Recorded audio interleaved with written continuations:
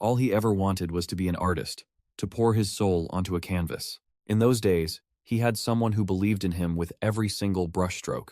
Together, they saw a limitless future, a destiny built on a shared passion he could only call love. But in an instant, that beautiful dream shattered into a million pieces. He was suddenly thrust onto a stage he never wanted, a puppet in a corporate world. A new, suffocating reality was built upon the ashes of his passion. Then one day, a strange flyer offers a very tempting, almost devilish opportunity. Given a chance to escape his miserable future, he immediately begins to search. With a single, decisive click, he heads straight for the mysterious website, say10.net.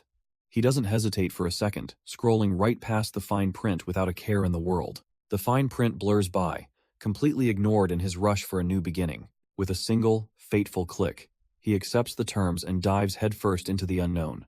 Suddenly, he's thrust into a world of chaos, where a massive beast rampages through a city. He feels an incredible power surge through him, unleashing a fiery attack called Hellsmith. For a glorious second, he sees himself as a mighty demon, a true warrior of this world. Has absolutely buzzing with excitement, thinking this is the greatest game he has ever played. The demon's attack lands with a devastating crash against the colossal monster, but the fantasy shatters as he realizes he's just a book-wielding supporter on the sidelines. The grim reality of his situation sinks in as the beast chomps down on a fellow player. He can only scream in horror as his teammate, George, is mercilessly devoured. The colossal beast roars, its many heads looming over the last two people standing. He and his companion stand back to back, grimly accepting that only one of them will survive this. His mind flashes back to the beginning of it all, to the day he was brought to his father's house. A voice calls out his name, Kaito, and he turns to see his father waiting for him.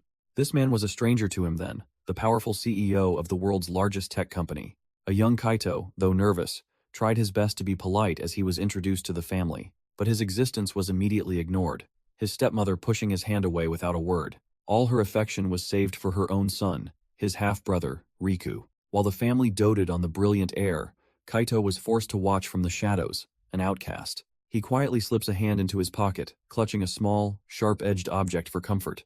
While the family fawned over Riku's genius, a young Kaito was left alone with his own art, completely invisible. To cope with the crushing loneliness, he would escape into his drawings, recreating happy memories of his real mother. For years, this was his only solace, a secret world he built for himself to survive the darkness. But one day, everything changed when Riku stumbled upon him, his eyes wide with genuine shock. He couldn't believe what he was seeing, asking his forgotten half-brother if he had really drawn this. Instead of the scorn Kaito expected, Riku sat with him, encouraging him to add light to his dark but spectacular work. And because of that one moment, Kaito began to believe that his art could actually mean something. The two grew closer, painting together until Riku mischievously called out his name to get his attention. Kaito turns, completely unsuspecting of his brother's playful plan. With a triumphant laugh, Riku flings a brush full of paint, shattering Kaito's gloomy world with a splash of color. The two brothers trade playful jabs, with Kaito scoffing that Riku would only ever be CEO of the art department. But in an instant, the vibrant colors of their shared dream spill and bleed away into a cold, dark reality. On a rainy day, Kaito watches numbly as his brother's casket is carried from the hearse. His grandparents are inconsolable, crying out in anguish over the loss of their precious grandson. A funeral portrait confirms the devastating truth. Riku is gone, and with him, their shared dream has died.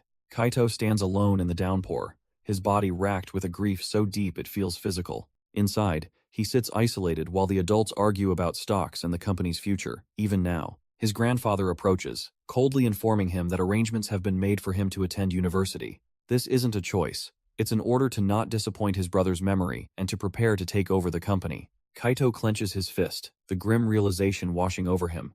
With Riku gone, his life is no longer his own. With a defeated bow, Kaito accepts his fate, now nothing more than a puppet to his family's name. Time passes, and he's thrust into the cold, corporate world of Neon Corp. He's paraded at a press conference, where the executive announces Kaito will be taking over the AI department.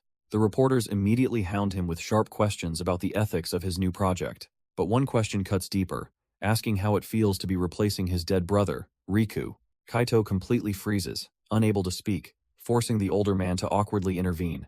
He spins a story about Kaito simply following in his brother's footsteps, even attending the same university. The moment they're in private, however, a door slams shut with explosive anger. The executive furiously berates Kaito for choking, reminding him they cannot show any weakness. He then turns on Kaito's art, calling the hobby a vulnerability as he moves to destroy it. As the executive walks away, he coldly orders his men to make sure all of Kaito's trash is gone. He then turns back, telling the kneeling Kaito he has no right to question him until he accepts his responsibilities. And so, Kaito was shipped off to the very same university his brother once attended. The moment he arrived, he was swarmed by reporters, their questions cutting deep into his family's affairs. Overwhelmed, Kaito could only deflect, pretending his English wasn't good enough to understand. But this excuse only fueled the whispers of his classmates, who mocked him for being a rich kid who bought his way in. Despite the gossip, Kaito sat in class, desperately trying to focus and please the family that sent him there. He even got a private tutor, but the complex world of data and technology felt completely alien to him. His grades reflected his struggle, each failed test paper only feeding his growing anxiety. His tutor offered words of encouragement, but all Kaito could think was that he was never going to make it. Just as his hope dwindles, Kaito is literally bumped into by a girl trying to promote an IT class. She switches to Japanese, catching him off guard, and his friend smirks as she openly calls him handsome. She introduces herself as a promoter for a new online tutor, Say 10, and asks him to be her first recruit. Charmed and in desperate need of a tutor, Kaito agrees, and his friend teases that college might not be so bad. He looks down at the flyer, a small glimmer of hope returning to him for the first time in ages. Thinking about the cute girl who invited him, a faint, genuine smile finally appears on his face. With the flyer in hand, Kaito makes his way to the seminar, looking for the girl who invited him. But when he asks for the blonde from the IT department, the guy at the booth just laughs it off. The crushing realization hits him. There is no blonde girl on their team, and he was completely played. The seminar guy, oblivious, just keeps pitching, even offering a promo code to the now skeptical Kaito. Back in his room, that brief flicker of hope is completely extinguished, leaving him defeated. But even after being played, the flyer for Say 10 sits on his desk, his only remaining option. With a heavy sigh and nowhere else to turn, he types the name into a search engine. He finds the website and, against his better judgment, clicks the link. The page that loads is dark and ominous, asking if he's brave enough to claim his desire. Thinking he has nothing left to lose anyway, Kaito decides to just go for it. He clicks sign up, unknowingly making the choice that would turn his entire world upside down. A cute little mascot suddenly appears on screen, welcoming him to the Say 10 program. He's immediately hit with a long list of rules he can barely bring himself to read. But a few terrifying phrases cut through the blur. Competition with demons, and most chillingly, don't die. But one line cuts through the noise. The winner gets one wish, a chance to finally reclaim his life. His mind immediately flashes to a happier time, a world where his brother Riku was still by his side. Driven by that impossible hope, he fills out the form and clicks sign up without a second thought. The system asks him to choose his craft, and among the options, his cursor drifts toward art. With his class locked in, Kaito is now a level 1 champion, but he still needs a username. He leans back, thinking, and a specific memory from the past begins to surface. He remembers Riku finding him in an art studio, asking what he was doing with his latest painting. His brother watched, confused, as Kaito signed the canvas not with his name, but with the words, Code Demon. Kaito had proudly called it his nickname, a title for someone who could crack any code, much to Riku's amusement. And now, with a grim smile, he types that very name into the box, embracing his new identity. With his new identity set, the system presents one final step, choosing his demonic partner. The crate bursts open, revealing a pixelated little demon introduced as Morning Star. The cheerful mascot declares that with all the pieces in place, the real game can finally begin. A sudden 10-second countdown appears, digital code streaming down the screen and reflecting in Kaito's eyes. The timer hits 0, and the world around him explodes in a flash of crimson. His monitor erupts in a blinding white light that completely overwhelms his senses. He instinctively shields his face, but an irresistible force begins pulling him into the screen. From outside, a violent red light bursts from his bedroom window, tearing through the quiet night. Kaito screams in terror as his body is ripped from reality and dragged into a digital abyss. He's not alone. He and dozens of others are unceremoniously dumped from the sky into a strange, sandy arena. Kaito slams into the ground, his mind reeling from the sudden teleportation. He looks up to see dozens of other people scattered around a massive, blood-red arena. Pushing himself to his knees, he tries to make sense of the panicked chatter filling the air. He stands, taking in the bizarre crowd of players who look just as lost as he feels. But one small blonde kid cheerfully exclaims that the wild ride was better than any theme park. The boy, Bossman, rambles on about wanting to visit a Tokyo gaming cafe to escape his homework. Amused, Kaito reveals he's from Tokyo, and the kid instantly declares them best friends. He introduces himself as Bossman, and Kaito almost blurts out his real name in response. Catching himself, he remembers the rules and introduces himself by his username, Code Demon. When Kaito asks where they are, Bossman grins, confirming they're inside the game itself. Before Kaito can even process it, Bossman is called away by his own partner, waving a cheerful goodbye.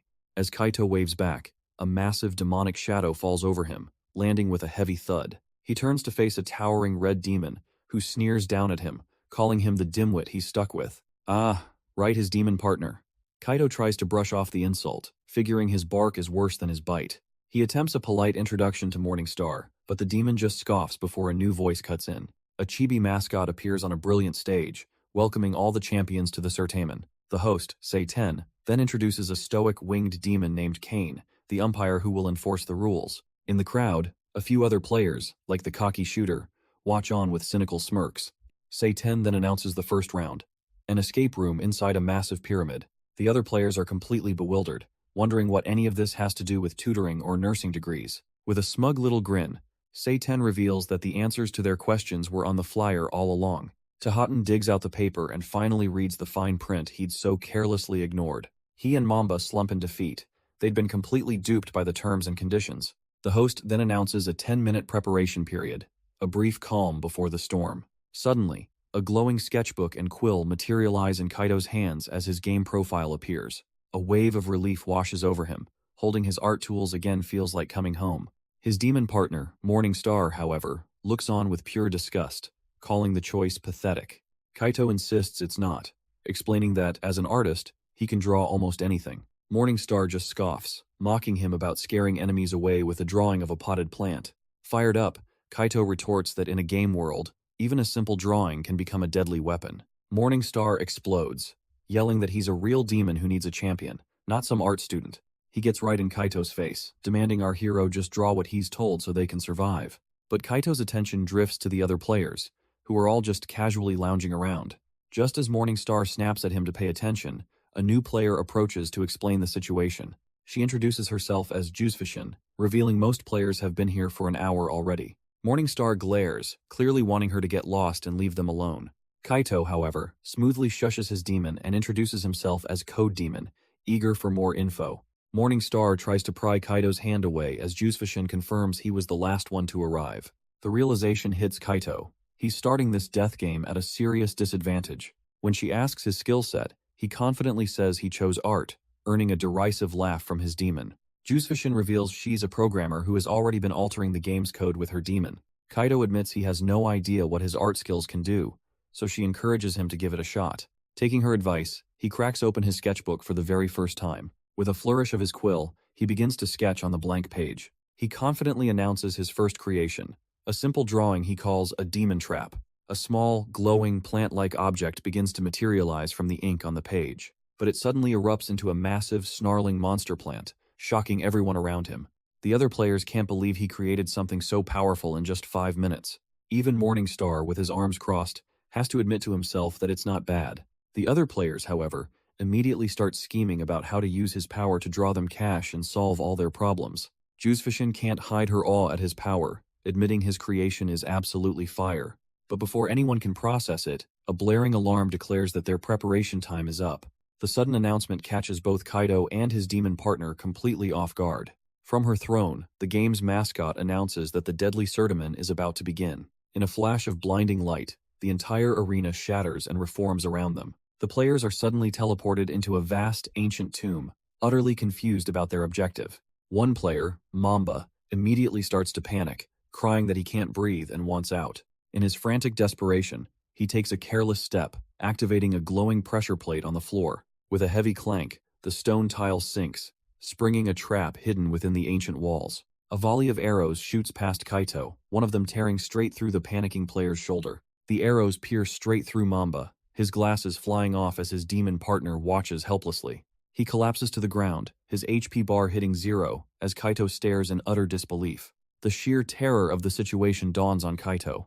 What kind of sick game is this? He then watches, frozen, as Mamba's glowing soul is pulled from his body while his demon fades into nothing. Kaito's mind reels the guy was standing right next to him, and now has just gone. Panic erupts across the tomb as the other players are mercilessly cut down by the arrow traps. Just as Kaito resigns himself to the same fate, another volley of arrows closes in on him. Suddenly, Morning Star materializes, using his own body to shield Kaito from the deadly projectiles. The demon grabs him, yelling that the first rule is not to die, and orders him to draw something to protect them. Gasping for breath, Kaito finally understands this isn't a game where you respawn, this is a fight for his life. With his life on the line, Kaito fumbles for his grimoire, his mind racing. He needs something to defend them, something strong enough to stop the onslaught. His quill flies across the page, and in a flash of light, a massive golden shield materializes before them. Kaito stares in disbelief it actually worked. Snapping him out of his daze, Morningstar grabs the shield and roars at him to take cover. He dives behind his demon as the volley of arrows harmlessly pings off his creation. Meanwhile, the cheerful bossman and his fairy Siofra effortlessly conjure a shimmering star wall. Jusfashin and her digital demon simply redirect the projectiles, turning the tomb's defense against itself. Elsewhere, a player named Demgains orders his beastly demon to just smash the arrows to pieces. But not everyone is so composed.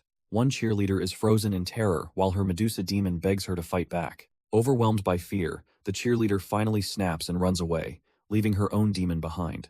Just as the arrow barrage ceases, dust and debris begin to crumble from the ancient ceiling. Mamba breathes a sigh of relief, thinking the trap is finally over, but she's spoken far too soon. Some of the less perceptive players start to celebrate, but Jusfashin's sharp gaze tells her something is wrong. Their premature victory party is cut short as the entire chamber begins to violently collapse around them. Panic, shock, and grim determination flash across the faces of the trapped players. As the tomb falls apart, Bossman desperately searches for a switch.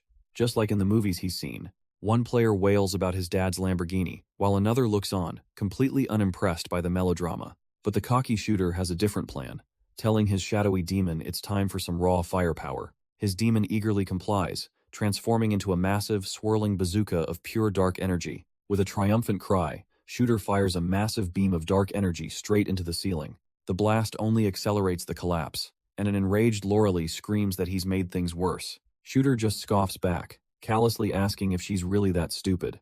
Before she can argue, a brawny player shoves past, telling her to move or become the next casualty. His ghostly demon partner calmly advises him to ignore the drama and focus on surviving the round. Just then, Shooter realizes he's out of skill points, earning a quick "I told you so" from his demon. With the cocky player out of commission, Tahatin steps up, telling everyone he'll take it from here. He summons his massive golem, Leshy, ordering it to grow a huge root to support the ceiling. Bossman joins the effort, commanding his fairy Siofra to create a powerful cyclone, but their desperate plan immediately fails as the massive root snaps clean in two. Tahatin watches in disbelief as Leshy's massive root begins to crack under the immense pressure. With a final splintering sound, the support gives way, and he screams for everyone to hit the deck. As debris rains down, Morningstar urges Kaito to stall for time so they can find an escape route.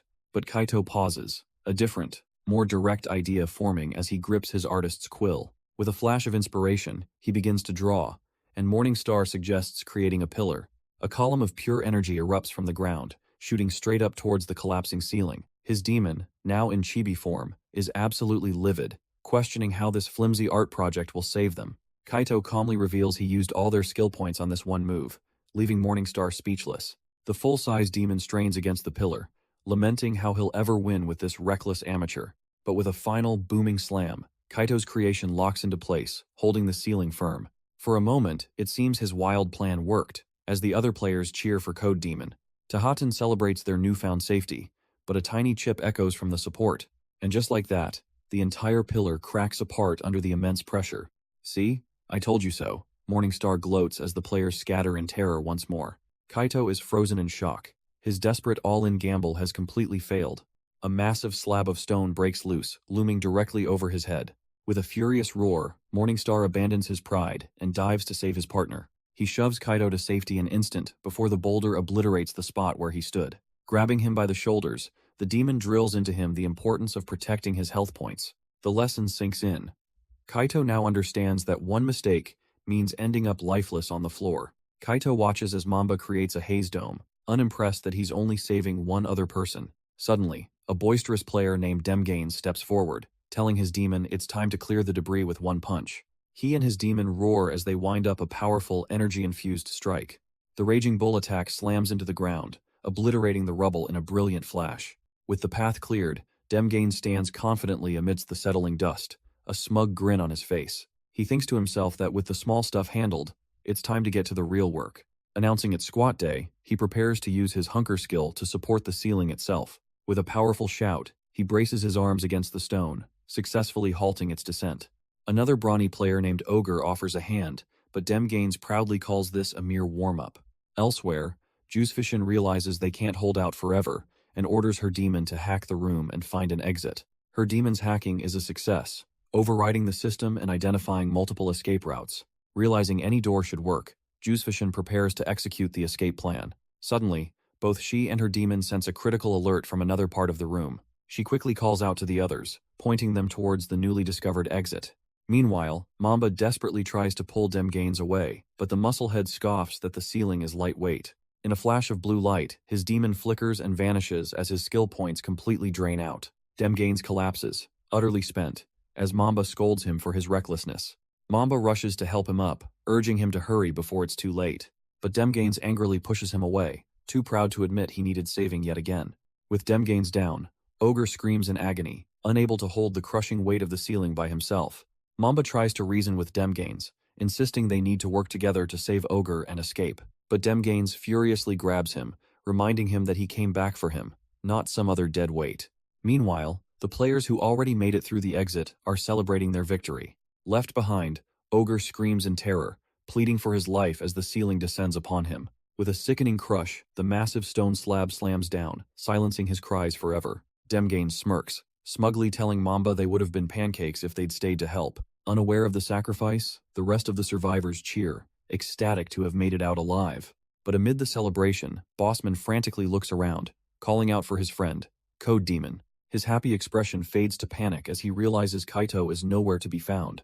Siofra confirms his fears, and Bossman begins to cry, lamenting that he'll never get to visit Japanese gaming cafes with him now. A system message congratulates the survivors, who gather for a forced, triumphant group photo. But their victory is hollow, as the remaining few now stand before a new, ominous door. With no time to rest or mourn, a portal to Game 2 immediately opens before them. The players cry out in shock and despair, realizing the nightmare has only just begun. They're unceremoniously dumped into a dark, foggy forest, with only a sarcastic good luck from the system.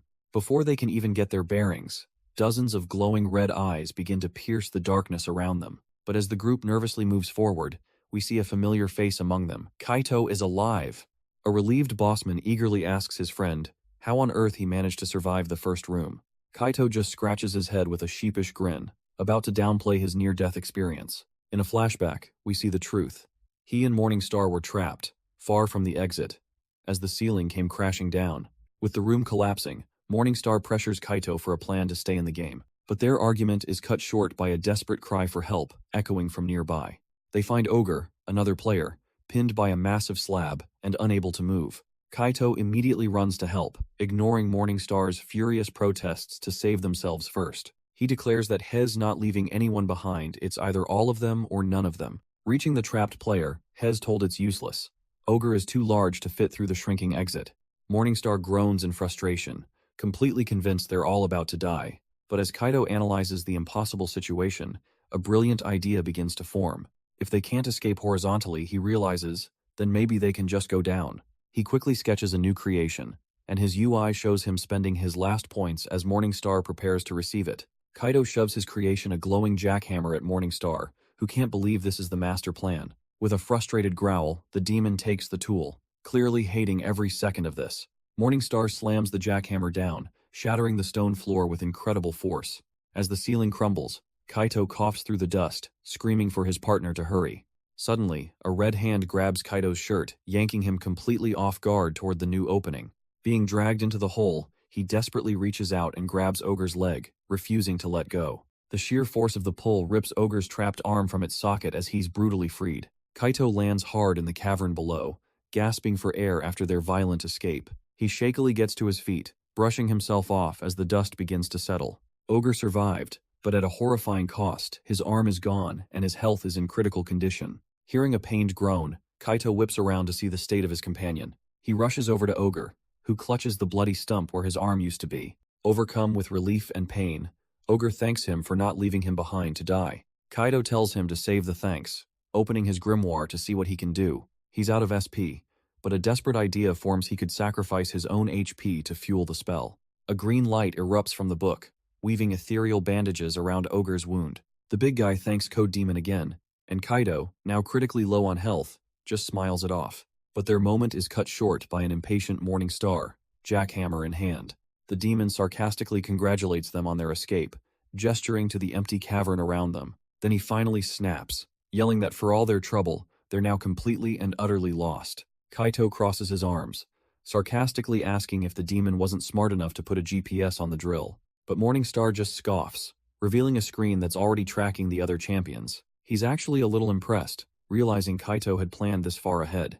As they navigate the tunnels, Kaito's patience wears thin, questioning where this supposed shortcut is leading them. Just as he complains, the GPS beeps frantically. They've arrived right on top of the other players. With a deafening kaboom, the drill machine erupts from the ground, shattering the earth above. Morning Star is the first to emerge from the crater, looking absolutely furious at the rough landing. Kaito pulls himself out right behind him, taking in their new, much darker surroundings.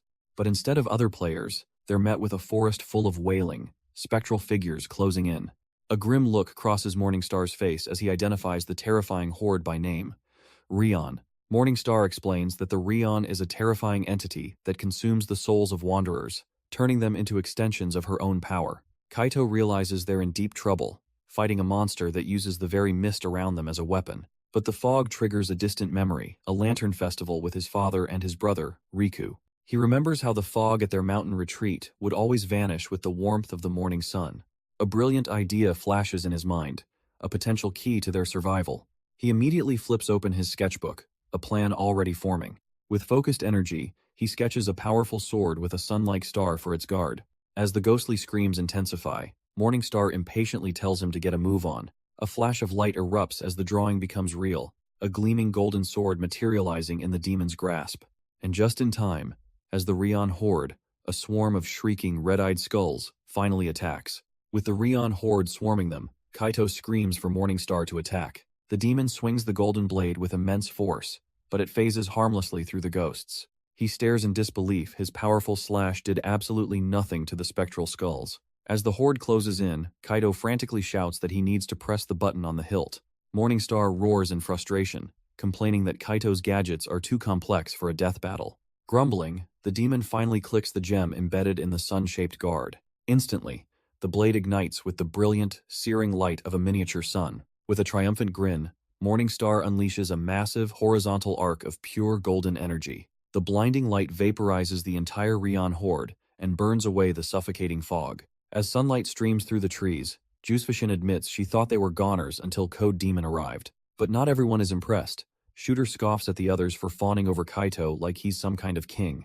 Ogiata agrees, noting that all this popularity has just painted a massive target on Code Demon's back. Kaito just shrugs off the praise, admitting he's mostly just winging it, a fact Morning Star is all too happy to confirm. Suddenly, the Game Master's voice cuts in, instructing all the champions to head towards the exit door. With the immediate threat gone, the players celebrate their restored SP and eagerly rush towards the next level. Kaito, Juicefishin, and their allies step through the glowing archway, ready for whatever comes next. They emerge into a desolate wasteland, where a simple wooden gate marks the start of the final game. The rules are simple, a race to the finish line, with the winner earning not just a prize but coveted level 3 status. A mysterious player coolly blows a bubble, realizing the massive advantage this prize will grant for round 2. Shooter and his crony exchange a sinister smirk. This isn't just a race, it's a hunt. The countdown begins, and the faces of Ogre, Juicefishin, and Kaito harden with resolve. At the signal, the entire group explodes from the starting line in a desperate scramble for the lead. It's an instant free-for-all, with players using every demonic power and dirty trick they have. Kaito decides to ignore the chaos, thinking he can just sprint straight for the finish line. But his simple strategy immediately catches the eye of the brutish Demgains. The muscle-bound player roars, refusing to let anyone get an easy win. Transforming into a hulking beast, Demgain surges forward with crackling energy to intercept Kaito. Kaito glances back, realizing he stands no chance against these monsters in a simple foot race.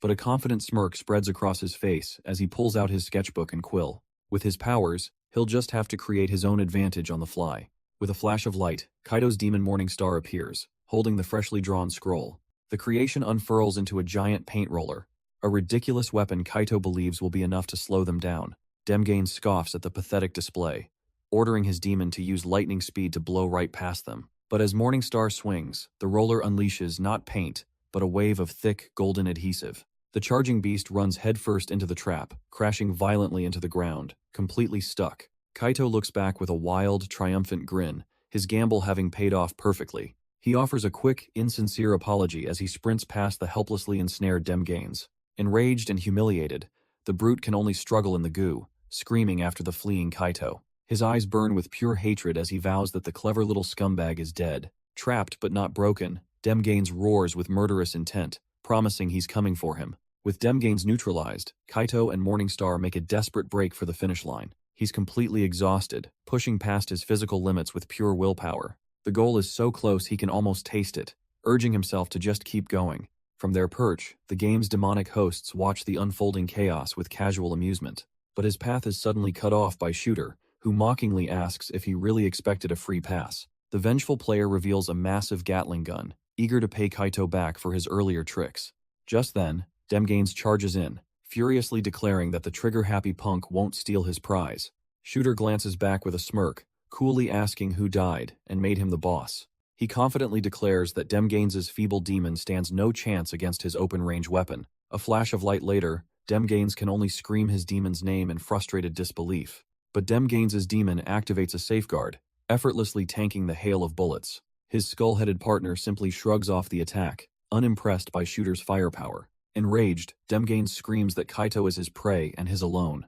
Shooter just scoffs, unleashing another volley and vowing to take down Code Demon right here. Caught in the crossfire, Kaito is suddenly grabbed from behind. His demon, Morningstar, scoops him into his arms, pulling him out of the line of fire. With Kaito secured, the demon sprints away as bullets tear up the ground they just left. They move in a blur of motion, desperately trying to create some distance.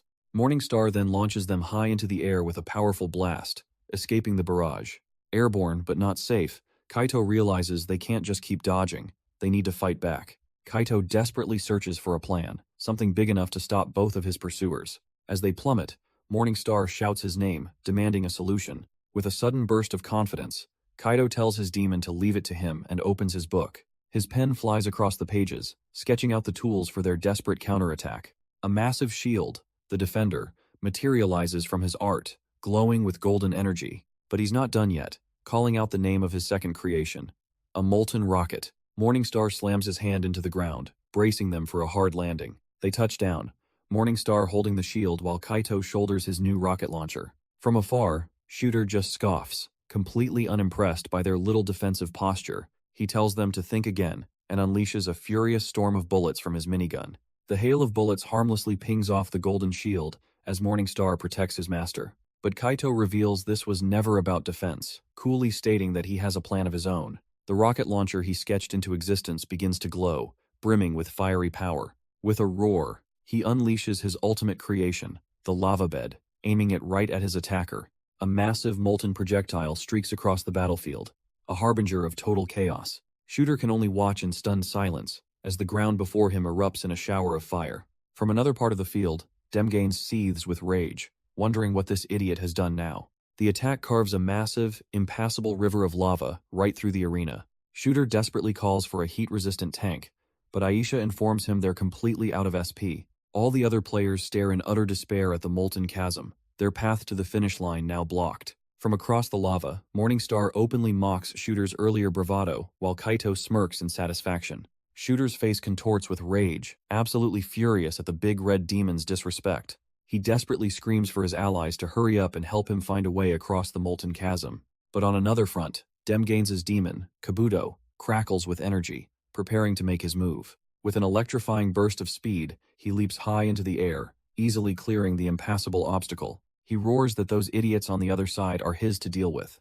The skull-faced demon lands with a ground-shaking impact, his eyes glowing as he vows they won't get away this time. Kaito and Morningstar are forced to run, with the demon partner dryly commenting on the gym rat's persistence. Kabuto digs his feet into the ground, bracing himself for a powerful technique. A vortex of green and blue energy begins to swirl around his body as he charges his next attack. And with that energy, Demgains' demon, Kabuto, forms a glowing green volleyball. He tosses the bizarre projectile into the air, daring his opponents to receive his serve. Leaping high, the demon smashes the ball with a devastating jump serve attack. Kaito and Morningstar look up in shock as the massive energy sphere screams down upon them. Without hesitation, Morningstar intercepts the attack, taking the full brunt of the impact for his partner. The force is immense, and he feels the attack shredding through him as his health bar drops rapidly. Realizing he can't tank the hit, he knows he has to deflect it to survive. With a grunt of exertion, Morningstar successfully tips the projectile, diverting its path. The aftermath leaves them both damaged, with Kaito's health now sitting at a precarious 5 points. But Kaito remains defiant, holding a glowing feather and promising they'll stand strong no matter what. With his artist's quill in hand, Kaito declares they will fight until the very end. He invokes a new skill, shouting for them to persevere as his health ticks back up. In response, Morningstar manifests 2 glowing golden shields, bracing for the next attack. Their pathetic attempt at a comeback only earns a hearty laugh from the enemy demon, Kabuto. Kaito's gaze turns to ice, completely unfazed by the childish taunts. Seeing their defiance, the demon's master Demgains finally snaps, his patience completely gone. He sends his demon charging forward, ready to crush them once and for all. Kabuto lunges, unleashing a powerful rocket punch meant to shatter their formation. But Kaito is ready, shouting a new command and conjuring a swirling gale of wind. The vortex traps the charging demon, spinning him helplessly as Morningstar waits at the eye of the storm. Morningstar unleashes the fan's true power, blasting the enemy with a shockingly powerful gale. The feedback is so intense it even slams into Demgains, chipping away at his health bar. Kaito can't help but crack a smug smile, his little art project working better than expected, but his confidence evaporates as he realizes the enemy isn't down for the count. Unimpressed, Kabuto digs his claws into the ground, mocking the little wind meant to stop him. With a guttural roar, the skull demon begins to power through the vortex with sheer brute strength. Morningstar strains against the overwhelming force, yelling to Kaito that they're about to be overpowered. In a flash, Kaito grabs his demon's arm, his mind racing for an escape. Abandoning all pride, he makes the call and tells his demon to run for it. Kabuto charges after them, roaring in victory as the two are forced into a desperate retreat. But Demgains isn't having it, roaring that he won't let them take this victory from him. He pours on the speed, absolutely convinced this round is his for the taking. His powerful legs tear across the sand, closing the distance in an instant. With nowhere left to run, Kaito and Morningstar take a desperate leap off a cliff. Mid-air, Kaito grabs his demon's tail, using him as a living grappling hook. Morningstar can't believe it. This human's persistence is just on another level. Screaming in defiance, Kaito swings them both forward in a final desperate arc. They crash land and skid right past the finish line, just as Juzefishin and the umpire watch. Kane, the winged umpire, calmly kneels to inspect the exhausted duo sprawled in the sand. With a simple gesture, he declares Code Demon the winner of the round. Still sprawled on the ground, Kaito can barely process the news they actually got first place. The realization hits, and he explodes with triumphant energy, all exhaustion forgotten in a moment of pure victory. Even the prideful Morningstar offers a rare compliment, admitting that despite the rough start, his human did well. Meanwhile, Demgains is absolutely seething, unable to comprehend how he lost after all his specialized stamina training. The rest of the pack, including Bossman and Juzefishin, finally cross the finish line, celebrating their own survival. Kaito savors his win with a smile, completely oblivious to the venomous glare from Shooter and his demon just behind him. Suddenly, the cheerful Seiten mascot appears in a flash of purple light, congratulating the survivors of Round 1. With the game concluded, all the players are instantly teleported back to the main lobby arena. The mascot proudly displays the final leaderboards, confirming Code Demon's first-place finish and teasing a special reward. Across the arena, Shooter spits in disgust, his crew gathering behind him, already plotting their next move. The mascot congratulates the survivors, reminding them they're one step closer to the grand prize. With a glitchy, digital smile, the host signs off for now.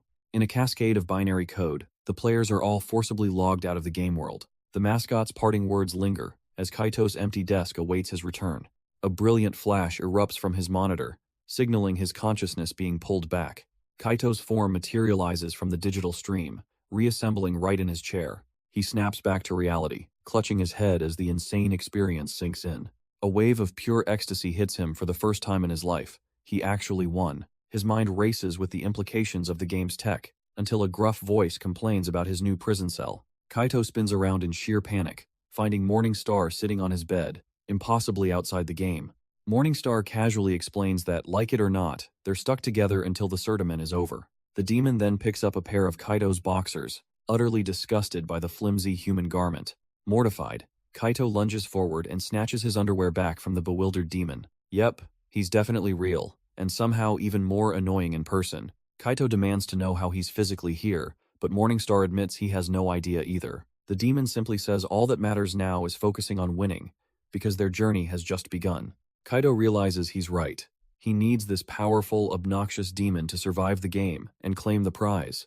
But the truce is short-lived as Morningstar starts mocking his manga collection, calling them kids' books. Kaito tries to defend his hobbies, but the demon just flexes dismissively, clearly unconvinced. He insists his art is what got them the win, but Morningstar scoffs that it was nothing but beginner's luck. Morningstar's taunts finally get under Kaito's skin, though the demon just plays it off with a smug grin. Deciding he needs to regain control, Kaito announces they're going to lay down some ground rules for their new living arrangement. Morningstar, lounging casually in Kaito's chair, seems utterly unimpressed by his human's sudden assertiveness. Kaito's rules are simple: don't touch his things, and absolutely do not leave the room where his family might see him. But the demon isn't listening, instead rifling through Kaito's desk while lecturing him about how feeble humans are. His condescending rant is cut short when he discovers a treasure beyond his demonic comprehension: a bag of gummy worms.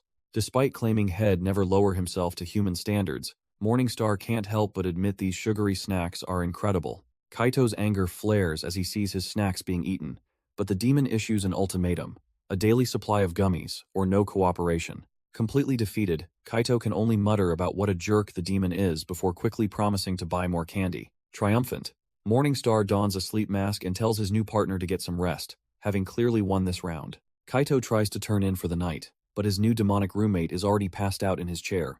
And of course, the great and powerful Morningstar snores like a freight train, drooling all over himself.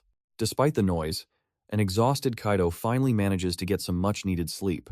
The next day, he remembers riding a massive high from his victory in the Certamen. Back on campus, the mundane pressures of university life felt like a distant afterthought. During class, his mind wasn't on the lecture, but on sketching his new, obnoxious partner. He was completely lost in his own world, a smug little smile playing on his lips. That is, until the professor's voice cuts through the daydream, calling his name. The teacher, clearly annoyed, repeats a complicated question about digital signatures. Snapped back to reality, Kaito has absolutely no clue and turns to a classmate for help. His friend whispers the answer, and Kaito confidently parrots the technical term back. The professor peers over his glasses, utterly shocked that the daydreaming student was right. A wave of chatter fills the room as everyone registers that Kaito actually answered correctly for once. His friend gives him a celebratory thumbs up, but Kaito is lost in thought. He didn't just hear the answer, he understood it. And just like that, a light flickers on in his brain, and schoolwork suddenly starts making sense. He finds himself effortlessly brainstorming marketing campaigns and social media strategies with his team. All the corporate nonsense that used to be a blur finally clicked, forming a clear picture. Soon, he's in a suit, leading a business presentation with the confidence of a seasoned executive. He lays out a brilliant AI-driven plan, leaving his colleagues completely stunned and impressed. But as they praise his idea, Kaito can only stare ahead, a cold thought creeping into his mind. He connects the dots. This newfound corporate genius must be a side effect of the Say 10 game. Just as he's leaving the office, a colleague rushes to get his opinion on a new project. She asks a complex question about AI, and Kaito delivers a perfect, insightful answer. With a confident smile, he even suggests holding off until he can research the pros and cons. She's left completely impressed as he coolly waves goodbye, looking every bit the professional. Walking home at sunset, he realizes this borrowed knowledge has its limits. To learn more and become even stronger, he knows he must dive back into the game. This thought fuels his fire as he finally arrives back at his apartment. But as he reaches for the door, a sudden, booming laugh from inside stops him cold. Kaito bursts in to find his powerful demon partner, Morningstar, screaming at a video game. The demon is just chilling, laughing his head off at a video while munching on gummy worms. Kaito bursts in, furious and demanding to know what's happening in his apartment. He threatens the horned intruder, shouting that he's about to call the police. But before he can make a move, his wrist is caught in an iron grip. Morningstar is annoyed, complaining that Kaito ruined a good one-liner and demanding his snacks. He mockingly suggests Kaito only call the cops if they're delivering more gummy worms. Kaito freezes, confused as to how he can understand this guy who isn't even speaking Japanese. The strange demand for gummy worms makes him pause and think. He looks down at the familiar horns, and the unbelievable reality starts to click into place. With a jolt of pure shock, Kaito finally recognizes his demon partner, Morning Star. Still in disbelief, Kaito snatches the bag of snacks right out of the demon's hands. But Morning Star simply tears open his prize, the gummy worms he'd been demanding. He pops one in his mouth, smugly asking who else he could possibly be. Kaito points out the obvious problem. Morning Star is human now, not the tomato-red demon from the game. Annoyed, the demon slaps his hand away, explaining he has to blend in as part of the Sei-10 program. Kaito is left stunned, wondering what the game has to do with his partner's new look. Morning Star stares at him, utterly baffled, asking if he really joined without reading the rules. Our hero's blank expression is the only answer the demon needs. Leaning forward, Morning Star begins to lecture him for signing up so late. He slams his hand down, furious that Kaito's ignorance is why they had such a pathetic start. Kaito sheepishly tries to explain he just got the gist from a school promo. Play the game, get one wish. Morning Star scoffs, sarcastically remarking that of course Kaito memorized. And with a sudden, violent grab of his collar, the demon slams him back into his chair, finishing his thought. The unimportant crap. Outraged, Kaito yells that his wish means everything to his family. But Morning Star is utterly baffled by his priorities. The demon gets right in his face, sick and tired of hearing about Kaito's selfish desires. He shoves Kaito towards the computer, warning him he can kiss that dream goodbye if he doesn't learn the rules. Finally relenting, Kaito just asks for an explanation, and Morning Star gladly points to the screen. A pixelated tutorial begins, revealing Sei-10 is a competition called Certamen, where champions compete for a grand prize. The lesson continues, explaining that each champion is bonded to a demon partner until the very end. The tutorial explains that demons must remain with their partners and blend in, a lesson Kaito has already painfully learned. Every team starts with the same base stats, 18 health points, 3 skill points, and 3 attack points. As Kaito levels up, his stats increase, and he gets excited about the prospect of using bigger attacks. Morning Star impatiently cuts him off, explaining that even blocking an attack will always cost them at least 1 health point. The demon then scolds Kaito for wasting precious HP healing others, revealing it's a rare and costly skill. Skill points are for his drawing ability, and Morning Star can't resist calling Kaito's giant pillar strategy just plain stupid. He clarifies that SP regenerates at a bizarrely specific rate of 1 point every 32 seconds. Attack points, on the other hand, are for powerful physical attacks that don't rely on his special skills. Morning Star warns that once AP is used, it's gone for good unless they can find a rare item called an idol. Kaito is completely lost at the mention of an idol, and his demon partner looks ready to explain it to him by force. Morning Star explains that an idol is just a basic stat replenishing item, like in any video game. But to get one, they need to pass a knowledge test based on Kaito's major, and he immediately panics, admitting he's terrible at it. The demon lays out their simple, brutal strategy: outlast everyone else and use their limited resources to clear each round. If Kaito becomes the sole survivor, he gets his wish. And more importantly for the demon, Morning Star finally gets his freedom. The tutorial ends, and Morning Star looms over him, demanding to know if he finally gets it. Kaito, clearly overwhelmed, starts to stammer, but he's cut off before he can even finish his thought. His phone begins buzzing relentlessly in his pocket, a sudden intrusion from the real world. With an awkward smile, he asks his demonic partner for a moment to take the call. Morning Star is completely unimpressed, sarcastically telling him to take all the time they don't have. But as Kaito pulls out his phone, his expression changes. He's being flooded with urgent news alerts. He taps the breaking news alert, his curiosity piqued by the grim headline. A news anchor reports on a series of unexplained deaths that all occurred the previous evening. The victims are all college students, and their photos flash across the screen. As Kaito watches the report on his phone, a cold dread begins to settle in his stomach. His eyes lock onto a familiar face, the player with the glasses from the first round. The horrifying realization hits him. The game's deaths are happening in the real world. He spins around to face his demon partner, pointing out that one of the victims died in their game, but Morning Star just scoffs. Kaito wonders if the others were players too, but the demon coldly dismisses it all as a mere coincidence. Morning Star grabs his chair, forcing him to face the monitor and get his head in the game. But as he turns, Kaito can't shake the feeling that this is no coincidence at all. His jaw tightens with grim certainty. This is no coincidence, it's a reality. The world around him shatters into a vortex of digital code, pulling him back in. Kaito and Morning Star materialize in the middle of a war-torn, desolate city. Stunned, he whirls around, demanding to know what the hell is going on. Morning Star coolly informs him that the break is over, and the next round is beginning. A spotlight descends, revealing the game's sickeningly cheerful mascot, Sei-10. Floating above the rubble, the host welcomes the champions back to the game. Some players are actually thrilled. bragging about how the game helped them pass exams. Say 10 announces that for surviving the first round, everyone has been promoted to level 2. But as the top-ranked player, Kaito alone is granted the exclusive status of level 3. Demgains can only grit his teeth in frustration, absolutely fuming at Kaito's special treatment. Shooter isn't taking it any better, cursing the stunt boy who's already hogging the spotlight. The mascot then gleefully announces, Round 2. A brutal survival of the fittest, where ranks are decided by defeating others. And just like before, the winner will receive a special boost for the next game, keeping the stakes dangerously high. Immediately, a new crew of challengers emerges, already declaring that the code demon is toast. But there's a twist. Say 10 reveals that special idols have been scattered across the arena for players to use. Another player with fiery red hair listens intently, her ghostly demon partner hovering just behind her. To claim these powerful idols, players need to find a red skull, a detail Bossman and Siofra carefully note from hiding. With the rules laid out, a massive countdown timer flashes, signaling the imminent start of the carnage. The host wishes them all good luck, as if they'll need anything but pure, vicious skill to survive this. The timer hits 0, and with a cheerful cry from the host, the second round officially begins. Instantly, Unkuldraki's massive demon launches a golden trident straight for Kaito's team.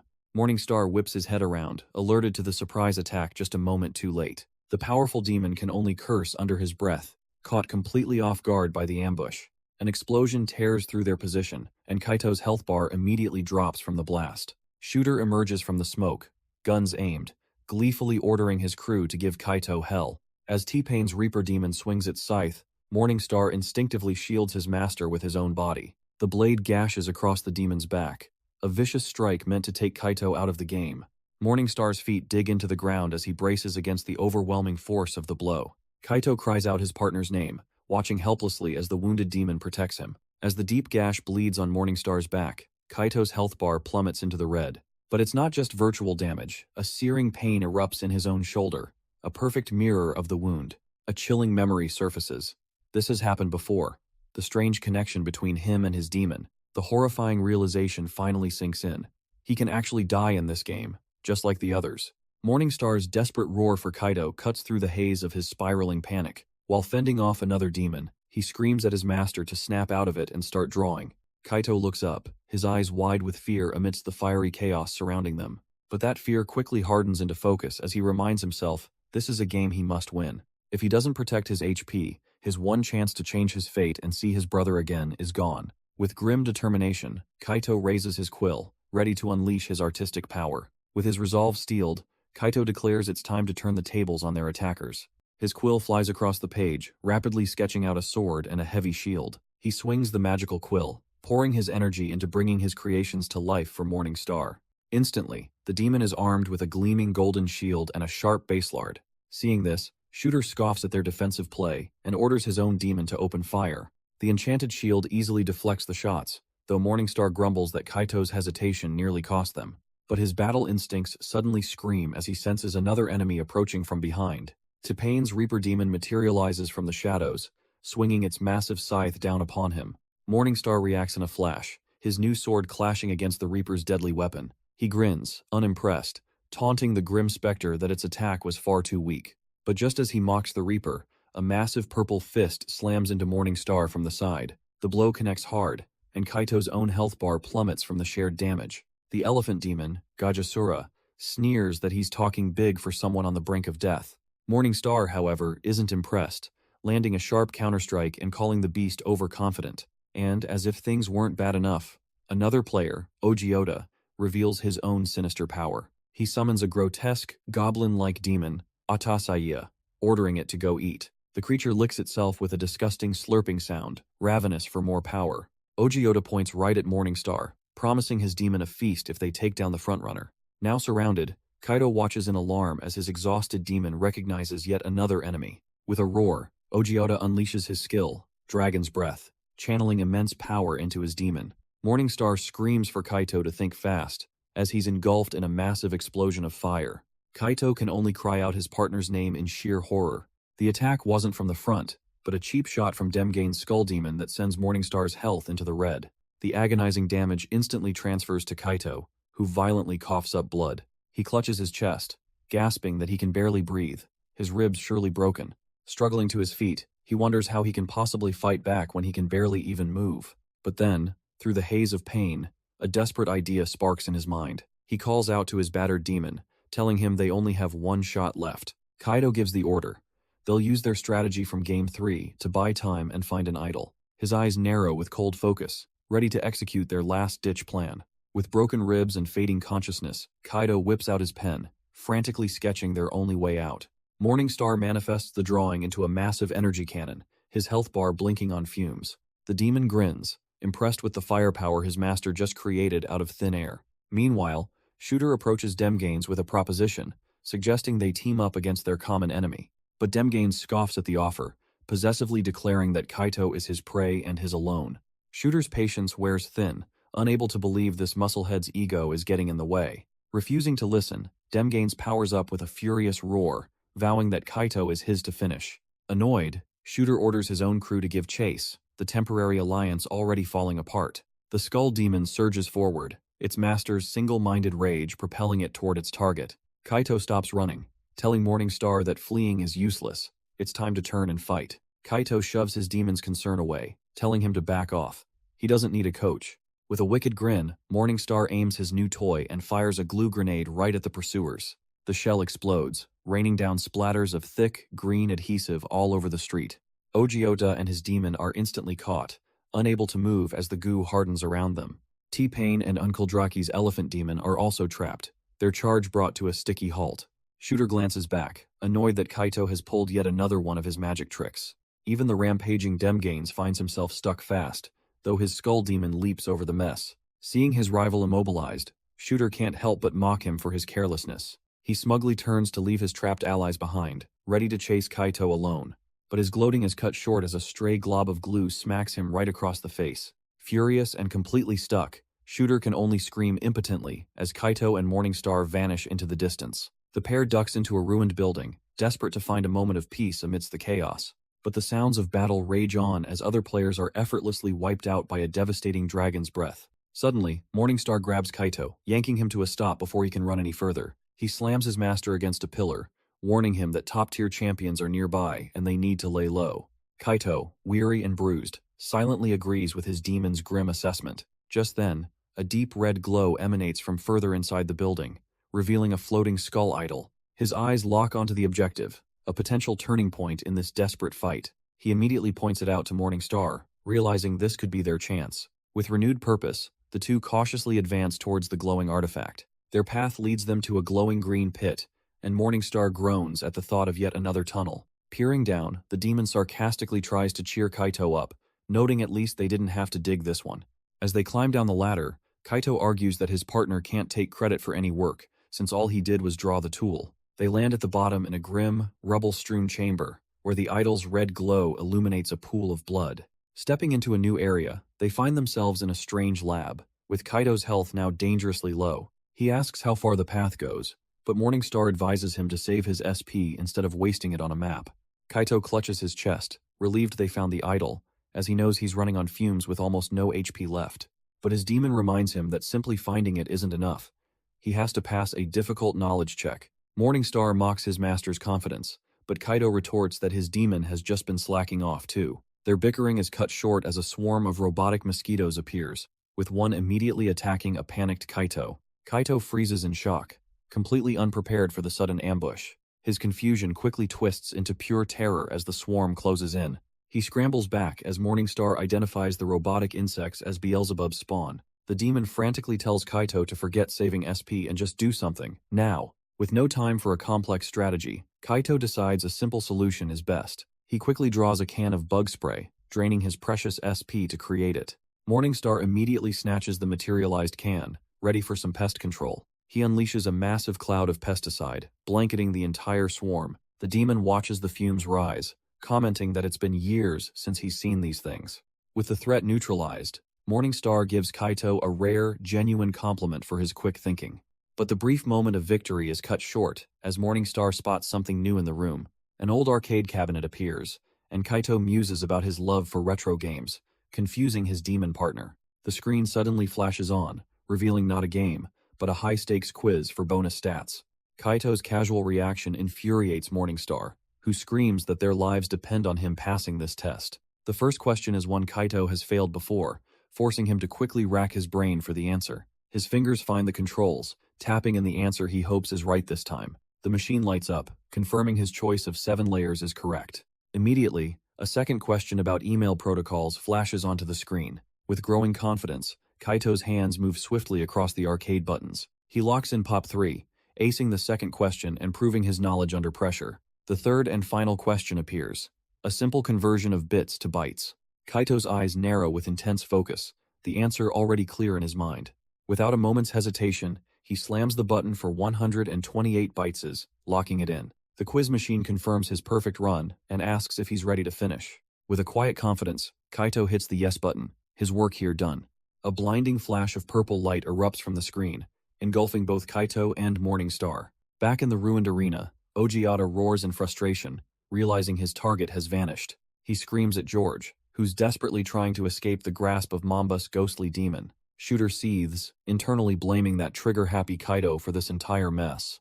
If Kaito hadn't interfered, he thinks, none of them would be trapped in this chaotic standoff. Suddenly, a sinister turquoise aura flares as Demgaines's demon, Kabuto, fully materializes. Its master roars with glee, promising to add this entire goon squad to his body count. The skull-faced demon dives down, its crimson eyes locked onto its new prey. Shooter can only click his tongue, his own team still completely bogged down by the enemy's slime. T-Pain is practically drowning in the disgusting goop, begging for someone to get him out. Losing his patience, Shooter screams at George to hurry up and break free already. But from the shadows, Demgaines just grins, relishing their pathetic struggle. His demon swoops in, mocking the so-called trigger-happy leader of the group. With a menacing lunge, Kabuto declares it will pick them all off, one by one. Shooter's face twists in disbelief. What? Hez being targeted by his own muscle? Cornered and furious, Shooter orders his demon Aisha to materialize a Tommy gun. He immediately unleashes a hail of purple energy bullets, screaming out his attack. But Demgaines is shockingly fast, weaving through the entire barrage without a scratch. He closes the distance, winding up a massive rocket punch aimed right at an ally's demon. The glowing fist connects, smashing directly into the Reaper demon's skull. A huge shockwave erupts from the point of impact, utterly overwhelming the poor creature. T-Pain's demon is sent flying, and his own health bar plummets to critical levels. The Reaper is left impaled and broken, leaking a pathetic green ooze. Uncle Draki and T-Pain can only stare in disbelief at the sudden, brutal betrayal. Shooter's face drains of color, horrified that his own teammate just took out his support.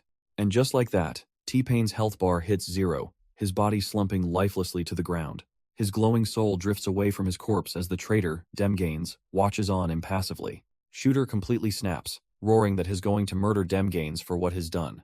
The hulking demon user just smirks, practically inviting him to come and get some. But the rage quickly fades to desperation as Shooter realizes his team is completely out of SP. A sudden memory flashes through his mind, a desperate gambit from the first day of the game. He recalls Ogiota's demon, Atasaya, explaining its origins as one of the few surviving Legion members. The goblin revealed its special skill.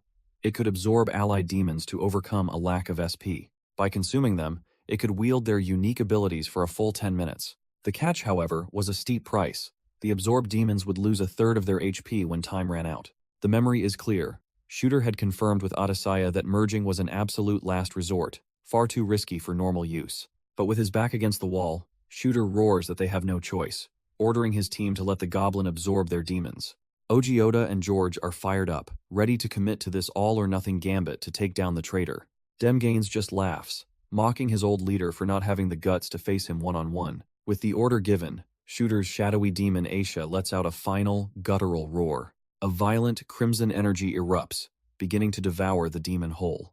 Atasaya hesitates, swallowing hard at the sheer power, but Shooter's clenched fist tells it to hurry up. The goblin lets out a blood-curdling scream as the immense power floods its small frame. Its body twists and morphs, horns glowing with terrifying energy as a new form begins to emerge. Demgaines watches the monstrous transformation unfold, his expression cold and unreadable. The fusion completes, revealing a hulking, spider-faced monstrosity named Geisha, radiating immense power. Demgaines grits his teeth, his cocky smirk replaced with a look of pure, unadulterated rage. He roars that no matter what they do, he's the one who will end this game. His demon Kabuto, cloaked in a vibrant aura, rockets forward to meet the new threat head-on. Kabuto's fist smashes into Geisha's, but the impact feels strangely one-sided.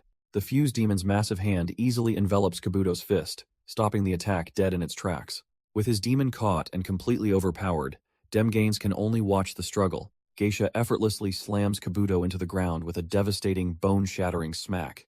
The skull-headed demon is sent scraping across the arena floor, carving deep gouges in the earth. Kabuto lands, impressed by the raw power, but Demgains warns him this isn't the time to be reckless. That's Geisha they're fighting. Kabuto, it seems, isn't just any demon as a conqueror of worlds, a being so feared he was sealed for a millennium. But Demgains doesn't care about Geisha's reputation. He spits that no matter the legend, he's putting that goon down for good. Suddenly, Kabuto materializes a strange, glowing volleyball out of thin air. With a grin, he winds up, ready to serve his special brand of pain. He leaps into the air and smashes the ball forward with incredible force. The glowing projectile rockets across the arena, aimed squarely at the fused demon. With a brutal impact, his topspin skill slams directly into Geisha's chest.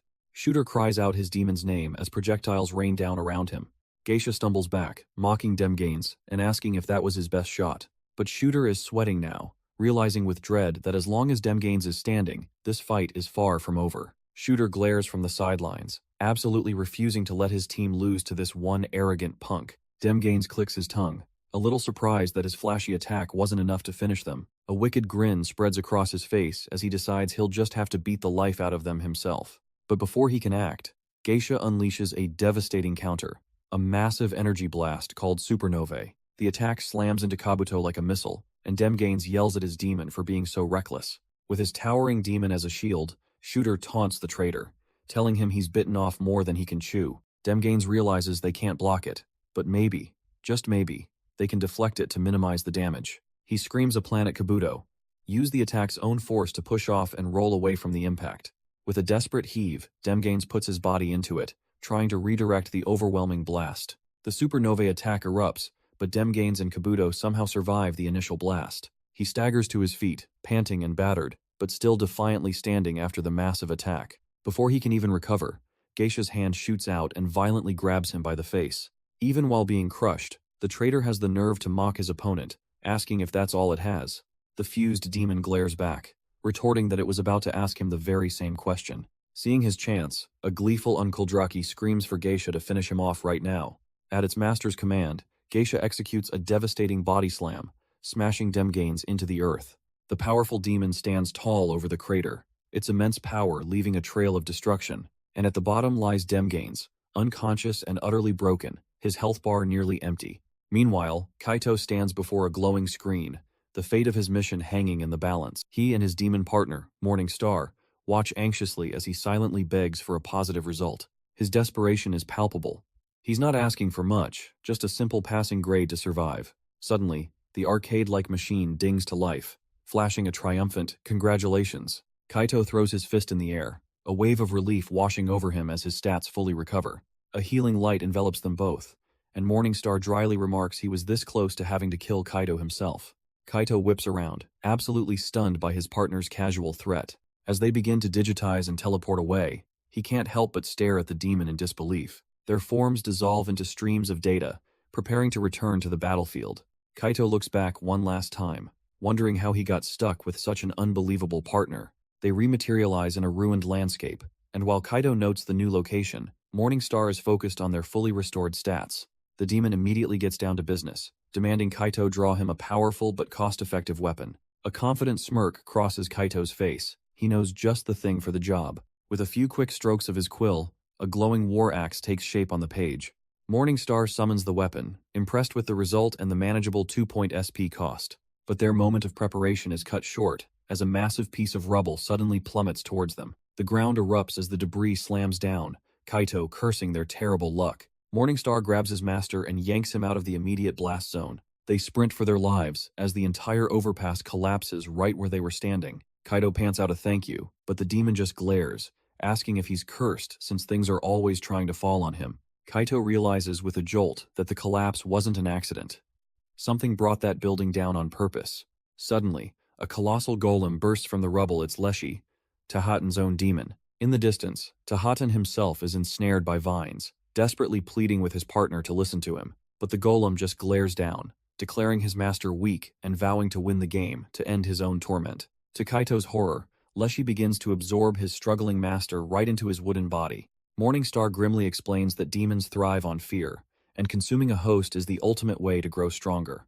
Elsewhere, the young player Bossman frantically asks where Tahatin went, but his demon Siofra says he's simply gone. Bossman refuses to believe it, summoning a glowing blue game controller into his hands. With a look of pure determination, he declares that they are going to save him, no matter what.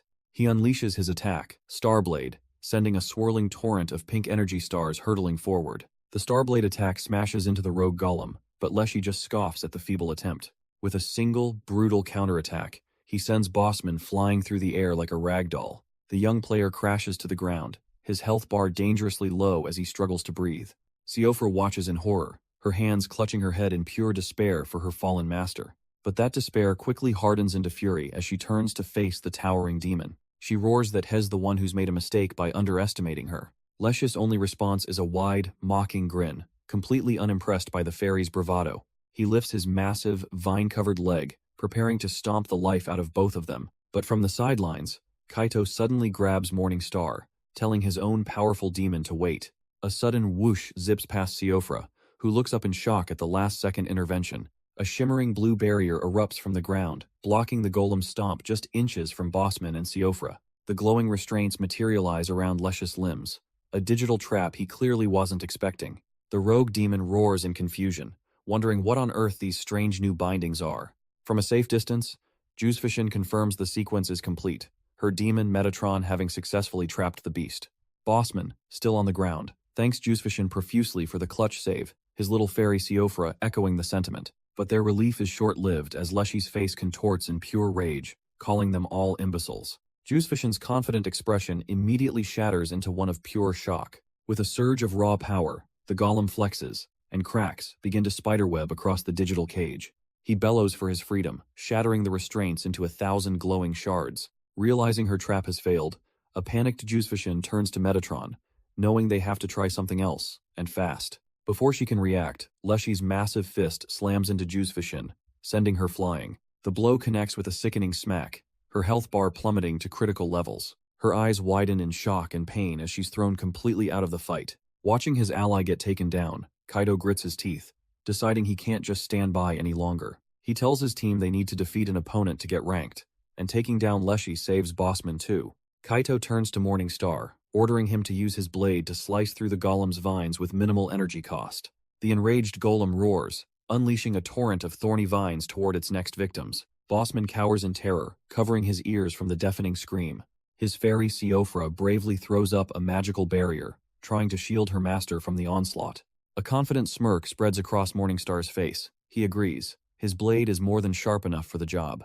With a mighty heave, Morningstar raises his blade, ready to cleave right through the golem's core. A single, clean slash tears through the vines, and Kaito feels his own energy drain from the effort. Bossman and his fairy Siofra can only watch in stunned silence at the overwhelming display of power. With the immediate threat cleared, Kaito rushes over to make sure the young player is all right. Bossman immediately breaks down, clinging to Kaito in tears, relieved but terrified by the close call.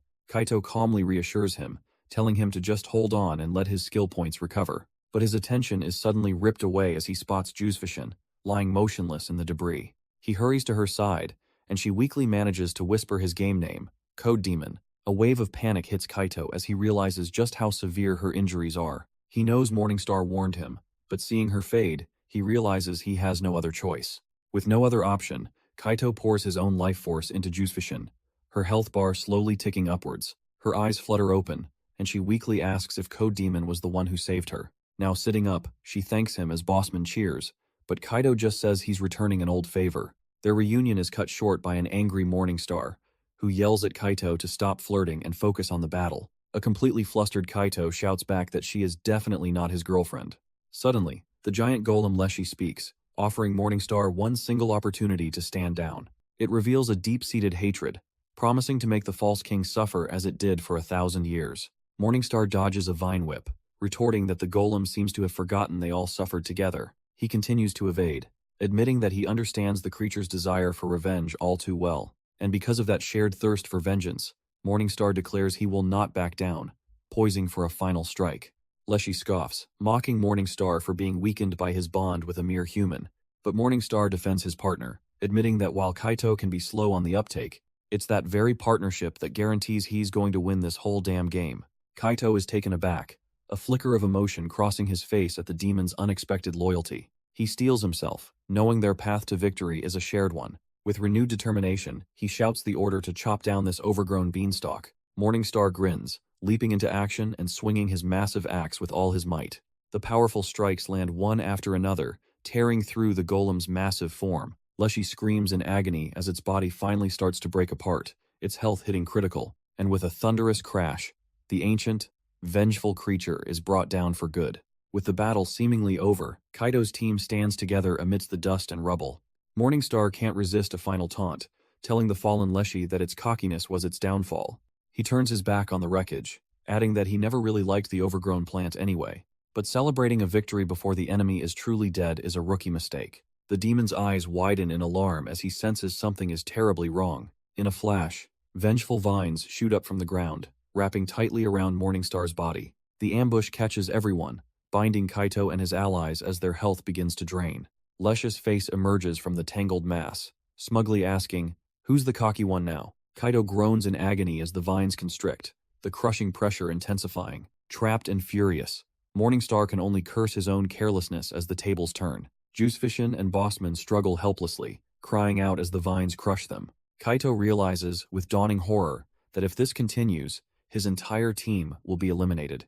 But a desperate hope emerges as he remembers Tahatan saving them in the first game. He strains with all his might against the suffocating vines. Kaito bellows Tahatan's name, trying to reach the man trapped within the monster. Deep inside the golem's consciousness, Tahatan recognizes Code Demon's voice. Kaito appeals to him, saying he knows Tahatan is too honorable to have planned this ambush. He pleads with the player not to let his own demon corrupt his character, but Leshy's face appears, mocking Kaito and claiming the weak-willed boy is no more. Juicefishin argues that Tahatan showed courage, but the demon just calls them blind fools. Morningstar roars at Kaito, insisting that talking is useless because Tahatan is already gone. But Juicefishin cries out that it's working. The vines are actually loosening their grip. The great demon Morningstar fumes, silently raging that she dared to undermine him in front of his master. Seizing the moment, Kaito taunts the golem, asking if its only power is to confine people against their will. That one word, confined, echoes in Juicefishin's mind, triggering a memory shed long suppressed. A flashback reveals a horrifying day from 10 years ago, as intruders stormed her home to take her mother. Her younger self tried to fight back, but she was just a child and was slammed helplessly against a wall. Powerless, she could only watch as her crying mother was dragged away and forced into a car. The little girl ran with all her might, desperately chasing the vehicle as it sped away. But soon, she couldn't keep up, left defeated and alone on the empty road. Her small legs finally give out, and she collapses onto the grass in defeat. Crying out in anguish, little Juicefishin realizes she would never see her mother again. That day forged her resolve. When she heard of this game, she knew she had to join.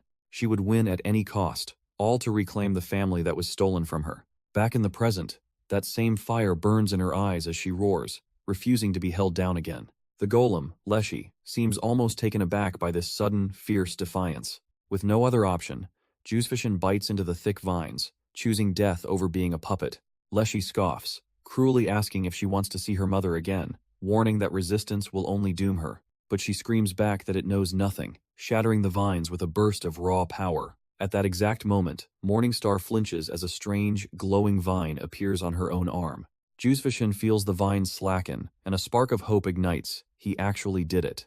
With her health dangerously low, she summons her own demon, Metatron, to create an opening for Kaito. The small bandaged demon appears on a screen, confirming that synchronization has begun. A brilliant blue digital aura suddenly envelops Morningstar, pouring over his captured form. The same strange energy surges around Kaito, linking him directly to the unfolding power. Juicefishin herself is now cloaked in the protective blue light, her expression one of pure focus. The effect spreads, catching Siofra completely by surprise as she asks what's happening. Bossman can only stare in wide-eyed wonder at the incredible power washing over them. Morningstar cracks a smug grin, acknowledging Juicefishin's clever play, but deciding it's time he took over. With a mighty roar, he unleashes the shared energy, shattering Leshy's vines in a spectacular explosion. Now free, Morningstar mockingly tells Juicefishin she might be useful enough to keep around. She, however, is completely unimpressed by his condescending praise. Ignoring her, Morningstar spots Kaito's fallen book and quickly snatches it up. The massive golem Leshy isn't done yet, lashing out with a thick vine tail. But the demon is far too quick, dodging the attack with a contemptuous backflip. He lands perfectly on another of the golem's vines, digging his claws in deep. With a mighty roar, he rips the vine free and begins swinging it like a colossal whip. The makeshift weapon smashes through the tendrils binding Kaito, setting him free. Reunited, Morningstar declares it's time for payback, and a determined Kaito agrees. Without a moment's hesitation, Kaito flips open his book, ready to unleash their counterattack. With a surge of power, Kaito sketches a massive battle axe directly onto the page. The drawing materializes in Morningstar's hand, who smugly declares that the second time's the charm. Leshy brings a massive vine crashing down, but the demon simply glances up, unimpressed. With a flash of blue energy, Morningstar cleaves the golem's limb in two. He immediately pivots, his eyes set on the other players still trapped by the rogue demon. A single, clean slash cuts through the vines binding Juzefishin, freeing her instantly. Morningstar lands deftly, checking to make sure both she and Bossman are all right. Meanwhile, deep within the golem, Tahatan struggles desperately against the green energy consuming him. Leshy's true face manifests, mocking its former master and promising to devour his very soul. The newly freed team can only stare in shock as they realize the true horror of the situation. From deep within the golem, Tahatan's desperate voice cries out for Code Demon to stop his rampaging demon. Juzefishin readies herself for battle, stating that if it wants a fight, it'll have to face them all. She and Bossman stand united, but Kaito has other plans. Stepping forward, he declares this is between him and the golem, vowing to save Tahatan himself. With a single command, Kaito sends his demon, Morningstar, charging into the fray. The colossal golem, Leshy, can only laugh, amused by the seemingly futile attack. But Morningstar closes the distance in a flash, meeting the golem with a powerful strike. Kaito's eyes narrow in focus, perfectly in sync with his partner's every motion. He unleashes his skill, and Morningstar carves a colossal arc of golden energy across the battlefield. Leshy's arrogant expression shatters, replaced by pure shock at the overwhelming power. The golem can only scream, "It can't be," as its stone form is utterly annihilated. Morningstar's devastating attack tears through the last of its defenses with a sickening crunch. Peeking through the dust cloud, Juzefishin and Bossman cautiously wonder if the fight is finally over. But Kaito's face isn't relieved. It's filled with a dawning horror. Amidst the rubble, he finds the human player, Tahatan, freed from the golem but mortally wounded. Kaito scrambles to his side, frantically trying to sketch a life-saving spell in his book. He desperately urges the spell to work, but the glowing light around Tahatan is weak and failing. With a surprising gentleness, Tahatan places his hand over Kaito's, stopping him. He looks up with a sad smile, telling his would-be savior that it's okay. Then, he reveals his tragic reason for joining this death game: to find his mother, who was kidnapped 10 years ago. He explains to Kaito that he could never inflict the same pain on others that was done to his family. Tahatan's spirit roars that even if he loses this game, nothing will stop him from finding his mother. With a final, bloody smile, he thanks Code Demon as his health bar officially flatlines. Kaito can only watch, tears of frustration and sorrow welling in his eyes. As Tahatan's body dissolves into light, he thanks Kaito for reminding him of who he truly was. Kaito reaches out helplessly for the fading particles, his mind reeling with one question: why? Why couldn't he save him after everything they'd been through? A gentle hand lands on his shoulder as Juzefishin quietly tells him that he did. She explains that remembering himself was Tahatan's true reward, all thanks to Kaito's efforts. Bossman then throws his arms around Kaito, declaring him the best for keeping them all safe. Kaito is still at a loss for words, completely overwhelmed by the moment. But surrounded by his team, he realizes he's gained something he never had before: true friends. Across the battlefield, the traitor Demgain staggers, barely able to keep himself standing. His battered body finally gives out, and he crashes to his knees in a heap. He lets out a furious roar, refusing to accept such a humiliating defeat. Shooter mockingly asks if he's all right, clearly enjoying the pathetic display. But his demon Kabuto quickly strategizes, noting their powerful foe has no SP left. Fueled by pure rage, Demgain grins through the blood, ready to serve up some payback. That's the only signal Shooter needs, eagerly pointing forward to finish them off. His ally, Ogioda, rushes in, winding up a devastating haymaker to end the fight. But as Ogioda's demon charges forward, it's suddenly intercepted by Ogre's powerful partner. Ogre's demon winds up, preparing a bizarre but powerful underhand serve with a volleyball. Despite his injuries, Ogre himself puts all his remaining strength into launching the attack. From the shadows, Mamba makes his move, summoning a spectral hound to clamp down on the enemy demon's leg. Shooter and his goon are completely stunned by this sudden coordinated interference.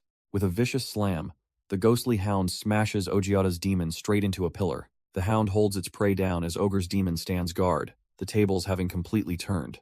A new player with dreadlocks appears, calmly asking Mamba if a 3-on-1 fight is truly fair. He casually pats the enraged Mamba's head, telling him to think of it as just using him to win. His tone turns serious as he reminds Mamba of his promise to be by his side until the very end. Denzin's words trigger a memory, taking us back to a time when a much younger Mamba was slammed to the ground. He was just a sickly kid being shaken down for cash by a couple of local thugs. But even then, Mamba had fight in him, landing a defiant punch on his much larger tormentor. The bully, completely enraged, immediately smacks the smaller boy across the face. As Mamba lies helpless on the ground, the bully gloats, claiming he owns him. But before he can go any further, a foot suddenly smashes into the back of his head. It's a young Denzin, who lands a solid punch while yelling at him to pick on someone his own size. The bullies immediately cower, and Denzin gives them 5 seconds to get lost before things get worse. They don't need to be told twice, scrambling away as Denzin watches them flee. He then turns to his fallen friend, offering a hand and a smile, promising that everything is all right now. But instead of accepting the help, young Mamba slaps his friend's hand away in frustration. He insists he can handle his own fights, proudly declaring that he's been working out. As Denzin helps him up, Mamba explains his secret training regimen of push-ups and shadowboxing. Denzin carries him piggyback, teasing that he lasted 5 minutes, but Mamba corrects him it was 8. With a burst of confidence, Mamba vows to be the strongest one day, but Denzin simply says he already is. He promises his friend that he'll be there to cheer him on when he finally takes the world by storm. The memory of that pure, unwavering belief from his best friend warms his heart. Snapping back to the present, Mamba once again pushes Denzin's hand away, remembering that promise. His eyes burn with determination. He refuses to let this fiend take away his pride. Denzin respectfully steps back, promising they'll be ready to support him if things go south. Done with the touching reunion, Shooter mockingly tells them he's adding them to his body count and orders his demon to charge. The fused demon geisha roars to life, its shadowy form crackling with immense power. Mamba stands his ground, commanding his own spectral hound to hold the line with a wild call. But Kaito is already on the move, telling Morningstar it's time for round 2 as he prepares a devastating spike. He unleashes a massive, wider hand strike, a swirling vortex of energy aimed right at the enemy's core. But just as the attack is about to land, a loud bell rings and a timer hits 0. Round 2 has suddenly concluded. Loralee and the others can only stare in disbelief, shocked that the round ended so quickly. Shooter's crew is just as annoyed, complaining that the fight was just getting good. With a smug grin, Shooter admits that Kaito is more persistent than he expected. As his team begins to dematerialize, he leaves Kaito with a chilling promise. His days are numbered. Kaito screams back that Shooter's days are numbered, but Mamba dryly points out He's already gone. The remaining players are left standing in the vast, empty arena as the round officially concludes. Suddenly, the game's host appears with the umpire, Kane, cheerfully congratulating the champions for surviving. The leaderboard flashes, revealing the final rankings, and surprisingly, Loralee has secured first place. Loralee is overjoyed at the news, celebrating her unexpected victory with her silent demon partner. Meanwhile, Morningstar is absolutely livid that they only ranked 9th, though Kaito seems pretty pleased just to be in the top 10. From across the arena, a battered Demgains watches them, disgusted by how relaxed they seem after the battle. He seethes with rage, vowing that he will be the one to personally end their game.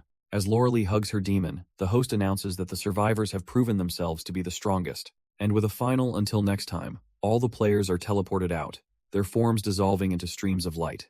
A brilliant flash of light erupts from a modern building as the players are sent home. Kaito rematerializes in his room, sitting dazed in front of his computer.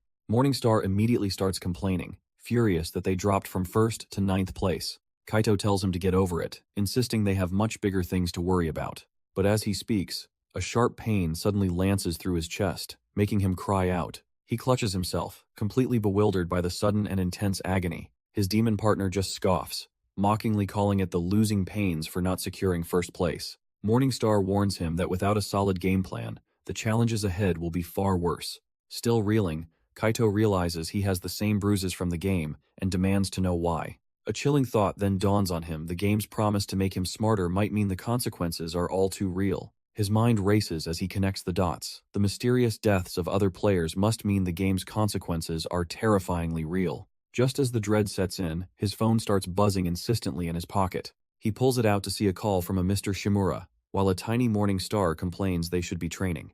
The demon suggests he hit the gym to counter dem gains, but Kaito snaps back, pointing out his battered state. He yells that he's in desperate need of a doctor, not some ridiculous workout plan. Morningstar just scoffs and tells him to walk it off, earning a sharp rebuke from his exhausted master.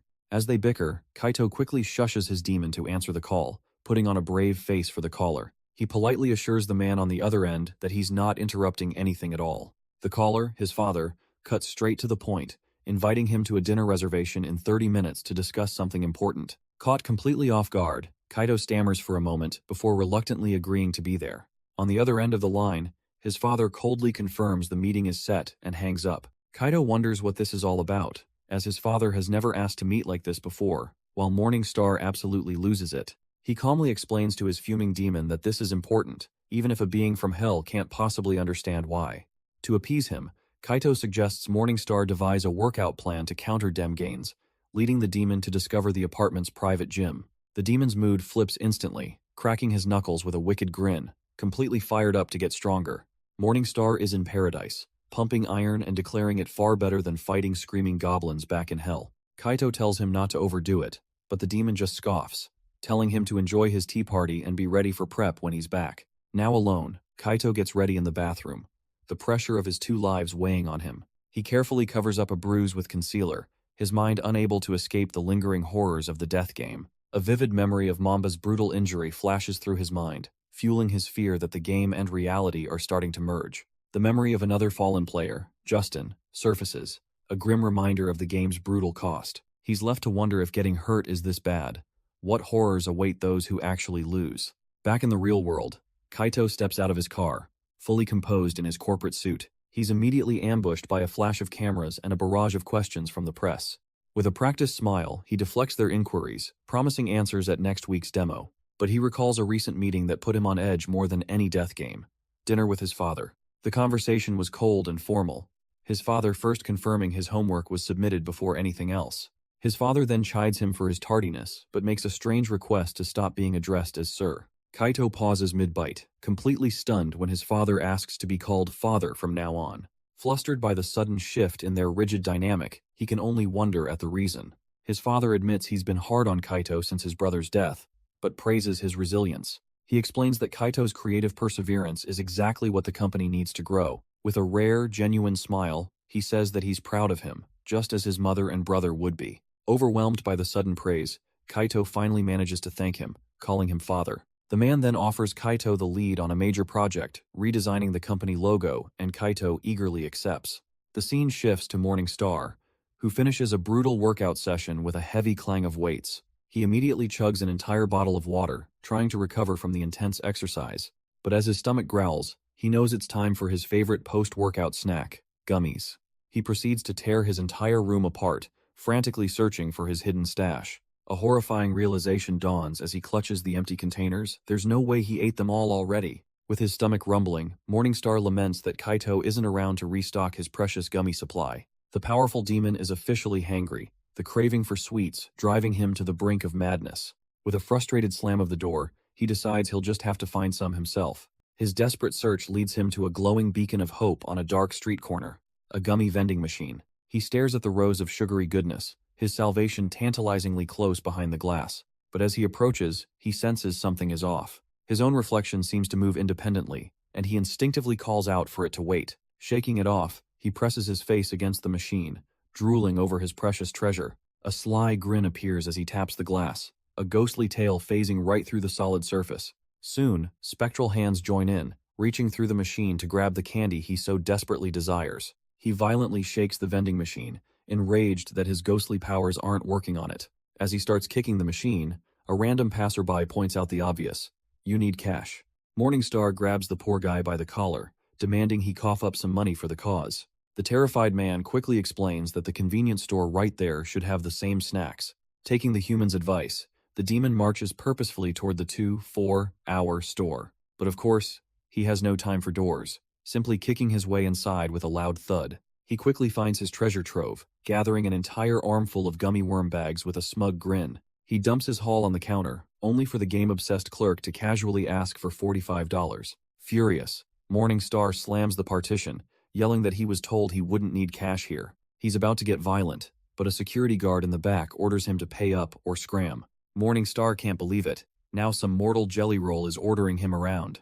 Has already got Kaito to deal with. He doesn't need this from some random human. With a huff, he turns to leave, declaring he doesn't want their infested junk anyway. Outside, he grits his teeth, furious that he can't just unleash his power on these dweebs. But his rage is interrupted by a loud growl from his stomach, reminding him of his failure. Defeated, he returns to Kaito's messy apartment. The whole trip a complete waste. The mighty demon sits down at the desk, looking utterly drained by his mundane defeat. After a moment's thought, he just gives up and flops onto the bed in exhaustion. He leaves a pathetic note, admitting he lost and begging for gummies so he won't starve. Suddenly, the door swings open and Kaito arrives with a smile, announcing he brought pizza. Kaito is stunned to find his all-powerful demon partner passed out dramatically on the bed. He then spots the note on his desk, a pathetic confession of defeat and a desperate plea for gummies. Reading his partner's embarrassing plea, Kaito can't help but let out a smug little smirk. He tries to wake the sulking demon, who grumbles that pizza is no substitute for his lost, tangy treat. But the moment Kaito reveals the bag of gummies, Morningstar springs to life with pure, unadulterated joy. Clutching the candy, he rages about the corrupt empire that dared to hold his precious gummies hostage. Kaito is completely lost, having no idea what grand conspiracy his partner is talking about. Fired up with a new mission, Morningstar grabs Kaito and insists on showing him the source of this injustice. He points dramatically at the convenience store, then remembers Kaito has a card and hatches a plan for revenge. And inside, the poor, unsuspecting clerk gets a credit card smacked right across his face. With Kaito looking on in disbelief, Morningstar declares they're buying out the store's entire supply. The demon then smugly walks out with 2 massive boxes, leaving his master to smooth things over. As they leave, the furious clerk screams at them to never, ever come back. The next morning, Kaito wakes up in his lavish home, the previous day's chaos feeling like a distant dream. He lies in bed, quietly wondering if this bizarre new life is actually his reality now. His peaceful contemplation is instantly shattered by Morningstar, kicking the door in with a megaphone. The demon loudly announces that it's time for his lazy master to get up and train. Kaito tries to crawl back under the covers, pleading for just a few more minutes of sleep. Unimpressed, Morningstar simply hoists him over his shoulder, reminding him you can't win by staying in bed. And so, the training begins, with the demon casually eating gummies while sitting on Kaito's back during push-ups. The demon's training is merciless, forcing Kaito into agonizing stretches to improve his flexibility. He's then pushed to his limits with strength training, straining to lift a weight he can barely manage. Morningstar relentlessly mocks his master's pace, warning him that his whiny attitude will cost them the next round. Just as Kaito thinks it's over, the demon cheerfully announces it's time for cardio through the city. Kaito is left gasping for air, struggling to keep up with the demon's effortless, powerful stride. He realizes with a shock that this pace is insane. Not even a fitness freak like Demgains could keep up. But his exhaustion vanishes as a breaking news report flashing on a nearby public screen freezes him in his tracks. He watches in horror as the anchor reports the gruesome murder of a student named Justin Tahatan. The reality of the death game crashes down on him as the broadcast shows the censored crime scene. Then another victim is named Thomas Paine, and Kaito's face drains of color, realizing these are real deaths. The news report triggers a vivid memory of Tahatan being consumed by his own golem, and the horrifying truth finally clicks. Everyone who loses the game actually dies in real life. The shock is so visceral he can barely breathe, clamping a hand over his mouth. He stumbles to a nearby trash can, his body violently rejecting the horrible reality. Gasping for air, Kaito is crushed by the sudden guilt, realizing he's the one who killed him. The feeling drags him back to another traumatic memory, the chaotic scene of his brother's death. He can still hear his father's broken scream, crying out Rickus' name in pure agony. In that moment, he feels no different from the monster who took his own brother's life. But his dark spiral is cut short as Morningstar casually finds him, ready to resume their run. With dead eyes, Kaito looks up and delivers the grim news.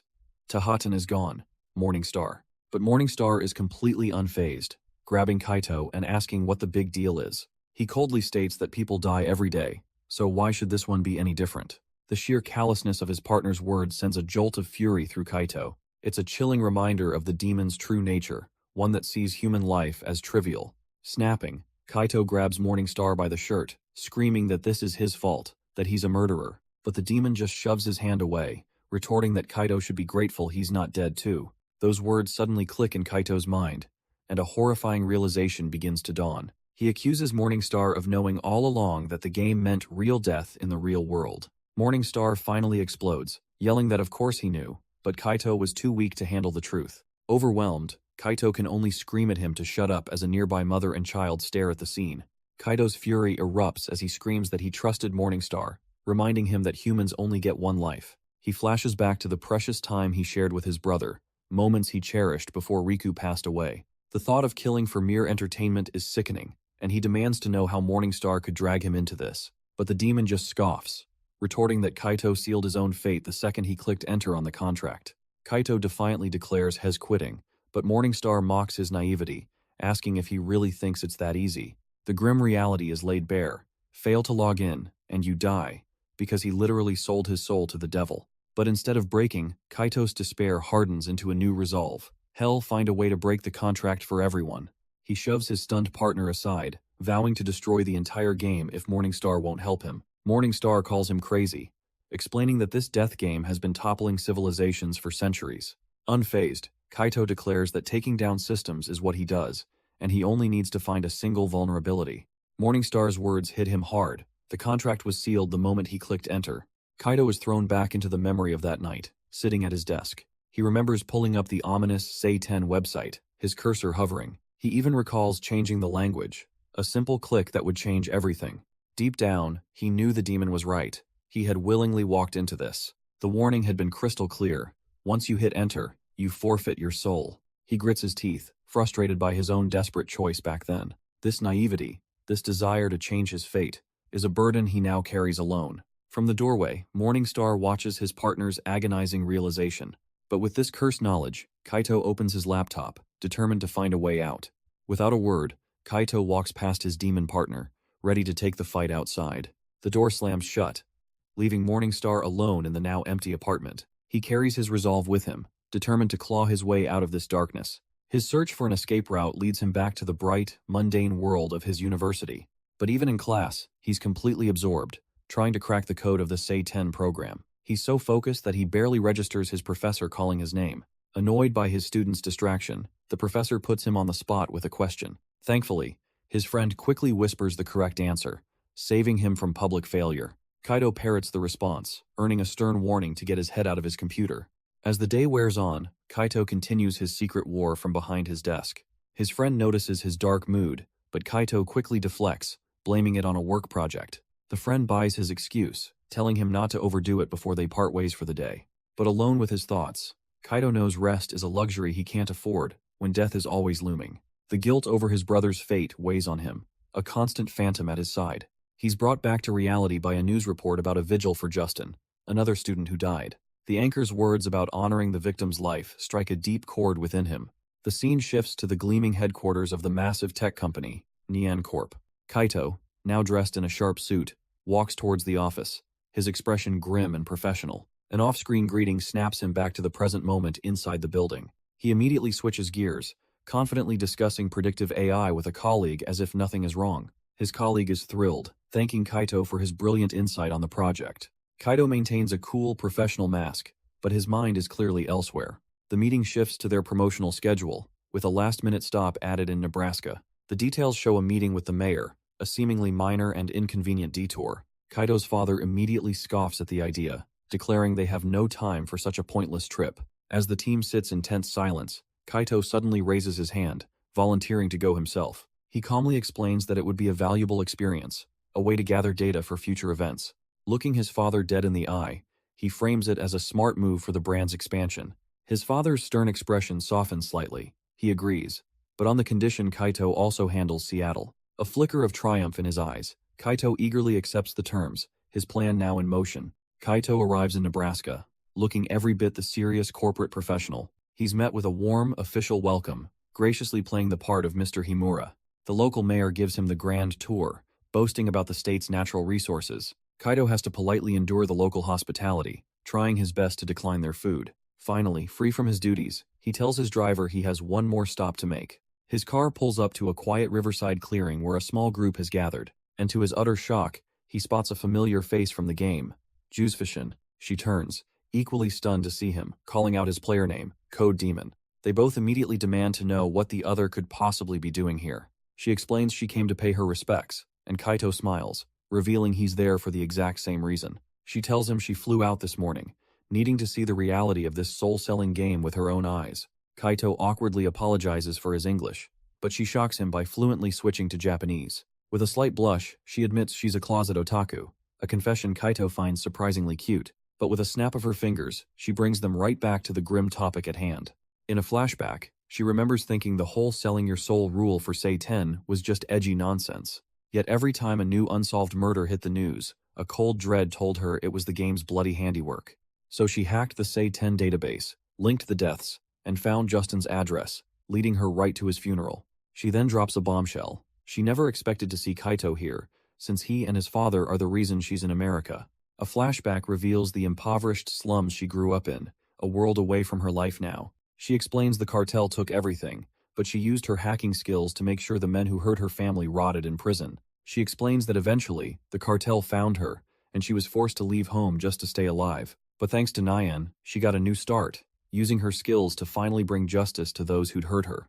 Despite acing her major, she was failing her art elective, admitting she couldn't draw to save her life. So, to keep her scholarship, she turned to Say 10, and that's how she was dragged into this death game. Kaito looks on with regret, thinking if only they had met sooner, they could have helped each other instead. Juzefishin confesses she's never been afraid to fight, but taking another person's life is a horror she never imagined. He feels the same way, admitting that if he could go back, he would do everything differently. Realizing they must face reality, he asks if her hacking uncovered any weaknesses in Say 10, but they're suddenly interrupted. A stern-looking man confronts them, asking if the Nyan heir is just here to show off unwanted tech. Kaito stammers, trying to explain he's not here for work, but because he actually knew the boy who died. But before the man can press further, Juzefishin smoothly steps in, introducing herself as Sophia, Justin's classmate and Kaito's girlfriend. Kaito, caught completely off guard, can only blush and stammer his agreement, playing the part of the flustered boyfriend. The man, revealing himself as a journalist and Justin's brother, eyes them suspiciously, seeing a potential scoop in the Nyan heir's secret romance. He then offers a deal. He'll keep their relationship quiet if they tell him about something he found in his brother's diary, a program called Say 10. The name hits Kaito like a lightning bolt, his composure instantly shattering as the reality of the situation sinks in. He quickly denies knowing anything about it, but his panicked expression tells a very different story. Justin's brother explains that he found entries about the game, and that his brother seemed completely consumed by it, though the website was nowhere to be found. A wave of shock hits both Kaito and Juzefishin. They now know for certain that Justin was another victim of the death game. The journalist's voice cracks with emotion as he pleads for answers, insisting his kind brother didn't deserve whatever tormented him. Feeling the weight of his grief, Kaito promises to look into it, with Juzefishin quickly agreeing to help in any way she can. Justin's brother offers his thanks, and they exchange somber goodbyes. But as they walk away, his gaze hardens, a flicker of recognition in his eyes. He pulls out his notes, connecting the name Kaito Himura to the player Code Demon. The journalist's suspicion deepens. He knows Kaito is hiding something big. Juzefishin quietly warns Kaito to watch out, sensing the brother knows far more than he's letting on. Her mind then shifts to the new puzzle, the inaccessible Say 10 website. Kaito confirms the site was up this morning, deepening the mystery of its disappearance. They agree to divide and conquer. Hell search the database while she hunts for the site's owner. As they part ways, Kaito offers his phone number to coordinate their search, but Juzefishin just smirks, revealing she's already one step ahead and has his digits. Kaito reflects on his meeting with Juzefishin, feeling that with her help, taking down Say 10 is finally possible. He finally makes it back to his quiet, modern home late that night. Dragging himself up the stairs, he can't help but think what a whirlwind the entire experience has been. His mind flashes back to a massive event in Seattle, a trip he now deeply regrets taking. But then again, if he hadn't gone, he never would have met Juzefishin and realized he wasn't fighting alone. The only problem now is the small matter of getting his own partner, Morning Star, to cooperate. As he enters his room, a strange floating sphere suddenly reports that Juzefishin met Kaito yesterday. It specifies the meeting was at the funeral, but Kaito is far more shocked to see Morningstar is already here. Morningstar casually tells the informant, Metatron, to get lost, and the sphere instantly complies. He then plays dumb, telling a stunned Kaito that Metatron was just visiting to catch up. Kaito explodes, accusing Morningstar of secretly plotting with Juzefishin's demon, but the demon just scoffs, claiming he was merely advising Metatron so Kaito and his new girlfriend don't get killed. Furious, Kaito jabs a finger into his partner's chest, mocking him for just taking whatever the game throws at him. He declares that unlike Morningstar, he will be his own master and refuses to kill anyone to win this game. His voice cracks as he remembers his brother, the one person who made him feel like he mattered. With tears welling in his eyes, he screams that taking that away from someone else is simply unacceptable. The word hangs in the air, and for the first time, Morningstar's smug facade drops. He felt the same way once. His mind drifts back to a desolate battlefield, remembering all the friends he lost because of this cruel game. Over time, the pain numbed, and he became a monster who cared only for his own survival. But even then, he reflects, he never stooped so low as to use their deaths to fuel his own ambition. But Kaito twists that pain into purpose, vowing to use his desire to bring them all back, which stuns Morningstar. Wiping away his tears, he formally asks his partner to join him and take down Sei-ten together. A faint smirk appears on the demon's face. This kid's fiery resolve reminds him of his own past. He agrees to the plan, and as they shake on it, Morningstar believes this boy might just end the game for good. Suddenly, they're transported back to the Colosseum, surrounded by the other surviving players. Kaito looks around, confused by the sight of everyone gathering around large team flags. Morningstar sarcastically suggests looking at the giant board, already back to his usual smart aleck self. The board flashes with team assignments, placing Code Demon on the same roster as his allies, Bossman and Jusfishin. A red glow envelops Kaito as he's sorted into his group, and Morningstar smugly notes the fitting color choice. Kaito can only look on with apprehension, desperately hoping they haven't been paired with a team of losers. Kaito takes in his new teammates. His allies are friendly, but Demgains is already trying way too hard to look tough. Jusfishin happily welcomes him to the team, while Morningstar looks on with pure, unadulterated annoyance. She then points to his armband, revealing to a completely clueless Kaito that he's been made the team leader. Before he can even react, Demgains is in his face, grabbing his shirt and vowing to make him pay for the last round. Morningstar casually steps in to defend his champion, effortlessly stopping the attack and calling the brute a mighty mouse. Watching the immediate infighting, Jusfishin and Loralee can only sigh, already seeing their teamwork crumbling. But the confrontation is cut short, as a voice suddenly announces the beginning of the third round. The game's holographic mascot, Sei-ten, materializes with a smile, declaring that today's game is Capture the Flag. Alongside the umpire Kane, the mascot lays out the simple, brutal rule. If your flag gets captured, your entire team is eliminated. The team with the most flags gets a bonus, so everyone is encouraged to conquer and steal to their heart's content. Kaito desperately screams for everyone to stop, revealing the horrifying truth. Taking a flag means killing the entire enemy team in the real world. The other players are thrown into confusion, demanding an explanation and accusing him of getting cold feet. But the game's mascot smoothly interjects, telling the champions to settle down and dismissing Kaito's warning as simple misinformation. Standing his ground, Kaito insists he's not lying, connecting the game to the mysterious deaths on TV and declaring his team will not be murderers. Before he can finish, Demgains grabs him by the collar, shouting that Kaito doesn't speak for them. Jusfishin steps in to defend Kaito, but Demgains is completely unfazed, arrogantly stating he's going to win, so he has no reason to fear death. Mamba challenges his selfish logic, then quietly admits to another player that Kaito's words about real-world consequences are starting to make sense. Loralee also begins to have doubts, realizing with a chill that some of the victims she saw on the news looked disturbingly familiar. On the other side, Bossman panics, but his leader, Shooter, just scoffs, callously remarking that the world is full of people who deserve to die anyway. His teammates, Uncle Draki and Ojiota, can only offer weak agreement, clearly unnerved by their leader's complete lack of empathy. But just as chaos erupts, the game's mascot appears, stating there's nothing he despises more than rule breakers. With a chilling smile, he announces that since Kaito wants to protest, he's just going to change the rules. Now, any team that fails to capture an enemy flag will be completely eliminated, causing Demgains and Bossman to lose their minds. As Mamba panics, Morningstar turns to Kaito, sensing the shift in the air and telling him it's time to fight. The umpire Kane then descends, formally declaring that Code Demon has violated the rules and forfeited for his entire team. Ogre immediately explodes in protest, shouting that Kaito doesn't speak for him and he's not following those orders. Unimpressed by the dissent, the mascot simply raises a hand, his eyes glowing with malevolent power. He clenches his fist, unleashing a punishing wave of energy to enforce his new decree. In an instant, the demons of the non-compliant players cry out in agony as they're violently torn apart. Morningstar grabs Kaito, desperately screaming that his moral stand is about to get 3 of his teammates killed. As his teammates' demons are torn apart, Kaito finally realizes Morningstar is right.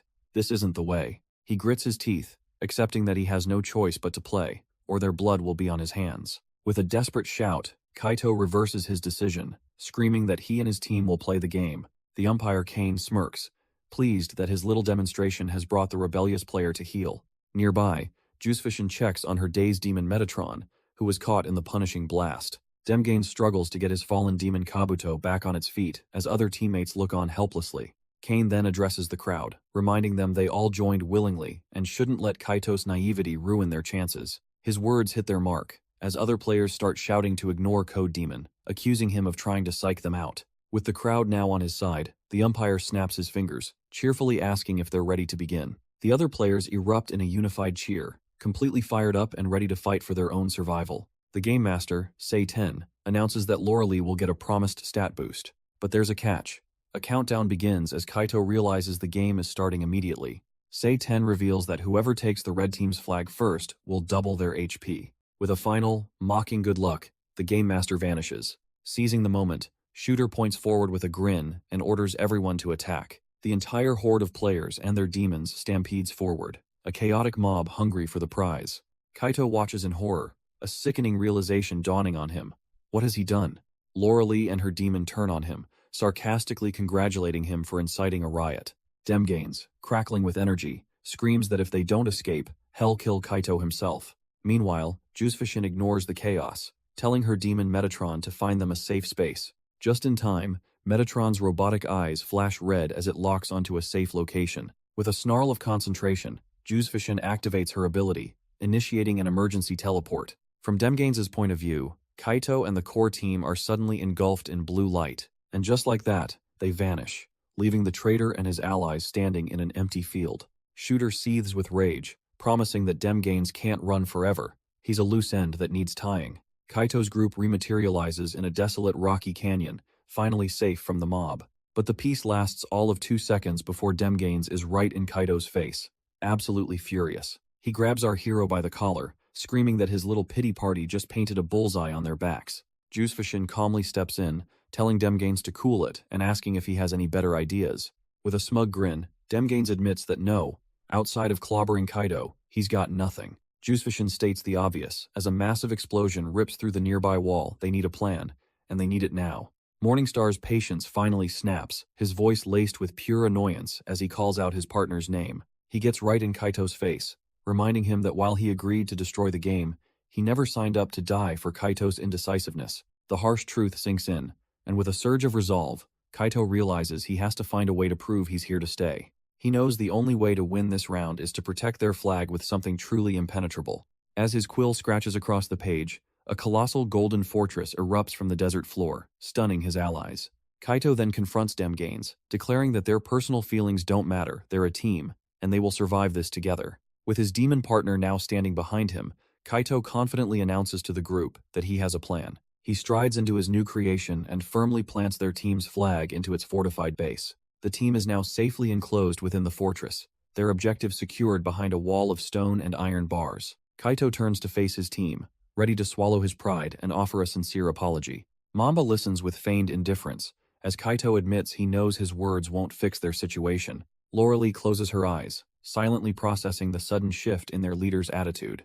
Unexpectedly, Juicefishin follows his lead, admitting that she too had gotten reckless. Demgains, however, is less forgiving, roaring that Kaito had damn well better make up for his blunders. Taking the criticism in stride, Kaito promises to lead them out, explaining he's analyzed everyone's strengths. His gaze hardens with resolve as he insists that if they cooperate, they have a genuine chance to win. He begins his tactical breakdown, starting with the undeniable asset of Demgains' sheer force. He then points to Lauralee's powerful pyrokinesis as another crucial part of his plan. And finally, he highlights Juicefishin's reality hacking abilities as their ace in the hole. Kaito starts explaining his complex strategy, but Morningstar immediately cuts him off, demanding he simplify it. He quickly rephrases. They'll build a layered defense, with each pair assigned to guard a specific zone. The first assignment goes to Lauralee, who is ordered to encircle their entire fortress with a lake of fire. He recalls how effective Morningstar's own fire was at stalling champions, making it the perfect first obstacle. Standing with her demon Onryu, Lauralee confidently agrees, a small flame already dancing in her hand. For the second layer, Kaito turns to Juicefishin, asking her to erect a digital dome around the fortress. She easily deploys the shimmering barrier of code, confirming that it's no problem at all. The final line of defense will be Demgains, whose job is to obliterate anyone who breaks through the first 2 layers. The brawler grins, promising to personally destroy every single enemy who dares to approach. But then he pauses, asking what Kaito's role is, only to learn their leader is just standing guard. Demgains spits on the ground, clearly unimpressed with the strategy. He erupts, calling the plan garbage and pointing out how vulnerable they'll be if they're too spread out. But before Kaito can respond, Juzefishin is already tapping away at a holographic interface. She calmly presents a solution, holding out a handful of small glowing blue devices. These, she explains to the group, are telepathic communicators, allowing them to talk without moving a muscle. Kaito offers one to Demgains, who still scoffs, asking if they can just ditch this whole idiot's plan. Fed up, Kaito challenges him directly, and with Morningstar looming behind him, Demgains reluctantly agrees. With the bickering finally over, Kaito gives the command for everyone to move into their defensive positions. In an instant, the fortress is secured behind a raging moat of fire and a massive digital dome. Loralee and her demon Onryu stand ready, the first line of defense in a sea of their own flames. But their defenses are breached almost immediately as Shooter's team makes their grand entrance. Juzefishin is the first to react, sending a telepathic warning that they already have company. Kaito quickly rallies the team, urging everyone to stay focused and trust the plan. Demgains, however, just grins with bloodlust, eager to bring the pain. Juzefishin watches the approaching enemies with a grim, determined expression. The enemy team casually crosses the lava moat, one freezing a path while another simply flies over. Loralee leaps into action, commanding her demon Onryu to unleash a blistering fire dance. A massive explosion of steam erupts, but the ice user scoffs, his frozen wall holding firm. Shooter ignores the frontline skirmish, ordering his demons to keep them busy while he targets the force field. With a manic grin, he unloads a hail of magical bullets, declaring their fortress is about to fall. Mid-battle, Loralee spots a new threat and screams a warning to Juzefishin. An enemy is flying past the front lines, making a beeline straight for their base. Juzefishin panics, frantically ordering Metatron to reinforce the barrier, but they're out of time. With a thunderous roar, Shooter's demon Horus dives from the sky, ready to strike. The beast slams into the digital shield with devastating force. A sickening crack echoes as their primary defense begins to shatter. Loralee watches grimly as their carefully laid plans start to fall apart. Juzefishin can only stare in horror as the cracked spiderweb across the failing barrier. On the other side, Shooter flashes a crazed, triumphant grin, loving every second of it. He and the ice demon stand together, gloating that everything is about to come crumbling down. Juzefishin cries out in desperation, needing 30 more seconds to gather enough energy for an attack. But Loralee is barely holding on, her demon's power deflecting attacks as she insists she's not invincible. Demgains, of course, chimes in with some useless advice, only to be immediately shouted down by the girls. Seeing his team faltering, Kaito steps up, ready to reinforce their outer defenses himself. Under heavy fire, Loralee begs him to summon the Venus flytraps he used back in the first round.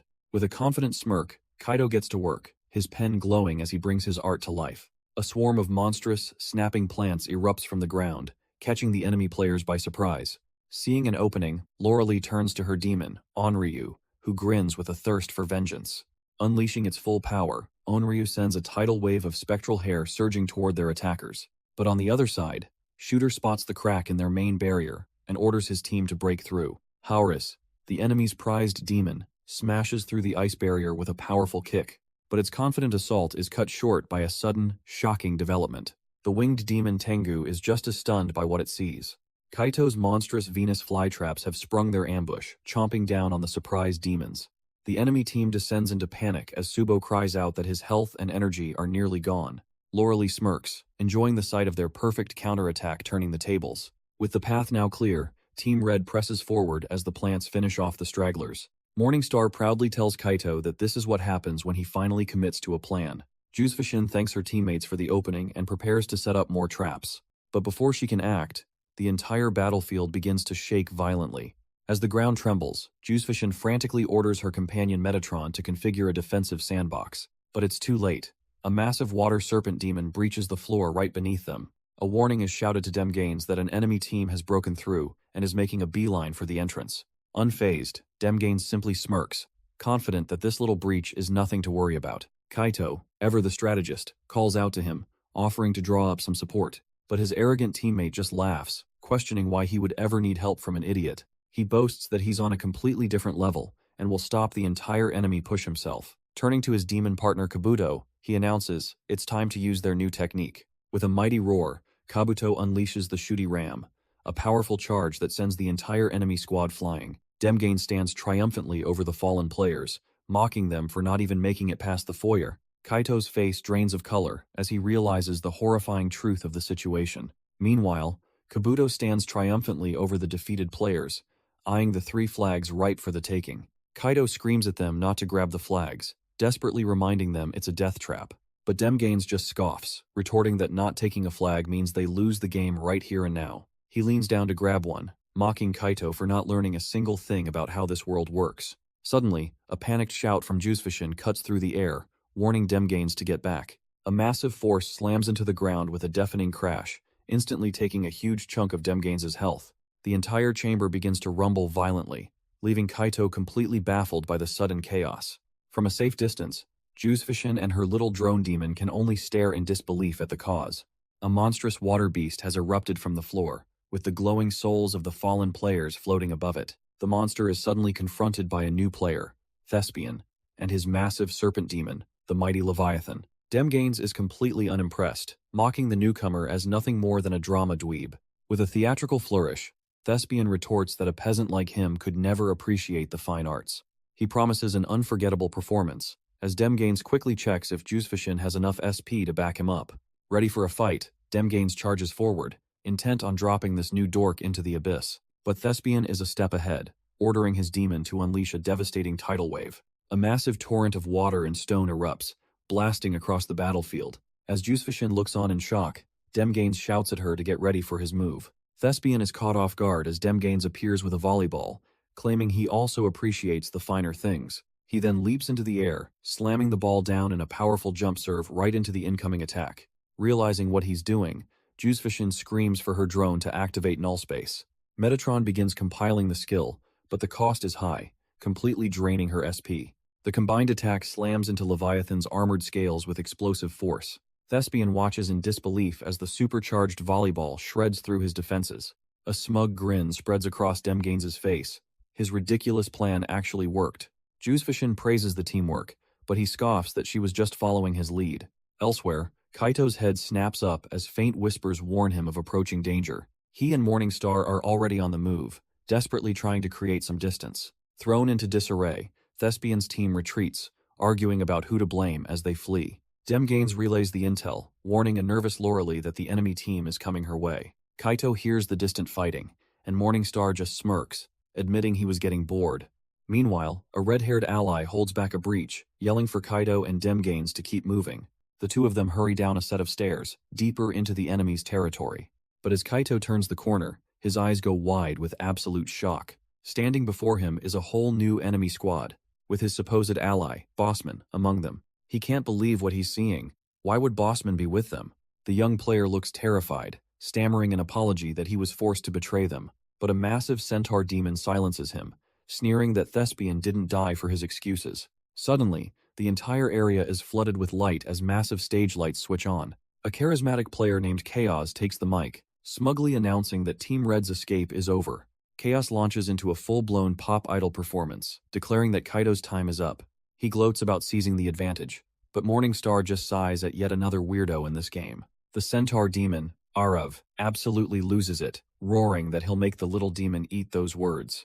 But Bossman, despite his betrayal, stands firm between them, clutching the team's flag. With a brutal shove, Arav sends the kid flying, telling him to get out of the way. His fairy partner, Siofra, rushes to his side, asking if he's all right as he trembles on the ground. Pushing through the pain, Bossman shouts out his unwavering belief in Code Demon. He begs Kaito not to let them ruin his simple dream of seeing a gaming cafe. Hearing the desperate plea, Kaito cracks a confident smirk, ready to answer the call. A vicious little gremlin demon, the Chupacabra, leaps into action, hungry for blood. The enraged centaur demon, Arav, charges forward, absolutely screaming that they're dead. As the battlefield descends into chaos, Morningstar asks for a plan, and the word wrangle gives Kaito a brilliant idea. He quickly puts quill to paper, knowing the perfect way to restrain the competition. In a flash, Morningstar summons a glowing lasso, ready to bring this rampaging horseman to heel. Arav is caught completely off guard, instantly ensnared by the crackling golden rope. But this is no ordinary restraint. A powerful electric shock courses through the centaur's body. Just as Morningstar savors the moment, the sneaky chupacabra appears behind him, thinking it has a better idea. The little gremlin latches on, sinking its fangs in and beginning to drain Morningstar's power. And as if on cue, a new, impossibly smug face emerges from the shadows. This mysterious player steps into the light, looking as sleek and dangerous as a felon undercover. The stylish newcomer smugly declares their plan to drain everyone's health and snatch the flag. But before he can finish his monologue, his own partner Chaos clocks him right in the face. The man whines about his ruined face, only for Chaos to coldly reply, "That was the entire point." Watching this circus, Kaito panics, warning, "Morningstar, they're down to their last skill point." Morningstar isn't worried, boasting his raw physical strength is more than enough to handle this. With a powerful flex, he rips the parasitic chupacabra right off his back. He effortlessly swings the screeching little demon around, turning the pest into a weapon. Taking aim at the still ensnared centaur, he winds up for a devastating throw, and with a thunderous bam, he hurls chupacabra straight into the chest of its own ally, Arav. The enemy player Nukalave can only scream as he's absolutely fried by the electrifying attack. Back at the base, Kaito gets a status report while Morningstar whines about a little bite mark. Juzefishin and Loralee confirm they're holding their ground, but ask for Demgain's position. Their so-called teammate, however, is off on his own mission, complaining about his comms. He's found their flag bearer, Bossman, who desperately pleads with him not to betray them. But Demgains coldly makes his choice, snatching the flag and leaving the kid defeated. Unaware of the betrayal, Kaito calls out from the tower, trying to locate his missing teammate. A voice suddenly answers from right behind him, startling the hell out of Kaito. It's Demgains, casually strolling in with the flag and telling his leader to stop nagging. Kaito stares in disbelief as Demgains casually holds their team's flag. The image of a betrayed bossman flashes in his mind, and the horrifying truth sinks in. He frantically asks where Demgains got it, but the traitor just scoffs, saying a flag is a flag. Demgains refuses to listen to any of Kaito's stupid theories about the game's true nature. Suddenly, a massive timer appears on the tower. They have less than a minute left. With time running out, Kaito knows he can't let it end with this betrayal. He furiously begins drawing, channeling his remaining energy into one last desperate move.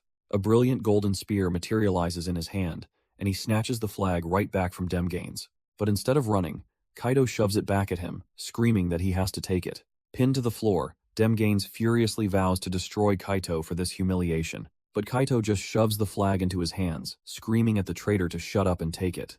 In that exact moment, the piercing sound of a bell rings out as the timer hits 0. The game immediately declares Shooter's smug-looking team the official champions. As Juzefishin and Loralee look on, the system announces that Round 3 has concluded. Suddenly, a strange golden light erupts around Demgains, who cries out in utter confusion. The same ominous glow engulfs Kaito, who looks on in horror, realizing his plan has failed. He finds himself running through a crumbling landscape, his mind racing with panic. Then he sees a body in the distance and sprints forward, screaming Bossman's name in anguish. He reaches the boy, who weakly calls out his player name, Code Demon.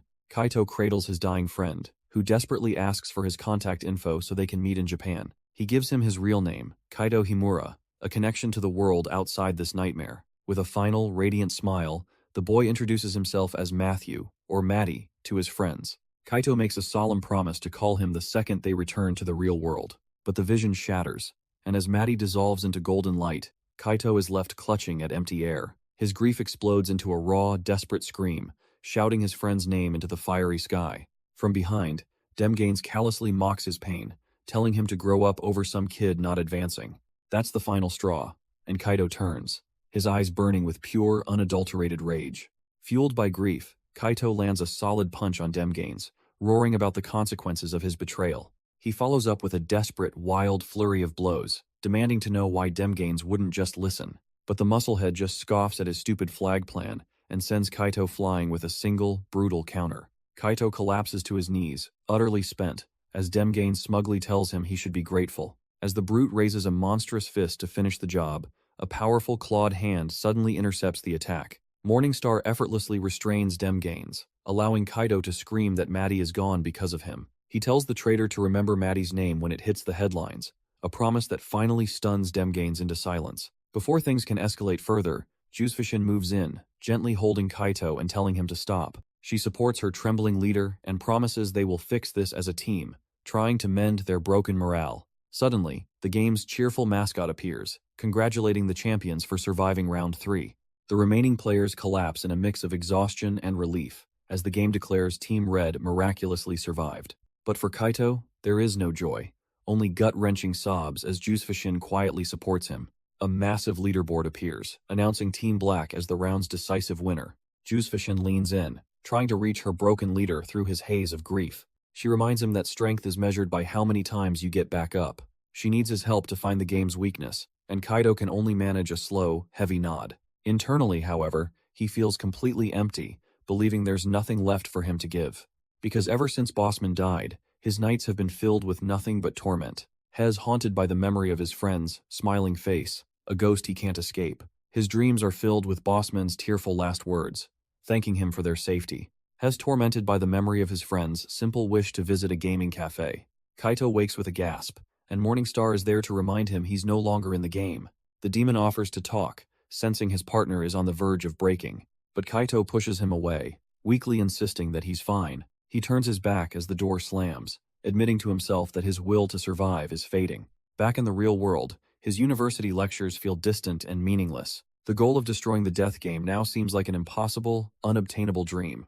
And as his hope drains away, a deep, simmering irritation begins to take its place. His friend tries to reach out, but Kaito just walks past, lost in his own dark thoughts. His irritation finally boils over, and he coldly tells his own translator to just do his job. His friend can only watch from the hallway, realizing Kaito is shutting everyone out completely. He forces himself to go through the motions, trying to act normal during a public presentation, but he knows that keeping up this smiling facade is becoming almost impossible. Leaving the event, he walks away from the press and onlookers, feeling utterly isolated. Then, a breaking news report on a massive screen freezes him in his tracks. His blood runs cold as the anchor details a young boy's unnatural death in a university gaming lab. A woman suddenly breaks through the crowd, desperately calling out his family name, Himura. Identifying herself as Aaron Tahayton, she's held back while trying to ask him about Sei-ten and the killing.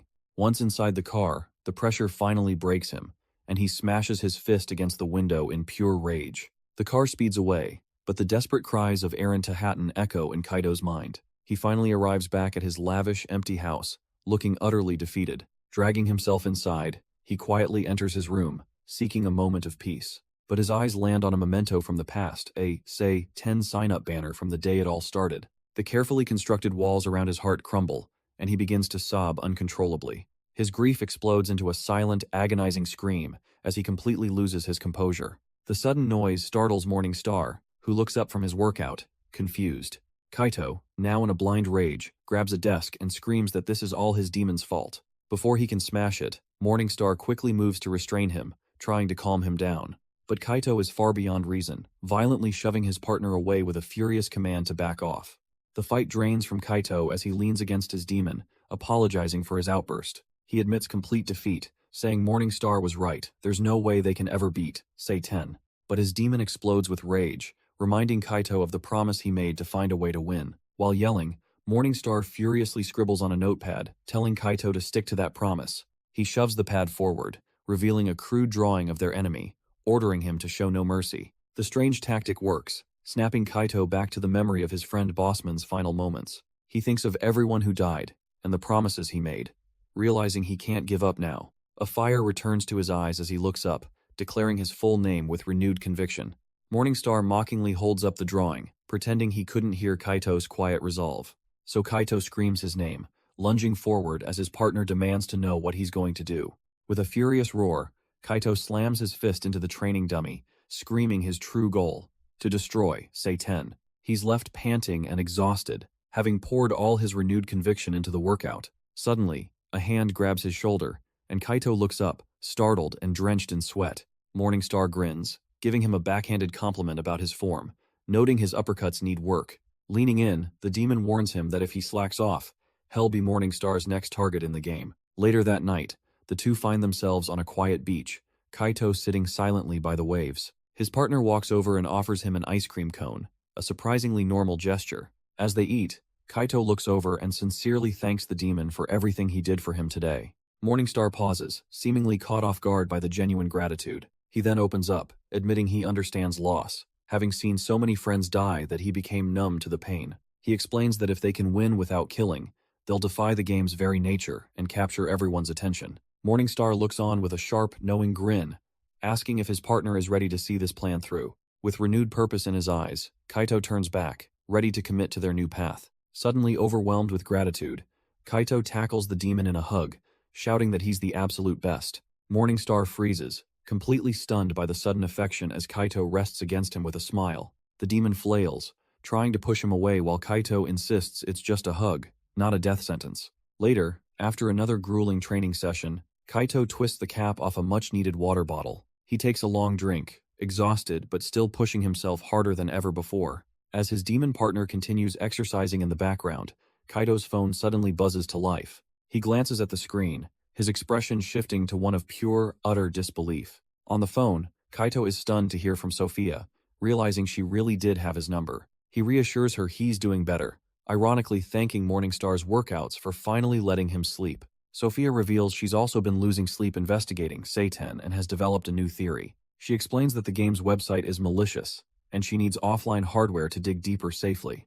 Kaito easily agrees, offering to grab some old equipment from a storage bay at his work, Nian Corp. But his break is cut short by an annoyed Morningstar, forcing Kaito to quickly end the call. The demon immediately gets in his face, demanding to know who he was talking to so secretively. Flustered, Kaito tries to deny it, but Morningstar threatens to add 20 miles to their run if he doesn't talk. When Kaito stammers out Sophia's name, his demon partner instantly assumes the worst and doubles the punishment to 40 miles. Panicking, Kaito blurts out the truth that Sophia has a lead on Satan and needs his help getting hardware from Nyan. Morningstar's eyes light up at the mention of Nyan, immediately assuming it's a heist and asking who's driving the getaway car. Hearing that Kaito's father is out of the loop, the demon gets even more excited and smacks his partner on the back, eager for the mission. Their destination is the gleaming corporate jungle of the city, specifically the headquarters of Nian Corp, marked by its iconic winking cat logo. Inside, Morningstar, now in a ridiculous fedora and shirt combo, complains about his disguise, but Kaito reminds him it's better than a suit. An employee immediately recognizes Kaito, who smoothly introduces his companion as Morgan Starr, an exchange student from Germany. Morningstar is absolutely fuming at the terrible alias, but Kaito just whispers for him to play along. Despite his rage, the demon forces a stiff bow, awkwardly greeting the Nyan Corp employee. As they walk through the lobby, more employees stop and bow deeply to Kaito and his guest.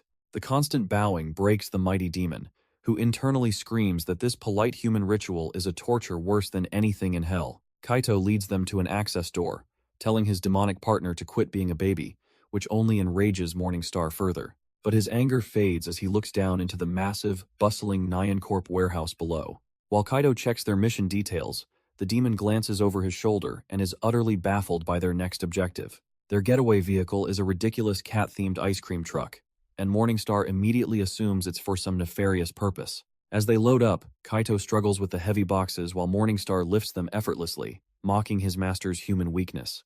Kaito quickly forges a job order, listing computer network equipment as their cargo to maintain their cover.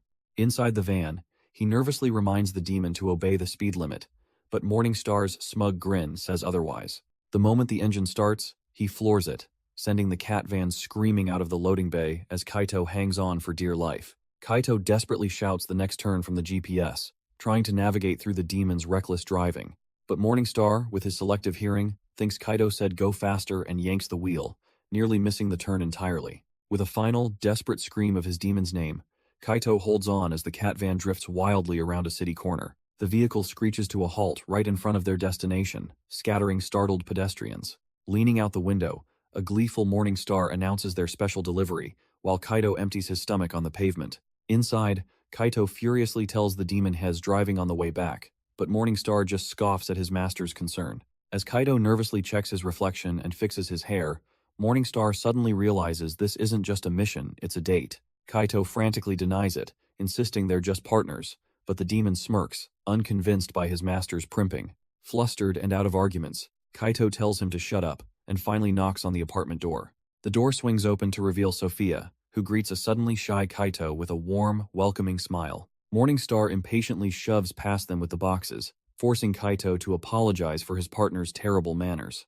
Entering the room, Kaito is stunned to see it's a shrine to Nian Corp, and he offers the fangirl a tour of the company. Sophia is thrilled by the news of a Nian Corp museum, but Morningstar can only mutter "oh brother" at their nerdy exchange. Suddenly, the laptop Kaito brought flashes, an angry red face, demanding acknowledgement as he recognizes it as Metatron. Sophia casually explains that's just how Metatron is in their world.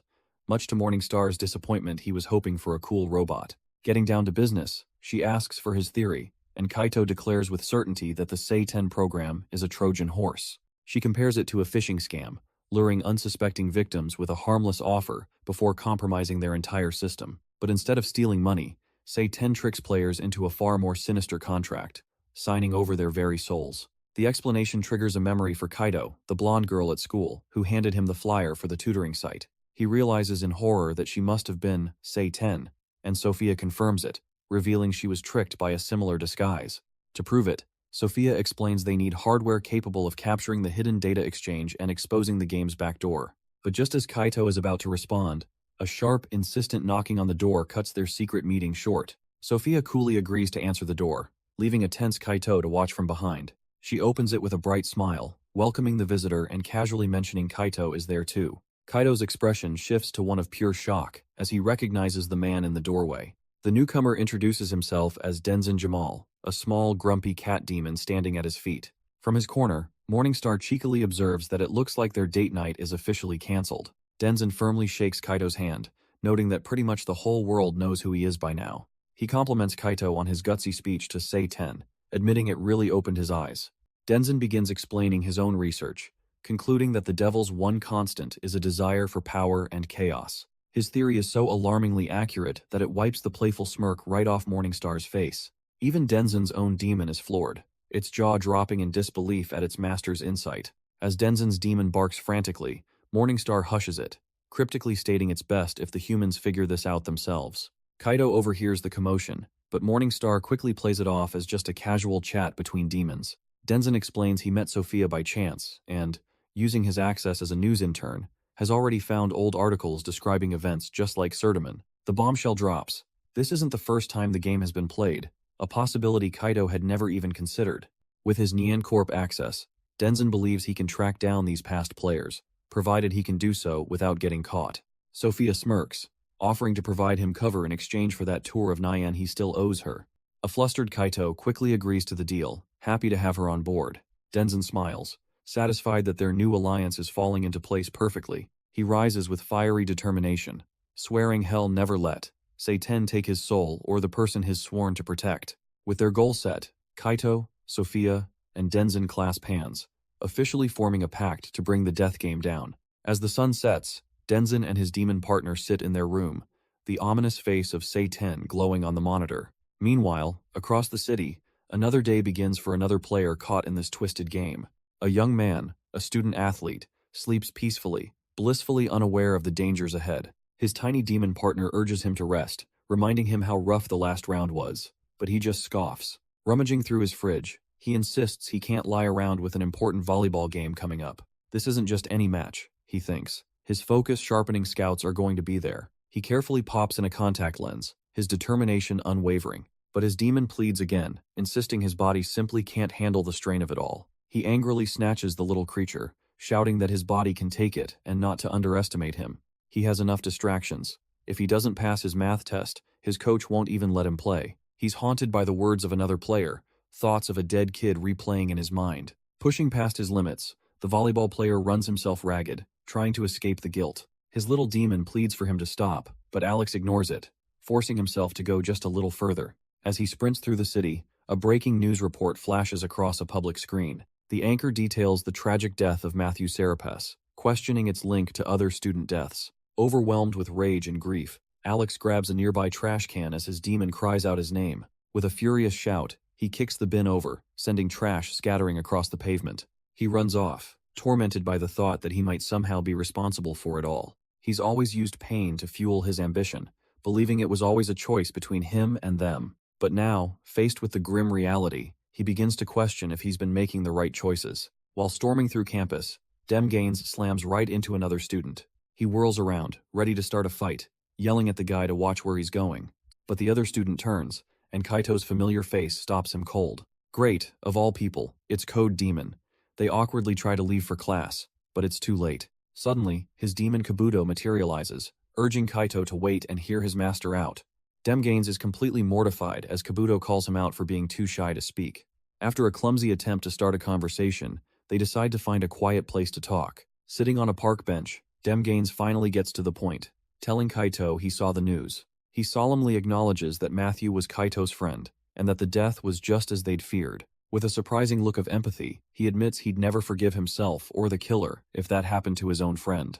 Demgains finally apologizes, admitting his arrogance is a front, especially when it comes to the game. He confesses that while everyone plays for selfish reasons, his are deeply personal, a desperate act despite his tough facade. Clenching his fist, he reveals a shocking truth.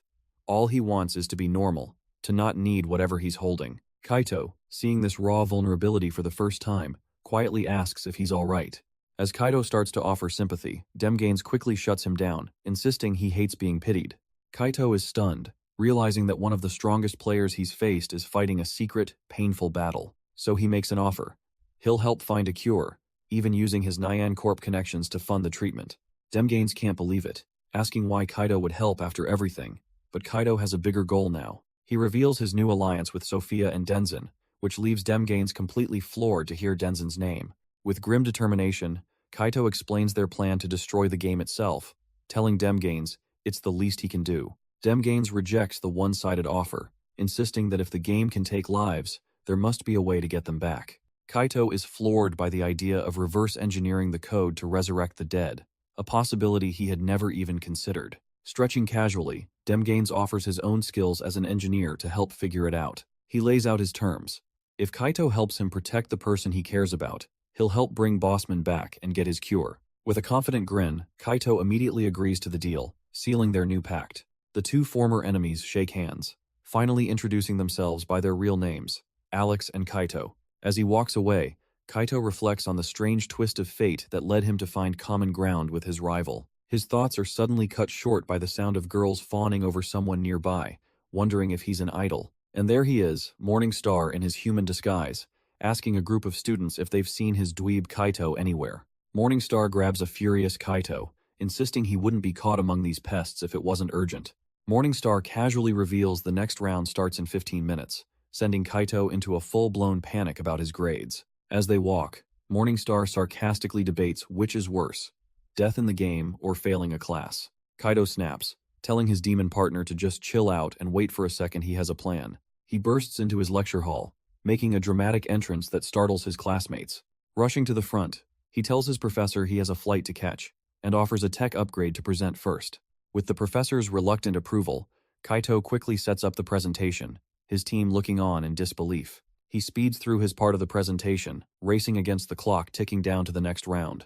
Before the professor can even ask a question, Kaito ditches the Q&A, leaving his capable team to handle it. Meanwhile, Morning Star is busy entertaining a group of girls, telling them he's already partnered with a certain noob. Kaito arrives just in time to grab his demon and drag him away before he can get into any more trouble. Morning Star casually mocks Kaito, reminding him who was just lecturing about being on time. With the clock ticking, Kaito frantically tries to get his laptop ready for the game. A sudden panic hits him as he realizes there's a problem with his connection. The university's Wi-Fi is practically useless, especially on a Monday morning. With only 30 seconds left on the SAY-10 timer, he knows he needs a hardwired connection. He searches the empty room for a solution while his demon partner watches with growing impatience. Kaito dives under a desk, desperately fumbling for an Ethernet port. Morning Star loses his cool, yelling about the delay, but Kaito tries to brush it off. He finally snaps back, telling his panicking demon that yelling certainly isn't helping. The connection is made, but his frantic clicks cause the cursor to lag, threatening to waste the final precious seconds. With the cursor lagging over the link, Kaito makes one final, desperate click. The timer hits its final seconds as Morning Star screams at him to just hit the damn button. They make it in, and a relieved Morning Star threatens to eat his soul if he ever pulls a stunt like that again. In a flash of light, they materialize back in the game, Morning Star now in his imposing demonic form. But their attention is immediately stolen by a player named Orion, who is screaming in absolute agony. He clutches his head, crying that after the last round, his brother died from a sudden voltage shock. The words send a chill down Kaito's spine. Voltage shock. That's impossible. It can't be. Nearby, another player watches the scene, a flicker of recognition in his eyes for the fallen brother. Morning Star senses his partner's shock and quietly warns Kaito not to cause a scene. But Orion is lost in his grief, yelling that his brother was perfectly fine when they entered the game together. Orion explains through his tears that his brother only wanted to be an idol, and they joined the game to make his dream come true. Other players try to comfort him, with one idiot even comparing his brother's death to a K-drama plot twist. Enraged, Orion screams that this isn't a TV show, the game killed his brother, and Kaito was the only one who understood the danger. Ignoring his demon's warning, Kaito steps forward, telling the grieving player that his brother was on his friend's team last round. Orion is stunned into silence, but before he can respond, a voice from above interrupts them all. The holographic host SAY-10 appears alongside the umpire Kane, cheerfully welcoming everyone to the fourth round, a game called Seek. SAY-10 reveals the objective: find one of the 28 medallions hidden throughout the massive arena. The rule is simple: find a medallion, and you advance to the next round. But as for those who fail to find one, SAY-10's smile turns absolutely predatory. The threat of elimination hangs in the air, and the faces of Orion, Sophia, Kaito, and Denzin harden with resolve. The grim reality sinks in for Kaito. This isn't a game of winners, it's a game of mass execution. But Denzin furiously interrupts, accusing Kaito of wanting to provoke the game masters to kill more players. Kaito tries to reason with him, but Denzin is drowning in guilt, convinced his own words led to his brother's death. The accusation hits home, and Kaito realizes the new player might actually be right. With a round of sarcastic applause, SAY-10 reappears, thanking Kaito for the little outburst. The host then announces that Shooter's team, the winners of the last round, will all receive a massive stat boost. And to add fuel to the fire, the first player to find a medallion will get the same prize in the next round. With a sinister grin, the holographic host begins the countdown. The moment SAY-10 yells "Go!", the entire arena erupts into a desperate, chaotic sprint for survival. Kaito bolts instantly, and as Denzin tries to follow, Morningstar holds him back, coldly calling his master a coward. Morningstar coldly tells Denzin to save the drama for later, as the first medallion has already been claimed. Meanwhile, Kaito links up with Jusufishin and a panicked Mamba, who can't find Demgains anywhere. They quickly confer, but Kaito admits their old tricks won't work, and they have no plan to save the 8 players who will be left behind. From behind, Morningstar scoffs that they'll be among those 8 if they just stand around talking. Mamba agrees their survival is paramount, so Jusufishin prepares to use her tech to locate the medallions. But the moment she tries, a massive error flashes on her screen. SAY-10 is actively blocking her system. Mamba wonders if they can use knowledge checks, but it's clear that blindly searching is a death sentence. Thinking fast, Jusufishin gets an idea and immediately begins rewriting her code to bypass the block. With a triumphant grin, she generates a new map, and Mamba quickly points out the closest target. United and with a clear objective, the team takes off, sprinting through the desolate arena. They arrive at the first location, finding a retro arcade machine, and Denzin coolly asks who wants the first crack at it. With a smirk, Kaito offers the chance to Sophia, earning a disgusted glare from his ever-so-charming demon partner. She steps up to the machine, only to find the death game's first challenge is a laughably simple trivia question. While she plays, Denzin quietly confirms with Kaito that Tahatan's brother was mysteriously locked out of the SAY-10 website. Mamba adds that he tested this theory himself, having his own grandmother try and fail to access the site. The pieces start to connect.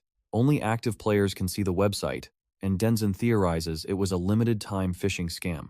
A sudden realization hits Kaito like a lightning bolt. It's a private, exclusive server for the game's chosen victims. Just then, the arcade machine erupts in a shower of digital confetti as Sophia easily clears the challenge.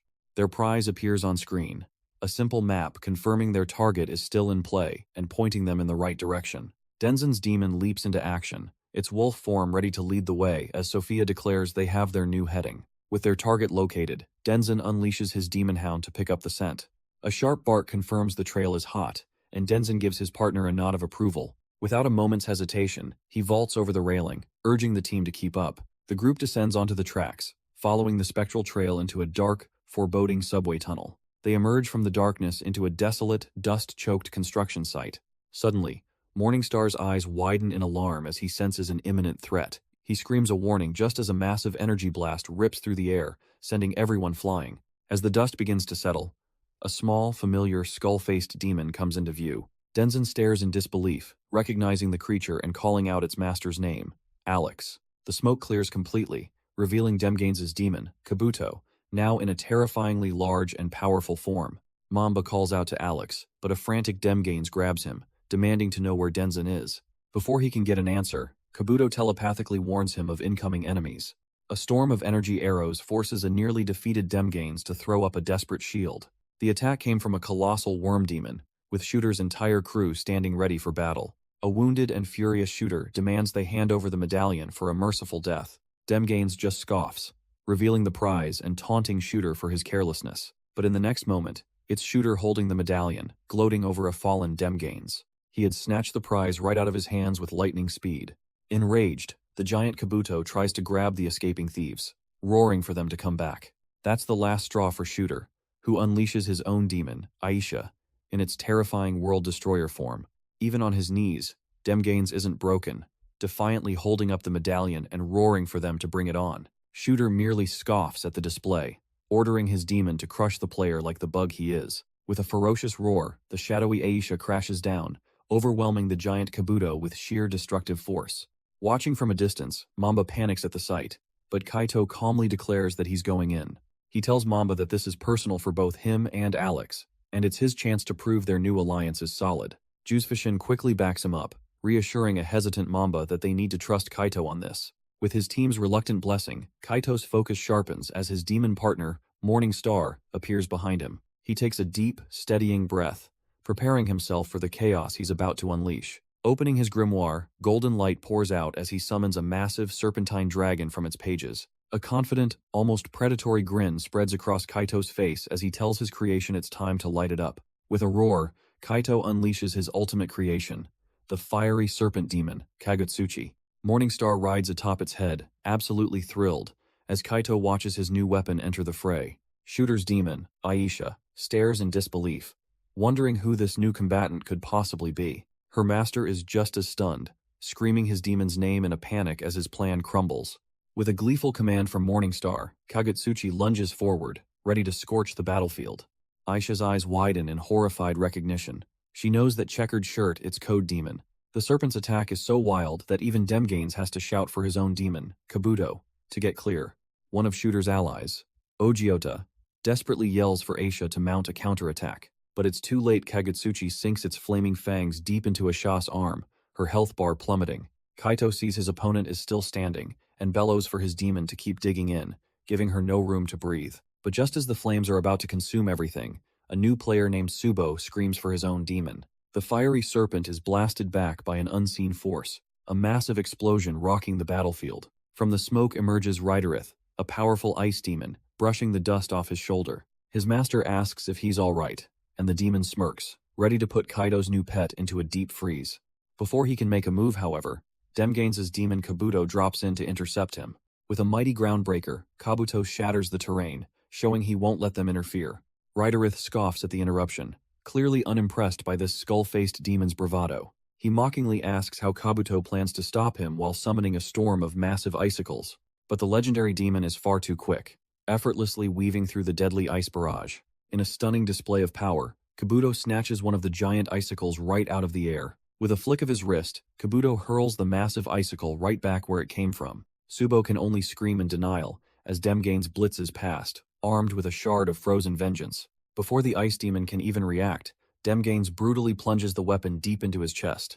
Riderith staggers back in agony, his master's health bar dropping to a critical sliver. Seizing the perfect opportunity, Kaito unleashes his own demon with a sharp command to coil. The colossal fire serpent Kagutsuchi erupts, instantly ensnaring Shooter's demon, Aisha. Shooter watches in horror, yelling at his partner not to let the fiery beast trap him.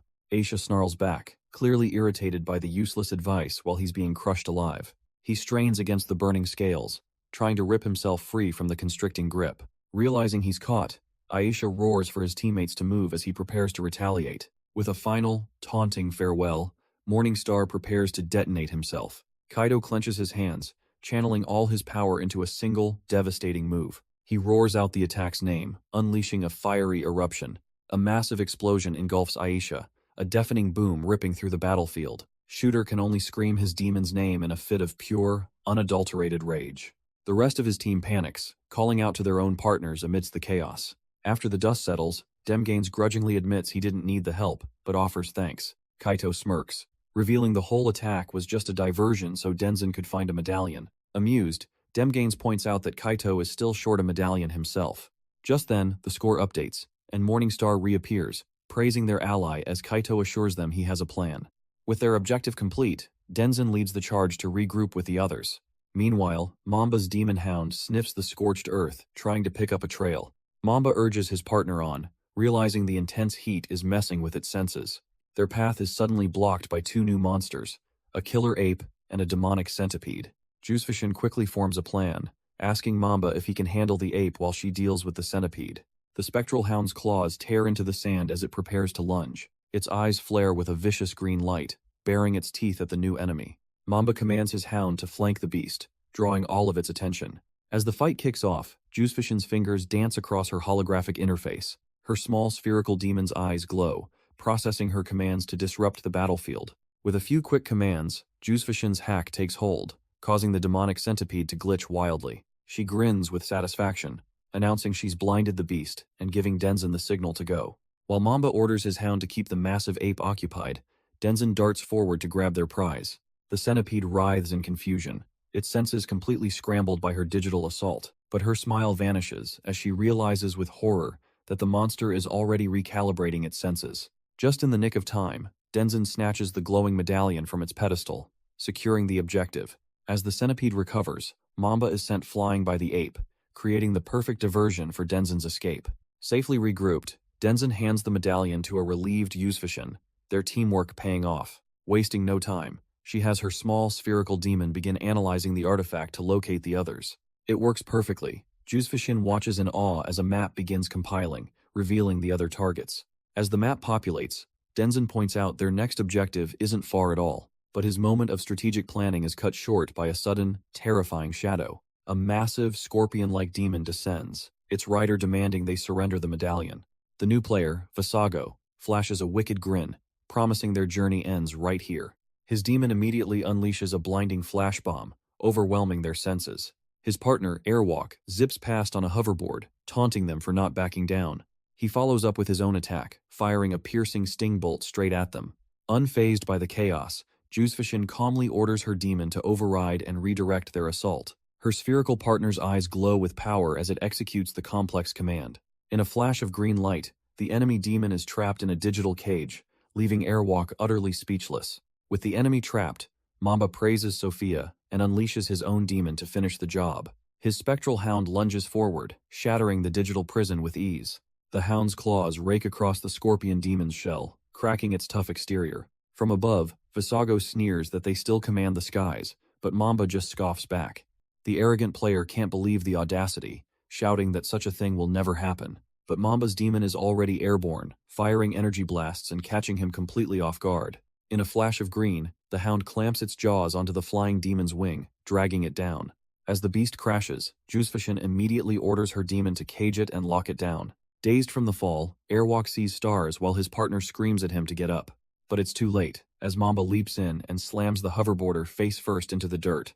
Pinning Airwalk to the ground, Mamba mockingly asks if he really thought Finders Keepers would work here. He dangles the stolen medallion, telling the loser to go find another one if he feels like getting up for round 2. With their objective secured, the victorious trio and their demons begin to walk away. But Jusufishin's expression turns grim, warning that they all need to move fast or risk being left behind. A system notification confirms her fears, showing the number of available medallions is rapidly dwindling. Elsewhere, Kaito, Morningstar, and a transformed Demgains are sprinting desperately across the desert. They halt as the counter drops to a mere 3, and Morningstar realizes they're completely out of options. He grabs Kaito, insisting that morals mean nothing if they don't advance, and that they must take one by force. To Kaito's utter disbelief, even Demgains chimes in, reluctantly agreeing that the demon is right. But before the tense debate can continue, Mamba rushes in, tackling Alex in a crushing, relieved hug. Demgains tries to shrug him off, but Mamba is just relieved to see his friend is alive and well. Just then, Jusufishin's group arrives, and she asks Kaito if he managed to secure a medallion. Morningstar impatiently cuts the reunion short, projecting a map of the last 2 medallion locations. With only 2 spots left in the entire game, Kaito realizes they have to move on the closer one immediately. But as they approach, they see other players are already locked in a brutal fight for the prize. Explosions rock the battlefield, a chaotic free-for-all erupting around a massive stone tower. Demgain stares up at the death trap, but Denzin smugly reminds him he's already qualified anyway. Kaito knows a direct climb is suicide. He needs to find another way, something to propel them upwards. A wild idea sparks in his mind, and he quickly begins sketching a new creation with his quill. A giant golden slingshot materializes, and Kaito tells a stunned Demganes he's the key to this plan. With a flash of power, Kabuto answers his master's call, ready for this ridiculous plan. Demganes nervously gets into position, questioning if Kaito can even aim this thing. On the ground, Denzin smirks, calling the plan both insane and utterly brilliant. The countdown finishes, and the slingshot fires, launching them with a gut-wrenching lurch. Screaming through the sky, the trio becomes a human cannonball aimed straight for the tower. They slam onto the stone platform with a bone-rattling crash, but the landing is a success. Even Morningstar has to admit that was a badass entrance, though Kaito is still seeing stars. Pulling his master to his feet, Morningstar points out they're the first team to arrive. Their prize sits waiting on a pedestal, the glowing medallion practically calling Kaito's name. With their objective secured, Kaito reaches out and claims the final qualification token. But just as victory is in his grasp, a new voice declares the medallion is his, sending Kaito into a panic. A winged player named Fright descends like a hurricane, unleashing a devastating blast of force. Morningstar shields his master, gritting his teeth against the gale as Kaito prepares a counter. With a defiant shout, Kaito summons a defensive art, pouring his remaining energy into it. Morningstar praises the quick thinking but immediately pushes for some firepower to fight back. Kaito sketches a familiar weapon onto his page, a spear that Morningstar knows will do the trick. A massive shield and a golden sword burst into existence, and Morningstar barks a strange order at Kaito. Using his master's weight as an anchor, Morningstar slams the shield into the ground to create a barricade. While Frit keeps them pinned, his partner Mammon makes a gleeful dash for the unclaimed prize. But behind the shield, Kaito's eyes burn with cold fury. This fight is far from over. With his demon providing cover, Kaito begins to execute his real plan. The winged demon, Fright, senses the shift in battle and narrows his eyes. Not taking any chances, he grabs a golden staff, preparing to intervene directly. He then launches himself like a golden arrow, streaking directly towards Kaito. But Morningstar intercepts with a clash of steel, declaring that Fright's fight is with him. Meanwhile, Mammon finally reaches Kaito, trying to body-check him out of the way. The arrogant player calls Kaito a coward, only for Kaito to throw the insult right back at him. Provoked, Mammon smirks and pulls a knife, asking if Kaito is really ready to fight him. He lunges forward, swiping with a blade that glows with a sinister green energy. Kaito doesn't even flinch, coolly stating that he doesn't need cheap tricks to win. As the two trade blows, Kaito finds himself on the defensive, struggling to keep up with Mammon's relentless assault. The speed is overwhelming, forcing Kaito to recall a memory of his brother, Riku. Hez transported back to a quiet dojo, a time when he trained under his older brother's tutelage. In the flashback, Riku effortlessly intercepts his attack, demonstrating a flawless counter. His brother had said the same thing, that he was powerless when faced with a proper technique, before slamming him down. A flicker of realization crosses Kaito's face. He knows exactly what to do. With a sudden burst of speed, he snatches Mammon's wrist, stopping the glowing knife inches from his body. Using the player's own momentum against him, Kaito twists and slams Mammon brutally into the ground. Now armed with his opponent's blade, Kaito glares down at the defeated player, who can only curse his name. Meanwhile, Morningstar easily handles Fright, taunting him about fighting for a master who actually stood in the trenches. With a final, brutal thrust of his spear, Morningstar skewers Fright, ending the fight decisively. He then casually kicks the defeated Mammon aside, not even bothering to look at the trash he just cleaned up. As the system confirms their victory, Morningstar gives Kaito a rare, simple nod of approval. But Kaito stares at the medallion, realizing that taking this prize condemns everyone else without one to death. Suddenly, the very ground beneath their feet begins to crack and splinter apart. The entire platform gives way, and Morningstar desperately yells a warning to his master. As Kaito tumbles through the air, his grip on the precious medallion begins to fail. In a heart-stopping moment, the key to their survival slips from his fingers and falls into the abyss. Morningstar lands on a stable ledge, cursing as he watches their hard-won prize plummet. Refusing to let it end like this, he dives headfirst into the chasm, chasing after the falling medallion. Plunging into the darkness, Morningstar strains with everything he has to catch the falling prize. He cleverly whips his tail out like a lash, successfully snagging the medallion mid-air. But just as victory is in his grasp, a ghostly blue hand shoots up and snatches it away. He watches in disbelief as a spectral demon rises from the depths, now holding their only hope. The ghost, Onryu, effortlessly floats him and the medallion back towards the ledge, ignoring his protests. Kaito is stunned as his partner is unceremoniously delivered back to him by this unknown entity. Then Laura Lee appears with a confident smirk, revealing the ghost is her partner, here to help. While Kaito offers his thanks, a fuming Morning Star insists he never needed saving in the first place. Their reunion is cut short as a dark, winged figure swoops down and brutally impales Onryu. Kaito and Lauralee are frozen in shock, splattered with blood as her demon is viciously struck down. The mysterious assailant reveals himself to be Kane, the umpire, declaring Lauralee broke the first rule. With a sickening cough, Lauralee realizes she's just forfeited the game by trying to help. The timer hits 0 as Kaito screams in pure rage at the sudden, cruel twist of fate. Before he can even react, a furious Morning Star shoves him aside, ready to confront the umpire himself. The demon lunges forward with a possessive roar, determined to claim what he believes is his.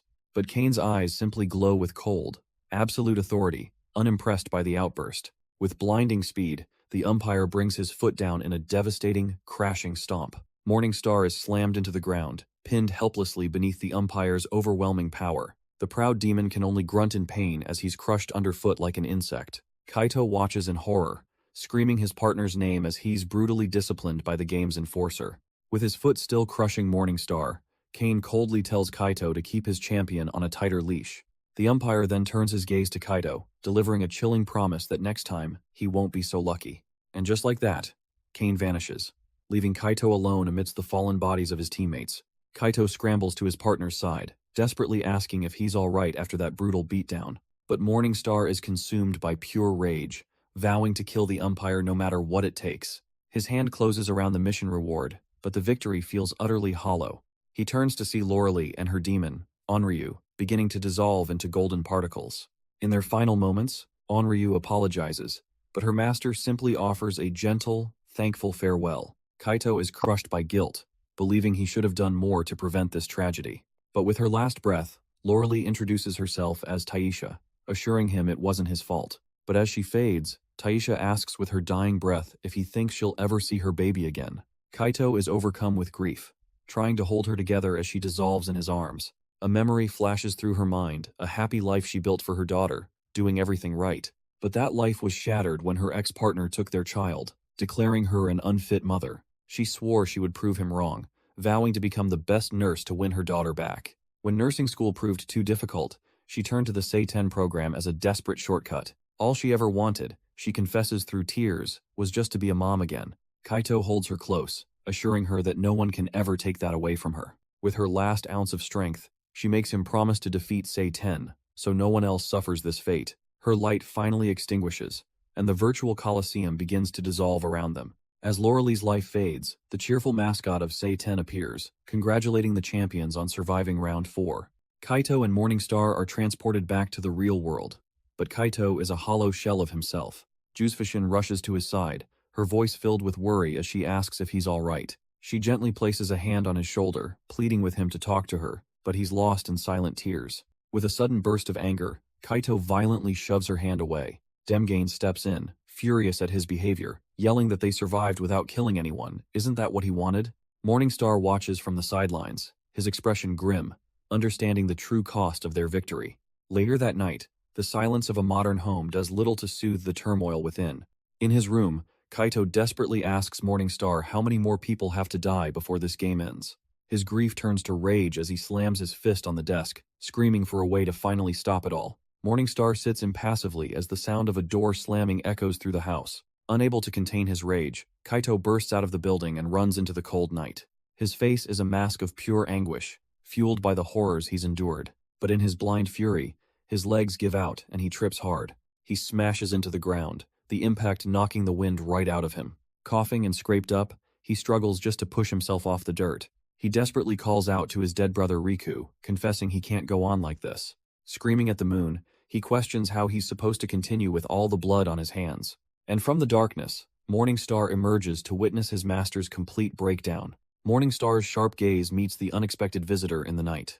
It's Sophia's demon, and it gets straight to the point.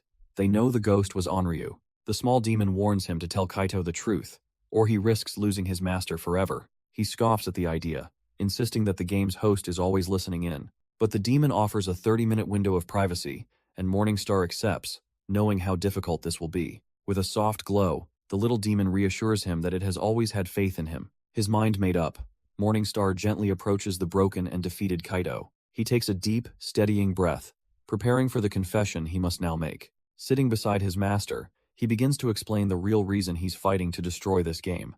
And then Morningstar drops the bombshell, calmly telling a stunned Kaito that he used to be the king of hell. He takes a breath, knowing he has to somehow cram thousands of years of history into just 30 minutes. His story begins in an ancient past, where he ruled over a thriving, industrious hell as its unyielding lord. Driven by ambition, he waged a brutal war against the angels for centuries, seeking to make Earth his own. But the endless carnage eventually wore him down, making him realize that peace, not conquest, was the true foundation of his realm. Seeking an end to the eternal conflict, he reached out to his enemies and forged a truce with the angels. His demons were granted permission to tempt the souls of mortals who called upon them. If they succeeded, those souls would bolster hell's ranks, establishing a delicate balance between the two worlds. But this wasn't enough for him. His own curiosity led him to secretly walk among humanity, to see their world firsthand. And in his human form, Morningstar admits that he found humanity's reactions quite entertaining. In fact, he confesses with a smirk, watching them squirm gave him more joy than he'd felt in centuries. Kaito scoffs, calling him just another selfish demon playing games, but Morningstar snaps at him to listen. He continues his tale, admitting that his games led him to pester the wrong soul one day, a powerful nun. Raising her cross high, she banished him with holy light, declaring his darkness had no power against her. As penance, she did the impossible, unleashing a force that violently split his very soul in two. The part of him that wanted to understand humanity was left behind, stranded and weakened on Earth, while his other half, the embodiment of his rage and cruelty, was trapped and imprisoned back in hell. Kaito's eyes widen in horror as he begins to connect the dots, realizing what this other half might be. Under the quiet moon, Kaito finally puts the pieces together and utters the name of his enemy, Satan. The horrifying realization of who and what has been running this death game finally hits him. Morningstar continues his story, recalling how he wandered the earth, lost and burning with fury. When he at last found his way back to hell, he could never have imagined the nightmare that awaited him. His other half had stolen his form, claimed his throne, and now planned to reshape Earth in his own image. But to achieve this, the imposter first needed to amass even greater power. So, one by one, he began devouring Morningstar's most powerful commanders and anyone who opposed his reign. In time, the demons of hell were stripped of their names and their dignity, reduced to shackled slaves. With all of hell now his to command, Satan took his seat on the throne, the undisputed ruler of the underworld. But even with all of hell under his thumb, there was one prize that still eluded the imposter, Satan. The Sword of Souls, a legendary blade wreathed in hellfire, was the final key to his ultimate conquest. The true Morningstar finally arrived to reclaim his home, only to be swiftly crushed amidst the ruin. Satan stood over his defeated original, a smug conqueror, but Morningstar's pride remained unbroken. With his other half at his mercy, the imposter demanded to know the secret of claiming the sword. But even beaten and broken, Morningstar roared his defiance, refusing to yield the information. Satan's cold expression hardened, his patience clearly wearing thin with this stubborn resistance. Enraged, he ordered his enslaved minions to drag Morningstar away, unable to kill the one he needed alive. And so, he was thrown into a cage like all the others, left to rot as his own identity began to fade. Even in that cage, Morningstar clung to his name, refusing to let his true self be forgotten. Unable to break him, Satan turned his gaze to a much easier target, the souls of humanity. He devised a twisted game, the Certamen, knowing full well people would gamble their lives for a prize. This sick choice was then offered to the enslaved demons: fight for him, or rot for eternity. Desperate for their dignity, they signed on, becoming the demonic partners we see today. With every soul devoured in the game, the imposter's power swelled to unimaginable levels. He reveled in the stolen energy, his grin stretching into a mask of pure, unadulterated madness. Finally, he had enough power to claim the Sword of Souls, trapping every spirit on Earth. The terrible implication hits Sophia like a truck. Her mother and brother's souls are still out there, captured. Morningstar explains that every soul, including their loved ones, is trapped and unable to pass on. The news sends Kaito into a spiral of fury, first his friends, and now his family too. Overwhelmed with guilt, Morningstar sits beside him on the beach, apologizing for his role in this tragedy. He tells Kaito that his entire existence has been a fight to survive and finally end, Satan. And because of Kaito, he now believes that if they band together, they can finally right these wrongs. The key is his stolen relic, the Sword of Souls. Reclaiming it is the only way to free the captured spirits. A new fire ignites in Kaito's eyes as he vows to find a weakness and free humanity from that monster. Morningstar closes his eyes, taking in his partner's unwavering resolve. But even with a plan, one crucial detail just doesn't add up. Why would, say 10 risk, giving demons a way out? Morningstar reveals that say 10 wasn't always this way. He was influenced by someone. The demon's eyes narrow as he specifies it was a human who changed everything. But before he can say more, his bracelet suddenly flashes a menacing red. He panics, realizing their time in this safe haven is suddenly up. Kaito grabs him, demanding he cough up the name of the person responsible. Morningstar struggles, trying to force the critical information out. Suddenly, a searing pain erupts from his chest, marked by a glowing red seal. He collapses into Kaito's arms, crying out from the agonizing backlash. Powerless to speak, he can only apologize for failing to give Kaito the answer he needs. Back in the sterile quiet of his modern home, the night offers no comfort. Kaito lies wide awake, his mind replaying Morningstar's agonizing revelation. He can't rest knowing a human is the true author of all this suffering. This was never just his pain, it was always their pain, shared by every player. Fueled by a cold fury, he grabs his phone and summons his allies for an urgent meeting. The volleyball player is jolted awake, groaning at the absurdly early 5 a.m. call. Denzin is also roused from his sleep, tired but ready to answer the summons. Sophia, ever the efficient coordinator, is already online and setting up a meeting point. They settle on a retro diner, a public yet discreet place for a secret war council. The team assembles Kaito, Sophia, Denzin, the volleyball player, and even Mamba ready to strategize. The volleyball player, furious about the early meeting, warns Kaito this better be worth his 8 hours of sleep. Kaito gets straight to the point, revealing that Morningstar told him something crucial about their demons. Still fuming, the athlete snaps about the timing, but Denzin calmly tells him to let Kaito speak. Kaito then drops the bombshell. Their demons aren't just game mechanics, they're prisoners, trapped just like them. The volleyball player is in disbelief, arguing that if this were true, their demons would have told them. But Sophia quietly cuts in, explaining with grim certainty that they simply can't. Both Denzin and the volleyball player are stunned, turning to her with the sudden realization she already knew. Sophia admits her demon has been feeding her bits and pieces of information in secret. A strange device on her arm glows, a silent testament to the control system keeping the demons in check. Now, understanding the stakes, Denzin demands she explain everything, realizing the game's architecture is far darker than they knew. Sophia pulls up the code, explaining their demons are hardwired into the game's core processes, giving, say 10 overriding control. Kaito looks on in disbelief, the terrible technical reality starting to sink in. They're part of the source code? She confirms, they're not just constructs, they're embedded at the deepest level of the system's architecture. Denzin can't wrap his head around it, arguing that their demons are physically real, not just lines of data. It's more complex than that, Sophia explains, proposing they exist in two states at the same time. She points to the screen, showing how their physical interactions are governed by a digital essence tied to the game's runtime. Everything that makes them who they are, their identities, memories, and permissions, is stored right here. The volleyball player's face darkens as he realizes the terrifying implication. Say 10 has absolute power over them.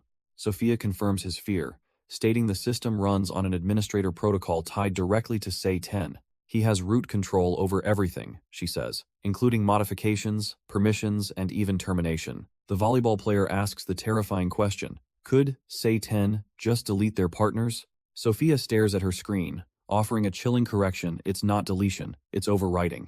Kaito then reveals the truth from Morningstar. Say 10 consumes the souls of the fallen, absorbing them. The group is horrified, realizing every death in the game has just been feeding this cosmic parasite. But a light bulb goes off for Sophia. If she can track the soul transfer data, she might find Say 10's core. Kaito drops another bombshell. Say 10 isn't an AI, but a human who created the entire Certamen.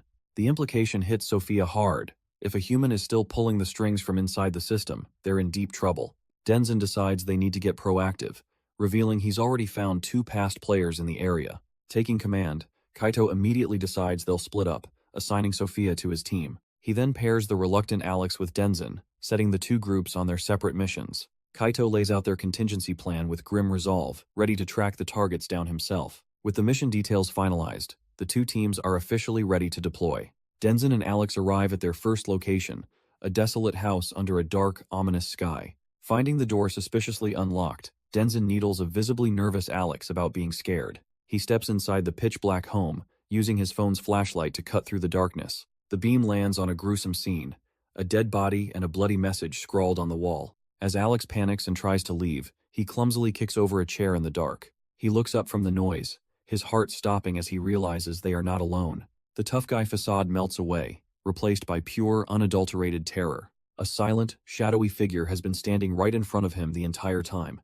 Alex clamps a hand over his mouth, trying to stifle a scream as the terrifying vision vanishes. He stammers, asking Denzin why a winner of the death game would ever take his own life. Denzin calmly investigates the scene, theorizing that perhaps winning was too much to bear. Still shaken, Alex blindly kicks an empty bottle, the sound echoing in the dead silence. The idea that victory could be a curse is something the student-athlete just can't comprehend. His flashlight reveals a wall covered in bloody scrawls of Say 10, proof of a dangerous obsession. Denzin peers through a shattered door, convinced there's a missing piece to this grim puzzle.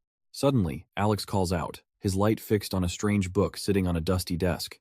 They discover a complete record of every past match, a potential goldmine for their investigation. But as they open it, they're greeted by a cryptic and deeply unsettling passage. Denzin stares at the book's strange passage, realizing it's not a confession, but a riddle. Alex, however, sees it for what it is, a chilling warning left behind by a tormented soul. Meanwhile, Kaito and Sophia arrive at an opulent mansion, the next stop on their investigation. They're immediately stopped at the gate by a guard, demanding to know if they have an appointment. Sophia steps forward, introducing Kaito and insisting they have urgent business with a Mr. Salvador. A man appears on the balcony, his footsteps echoing with an air of dismissive authority. He scoffs at the name Nyan Corp, telling them to save their pitch because he has no interest. Kaito cuts through the arrogance, calling out from below and asking if the name Say 10 means anything to him. The man's face darkens instantly, his polite dismissal turning into a cold, sharp order to leave. But Kaito won't be silenced, shouting that the game is still being played and that they need his help as a former winner to stop it. From his balcony, Mr. Salvador coldly advises Kaito to enjoy the time he has left, as the bodyguard issues a final warning. Sophia quickly intervenes, pulling a furious Kaito back before he makes the situation worse. Defeated for the moment, they sit on a nearby bench, but Sophia already has a new plan in mind. With Kaito watching, she opens her laptop and her fingers begin to fly across the keyboard. A confident smirk spreads across her face as she decides that if he won't talk, his files will. Her hacking program launches, her fingers a blur as she bypasses the mansion's digital security. Success she's in, looking at a directory of encrypted data recovery files from his system. Kaito leans in, his frustration replaced with excitement as he sees her plan working perfectly. But their celebration is cut short as they both stare at the screen, their eyes wide with shock. Among the files, they've found something impossible, a folder named after Kane, the game's umpire. Kaito's eyes lock onto the screen, his mind reeling from the impossible discovery. The name triggers a horrific memory of the umpire Kane, brutally impaling their teammate, Taisha. Without hesitation, Sophia clicks the file, trying to uncover its secrets. But the system slams shut instantly, a massive access denied flashes on screen. Kaito's hope sinks as Sophia confirms it's over. They blew their cover the moment she clicked. Meanwhile, inside the mansion, a hand quietly closes a drawer. The room is a scene of carnage, with Mr. Salvador now lying dead on the floor. Staring at the gate, Kaito wonders if Kane is the one connecting everything. Sophia looks up, asking if he means Say 10's infamous right-hand man. His fist trembles with rage as he confirms he's the one who murdered Taisha. Kaito grits his teeth, realizing Kane is Say 10's ruthless enforcer who punishes any rule breakers. But a sudden thought strikes Sophia, she gasps, calling Kane the architect. Kaito turns, confused, as she clarifies that Kane isn't just enforcing the game's rules. He's the one pulling the strings, the very demon keeping this entire death game operational. The horrifying scope of Kane's power sends a chill down Kaito's spine. Later, the team meets at a coffee shop to debrief on their failed mission. The atmosphere is tense as they sit down for what's clearly not a casual chat. Kaito gets straight to the point, asking Denzin what happened with their target, Mr. Salvador. With a grim expression, Denzin delivers the chilling news. Their one lead is dead. Sophia can't believe what she's hearing, absolutely floored by the revelation. Kaito lays out the grim details. They found Mr. Salvador hanging, his place trashed, and the game's name, Say 10, scrawled on the walls. Denzin explains their only lead is a cryptic riddle left at the scene, hoping Sophia can decipher its meaning. Sophia reads the chilling message aloud, a prophecy of brother against brother in a never-ending cycle of murder. Their tech expert immediately gets to work, confident she can find something by running a few online searches. Her fingers fly across the keyboard, the rapid clacking of the keys filling the tense silence in the coffee shop. While she works, Kaito turns his attention back to Denzin, asking if their own investigation yielded any results. Denzin recounts how their target, the past winner, tried to blow them off until Sophia mentioned the game's name, which clearly struck a nerve. Kaido's eyes sharpen with realization that brief hesitation proves the man knew something important. Denzin confirms it, explaining that since he wouldn't cooperate, they simply hacked into his network to find out what he was hiding. And at that exact moment, Sophia's search hits gold, revealing a single, terrifying name: Kane. Kaito starts to lay out their theory about the game's cruel cycle of betrayal, but Sophia interrupts, stating that Kane isn't a theory, has the answer to the riddle, and his name is everywhere. Denzin immediately connects the dots to the biblical story of the first brother to commit murder. The horrifying realization hits Kaito like a train. Kane is the human mastermind working for Sei-Ten. He remembers Morningstar trying desperately to tell him the name, and now he finally understands why he couldn't. With a new fire in his eyes, Kaito declares that finding Kane is the only way to end this nightmare. Elsewhere, in a dark and squalid room, a lone rat nibbles on a discarded scrap. A shadowy figure sits illuminated by the cold glow of their computer screens, monitoring everything. An alert flashes across the screen, flagging Sophia's recent search history for the name Kane. The game's umpire, Kane himself, leans back with a sinister smile, finally finding some real entertainment. Kane admits to himself that he underestimated just how far their curiosity would take them. He pulls up their player profiles, recalling the old saying about what happens to the curious. With a few keystrokes, he prepares to punish them for digging too deep. A cruel, excited grin spreads across his face as his finger hovers over the mouse. Back at the hideout, Sophia is suddenly locked out, her screen flashing a bright red warning. The mastermind leans back with a smirk, finishing his thought. Curiosity killed the cat. Sophia's eyes widen in sheer panic as she realizes she's triggered a system trap. Her laptop is hijacked by a massive purple screen. A new game will start in 20 minutes. Denzin spins around, demanding to know what on earth she just did to them. Before anyone can answer, their entire world glitches, forcibly dragging them into the game. Morningstar erupts in panic, demanding they get online, but Kaito's laptop is back at his place. With no time to argue, Denzin grabs Kaito and tells him to shut up and run. He'll drive. As Kaito and his demon rush out the door, Sophia is left behind to deal with her own crisis. But it's no use, the mastermind's trap springs shut, locking her out with an access-denied message. Gritting her teeth, Sophia desperately tries to reboot the connection, calling on her demon for help. Meanwhile, Denzin slams the car into gear, his face set with grim determination. He floors it, screeching through traffic in a desperate race against the 20-minute timer. Kaito and Morningstar burst into the office, sprinting towards the nearest available computer. They slide into the chair just as Morningstar shouts that only 5 seconds remain. With the countdown flashing red, both Kaito and Sophia frantically try to log in before the game begins without them. But for Sophia, it's too late. Her screen remains locked as the final seconds tick away. The timer hits 0, and the game officially begins without her. In a flash of light, Kaito arrives in the digital arena, completely unfazed. He looks down upon the starting area where his allies and their demons have already gathered. A confident smirk plays on his lips. To him, these persistent pests are nothing, and the real game has just started. But in the control room, the umpire Kane approaches his master with an urgent report. The game's host, Sei-Ten, listens with an air of regal boredom, telling him to speak. Kane explains that some of their champions have been meddling, unearthing his involvement with past winners. He gestures to Kaito's group, identifying Code Demon as the leader and Juzefishin as the hacker scraping their data. A cruel, predatory grin spreads across Kane's face as he suggests it's time to remind them of their choices. With a glint of malice, Sei-Ten decides to stack the odds and let them squirm under the weight of their own mistakes.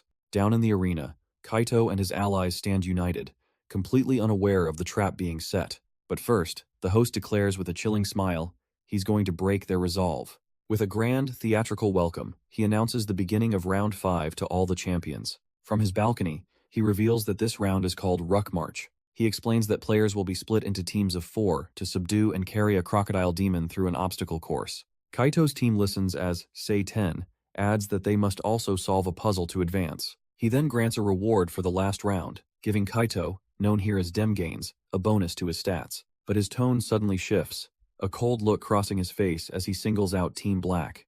With dark energy swirling around him, he accuses them of messing with the game's democratic process. Kaito shouts back in disbelief, stunned by the sudden and baseless accusation. But Kane just smirks, revealing he knows the exact real-world address their investigation led them to. The team is floored. How could he possibly know?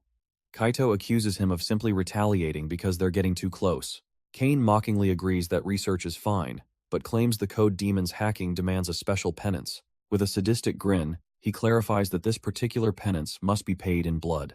The threat hits home, and Kaido's avatar flickers to his real-world form as Morningstar stands beside him. A cold sweat breaks out as Kaito realizes with horror what the Game Master is planning. A brutal vision flashes through his mind, a masked figure being violently impaled. Watching the smug Game Masters from the floor below, Kaito's hand clenches into a fist of pure rage. He steps forward and offers himself as the sacrifice, leaving a shocked Morningstar to question his sudden, reckless move. Kaito ignores his team's desperate pleas, insisting that his sacrifice is the only way. Watching from above, Kane smirks at the noble display. But he has a far crueler idea in mind. With a word, the Game Master vanishes in a blur of purple energy. He reappears in a devastating flash, making it clear Kaito isn't his real target. The sheer force of the movement slams Kaito to the ground, unable to react. A horrific slice rings out as Kane's bladed wing severs the hacker's arm at the shoulder. Kaito's eyes widen in utter disbelief at the brutal, unexpected attack. He screams out her name, Sophia, as she collapses to the floor in agony. That shock instantly twists his face into a mask of pure, unbridled fury. Kane simply savors the moment, taunting Kaito about how he'll code with a crippled team. As his vitals spike, Kaito roars that the monster Kane will pay for what he's done. But the Game Master simply scoffs from his balcony, declaring the admin work officially finished. With a cruel smile, Kane unleashes his power and announces it's time for the games to begin. Kaito's face hardens into a mask of cold determination as the world around him dissolves. In a flash of blue light, all the players are forcibly teleported to the next stage. They materialize in a dense jungle, immediately unsettled by the random spawn point. One of Kaito's allies apologizes for ever doubting him, now fully committed to Team Black. Kaito calmly explains that Kane's brutal attack proves one thing: they're close to the truth. A teammate rushes to the grievously wounded Sophia, preparing to use a healing skill. But she stops him, insisting they'll need every bit of HP to survive this twisted new round. But Sophia just smirks through the pain, thinking that Kane clearly doesn't know who he's dealing with. She summons a holographic keyboard, recalling that this is hardly her first time coding one-handed. If she can create complex art with code, she reasons, then programming herself a new arm should be easy enough. As her teammate watches in disbelief, a limb of pure green data begins to configure and materialize from her shoulder. Mamba is blown away by her skill, but Sophia just says she's only this good on a good day. Suddenly, a sharp snap echoes from the jungle, and the entire group freezes, feeling a hostile gaze upon them. A colossal, reptilian eye glares out from the darkness, its massive pupil reflecting their tiny, terrified forms. The pressure sends Kaito spiraling into a dark vision, blaming himself for letting his friends get hurt again. He's trapped in a loop of despair, convinced this brutal cycle of violence and loss will never end. Mamba's voice cuts sharply through the haze, shouting Kaito's name to snap him back to reality. Sophia's urgent voice cuts through his haze, reminding him they have to move and complete the challenge. Pulled back to reality, Kaito grabs her arm, his voice heavy with regret as he apologizes for everything. But she won't hear it, insisting that what matters now is that they refuse to let their enemies break them. With newfound fire, she declares their insane new plan. They're going to use the beast as a wheelbarrow. The team's muscle, Den, stares blankly at the colossal creature, completely baffled by the strange command. Even Morningstar has to pop in and give the confused fighter a quick, frustrated lesson on basic tools. The ridiculousness of it all sparks an idea, and Kaito, now fully focused, tells Sophia to alter the terrain. Despite her low health, Sophia gets right to work, coding them a direct path straight to the puzzle. Mamba and his hound get into position, while Den cracks his knuckles, ready to put in the work. As the massive reptile lets out a deafening roar, Den charges headfirst into its gaping maw. Mamba unleashes his wild call, a vortex of green energy swirling around him and his hound. Having been swallowed whole, Den lands a bone-shattering blow from inside the beast's gut. He follows up with a massive smash, the force of the impact radiating outwards. While the monster is reeling, Kaito materializes their ride, a huge glowing wooden cart. Morningstar watches approvingly as the ridiculous plan actually starts coming together. The colossal reptile's slitted eye narrows, a flicker of confusion turning to pain. Its eye suddenly snaps wide open in a moment of pure, agonizing shock. With a deafening roar, the beast finally spits Den out, who has clearly wrecked its insides. Mamba immediately orders his hound to stun the creature and hit it right where it hurts. The demonic hound lets out a vicious bark, its glowing eyes locked on its staggered prey. Mamba's hound slams into the beast with a concussive blast, rattling its very core. A confident smirk spreads across Kaito's face. Everything is going exactly as planned. He follows up with a devastating crash, striking the monster's jaw with brutal force. Seeing their opening, Den yells for Morningstar to get ready for the crucial next step. Perched on the cart, the little demon grumbles about having to do all the heavy lifting. With a heavy thud, the dazed and starry-eyed reptile lands perfectly on the wooden platform. Mamba quickly gets the ropes ready, ordering his hound to help secure their massive prize. As the team scrambles to tie the beast down, Den threatens to add their chatty ally to the bundle. Meanwhile, their hacker confirms from afar that her part of the plan is finally set. A strange, cylindrical device begins to materialize, humming with digital energy. And just like that, a series of glowing green bridges phase into existence, creating a path across the chasm. Kaito closes his eyes, gathering his focus for the final, crucial command. With a determined roar, he thrusts his feather forward, propelling the entire cart into motion. The massive sled begins its journey across the digital bridge, with Morningstar holding on for the ride. But from the shadows, the game's sadistic umpire Kane watches their little escape attempt with a smug grin. With a casual, almost bored snap of his fingers, he decides it's time to spice things up. Kane's demonic power flares as he mocks their efforts, promising to make them suffer. A sinister red energy suddenly erupts from the ground, shocking Morningstar as it heads straight for their cargo. The captured beast shrieks in agony, infused with dark power as it violently shatters its bindings. In a flash, Morningstar grabs Kaito and slams him against the cliff wall, shielding him from the monster's rampage. Amidst the chaos, the one tool Kaito relies on, his pen, is shattered into pieces. Seeing their leader disarmed, Mamba and his demon hound leap into action, trying to smother the beast in shadows. But the enraged Tahatan is too strong, slamming its head down and taking a chunk out of Mamba's health. Morningstar watches this unfold, his patience snapping as a furious growl escapes his lips. Now, truly enraged, the demon blitzes forward, crackling with raw power under his in-game tag, Dem Gains. The colossal beast retaliates, unleashing a devastating energy blast directly at the incoming demon. But Morningstar moves like lightning, effortlessly dodging the beam as the monster's tail smashes the ground he just left. Kaito desperately checks on his scattered team, who are barely holding on against the monster's onslaught. He's frozen in place, a wave of panic washing over him. How can he create anything to help them now? Then, a name flashes through his mind, a desperate last-ditch idea sparking in his eyes. Metatron. With a flash of inspiration, Kaito yells for Sophia to use Metatron's power and draw him a stylus. Though her health is critical, Sophia confirms they have just enough SP to pull it off. A glowing green digital pen materializes before Kaito, his eyes locked on his last-ditch solution. He snatches the tool out of the air, his grip tightening with renewed purpose. In his hands, a radiant golden grimoire bursts into existence, ready for his command. A confident smirk plays on Kaito's lips. It's time for Code Demon to work his magic. He begins to draw, taunting the beast with an offer of free food as a mountain of glowing fish appears. Morningstar groans that this is the stupidest plan ever, while the monster just stares, utterly bewildered. But its primal hunger takes over, and the colossal beast snaps up the entire fishy offering in one go. Suddenly, the rampaging Tahatan's eyes fill with hearts, completely pacified by the unexpected meal. Kaito smugly asks Morningstar if he had something to say, as the demon finds himself unwillingly cuddled by the love-struck monster. With the beast distracted, Kaito summons a thorny path, yelling for his team to run and make their leg days count. Morningstar breaks free with a grin, telling the others they'd better keep up with him. The entire team bolts down the glowing green path, sprinting for their lives through the jungle. But from the shadows, the game's sadistic umpire Kane smirks, deciding their escape is going to be a little more difficult. Suddenly, the coded path begins to flicker and destabilize, forcing the team into a desperate, panicked rush. The Tahatan snaps out of its trance, nearly catching Morningstar just as the path underneath him crumbles away. Den and Mamba desperately slice through the thorns as Kaito's own health and energy plummet from maintaining the spell. With a deafening crash, the entire bridge of thorns shatters into a cascade of digital fragments. The team collapses in exhaustion, barely safe, as Morningstar somehow calms the giant beast, now nicknamed Lizzie. With the immediate threat handled, Kaito calmly decides to keep their new giant pet occupied for a while. Morningstar faces down the colossal Tahatan, more than happy to play zookeeper for a bit. But before they can even catch their breath, Mamba looks up in shock as the game suddenly shifts gears. A massive red screen declares them the last team to arrive, but that's the least of their problems. The next stage is a puzzle phase, forcing each member to individually answer a question on their worst subject. Suddenly, the team is separated by digital walls, and Kaito groans that he hasn't even started studying for finals. That feigned panic quickly melts into a smug grin as he confidently assures everyone he's got this handled. The rest of the team, Den, Mamba, and Sophia, can only watch with grim determination.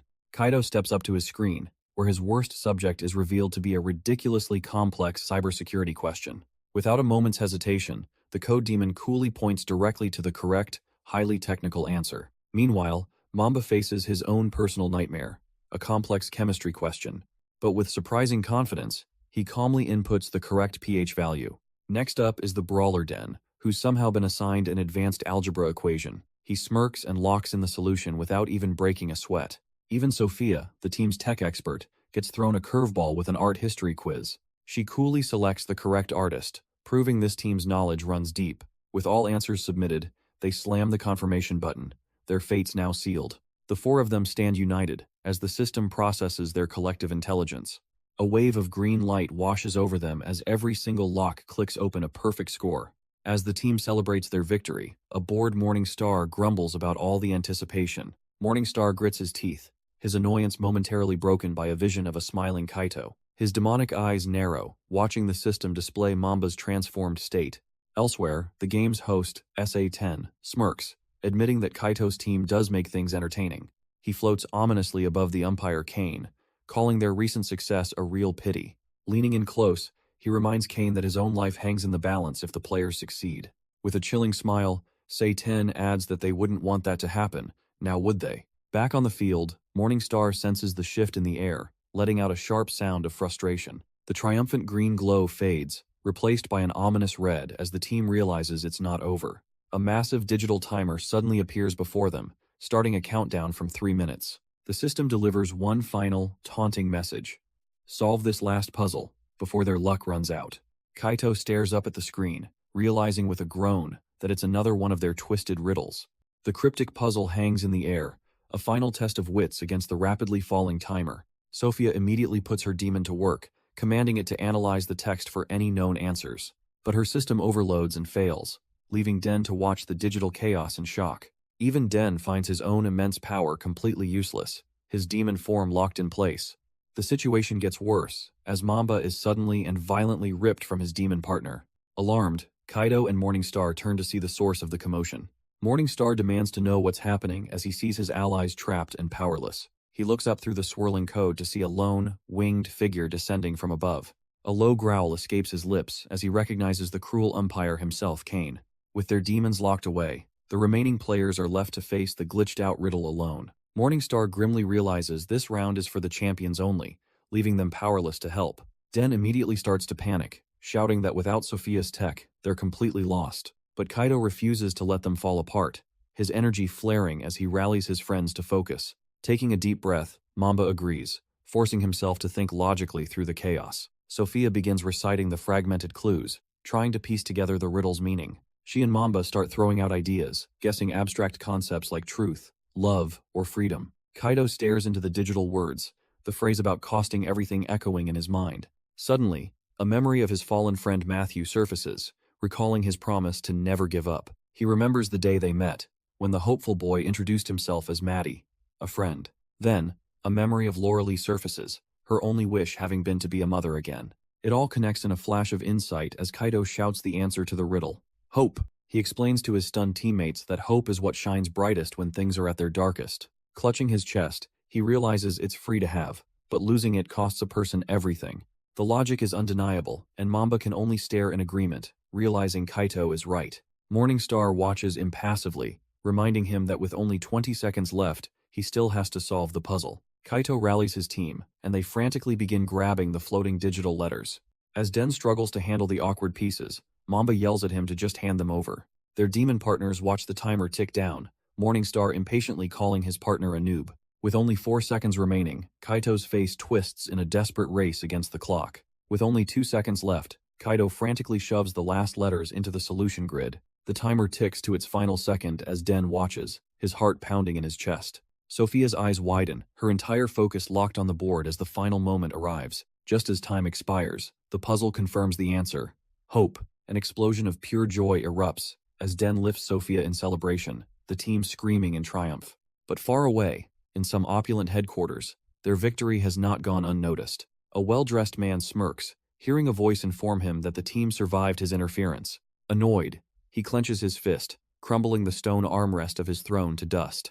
His horned demon partner appears, sneering that their greatest strength is also their greatest weakness. The man warns his demon about playing a dangerous game, but the creature simply says it's the only one worth playing.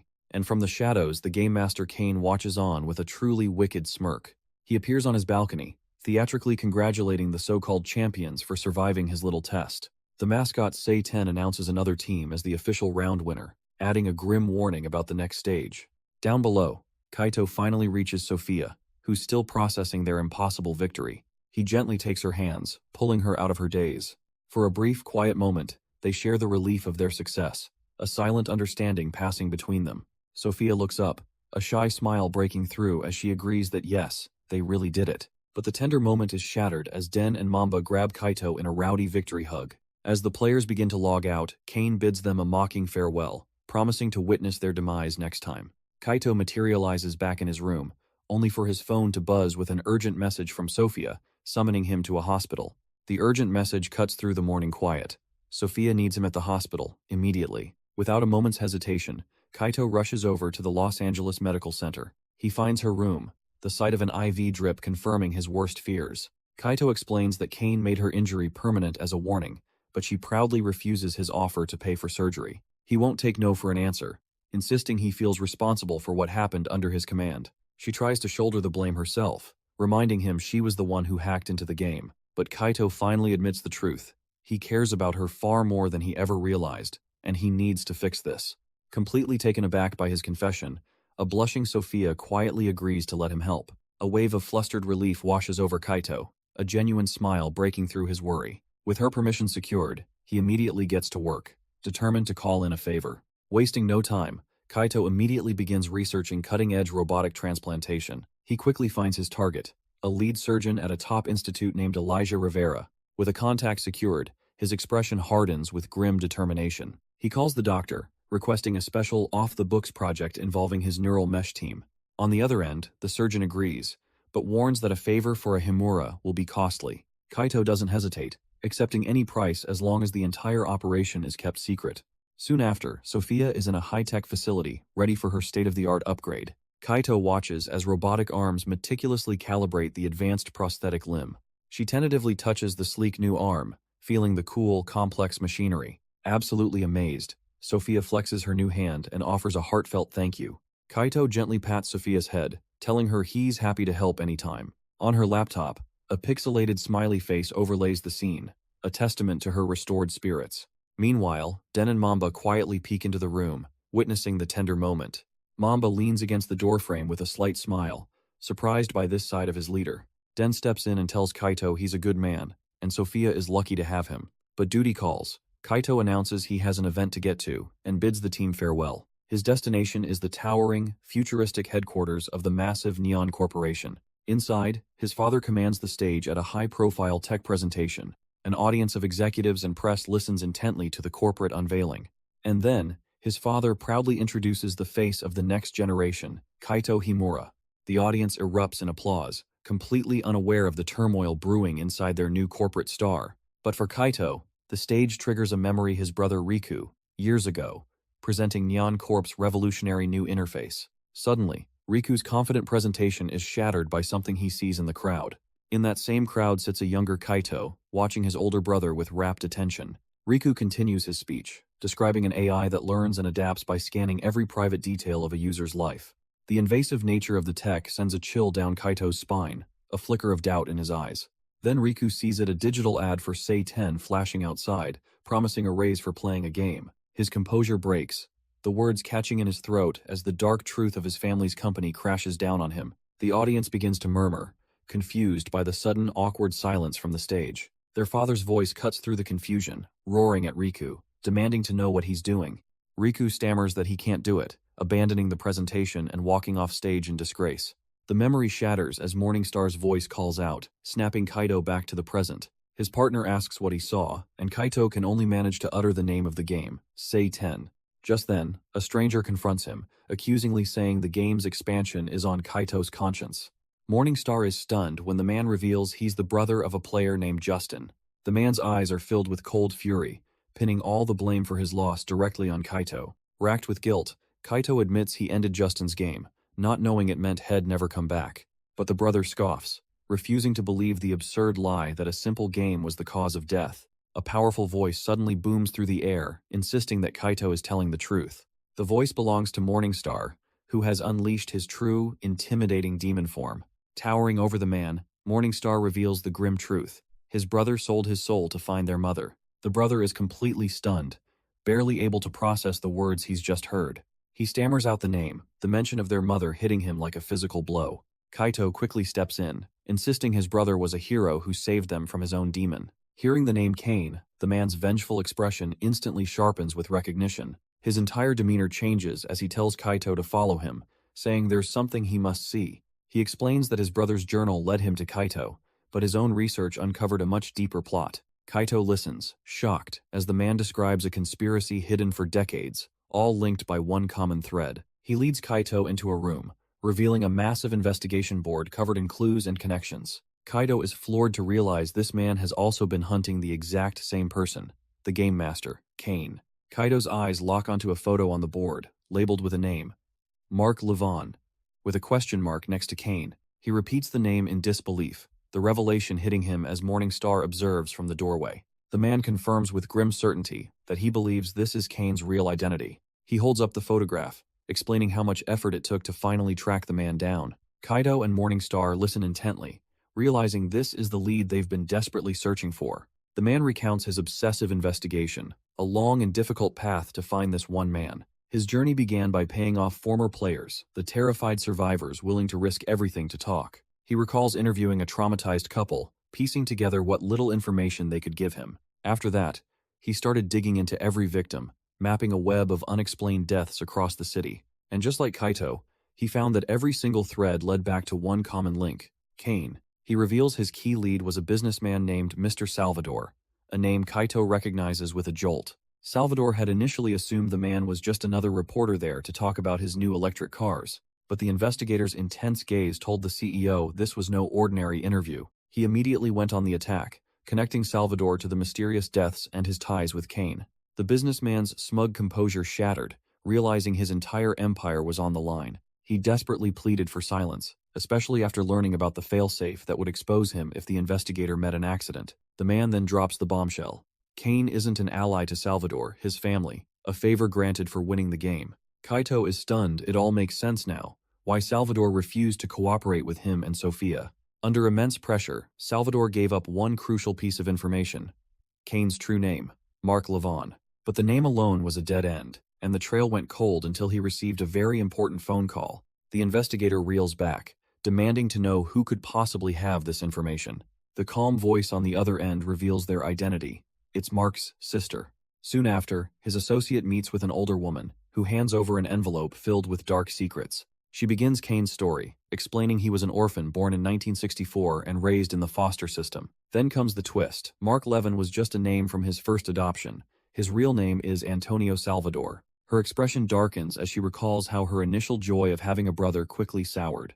She remembers finding him as a child, obsessively carving strange, occult symbols into the floorboards. He was a prodigy with technology, even rebuilding her parents' computer, but something was always off. One day, she found him laughing manically with a demonic, horned face that flickered on the static-filled screen. As a little girl, she could only watch in pure terror, realizing the boy they took in was truly horrifying. She recalls feeling he was possessed by something ancient and evil, remembering asking him about the story of Cain and Abel. The young boy's answer was chilling. He declared that Cain was right to kill his brother. With a crazed look in his eyes, he screamed that Abel was the one who was overlooked and deserved his fate. The memory then flashes to an even darker scene. The boy, covered in blood, grinning madly amidst a slaughter. His little sister could only let out a horrified scream at the gruesome sight. After that violent outburst, his adoptive family had no choice but to send him away. She confesses that even back then, she knew deep down he would one day cause a terrible catastrophe. The memory of his glowing red eyes, filled with pure malice, continues to haunt her to this day. The investigator listens, his expression hardening as the twisted history of the Game Master is laid bare. She reveals the final, damning piece of the puzzle. Mr. Salvador protected him, raising the boy into a monster. The investigator, Aaron, puzzles over a key detail. How can Cain be older than Mr. Salvador yet look like he hasn't aged at all? His sister explains the grim truth in exchange for his soul.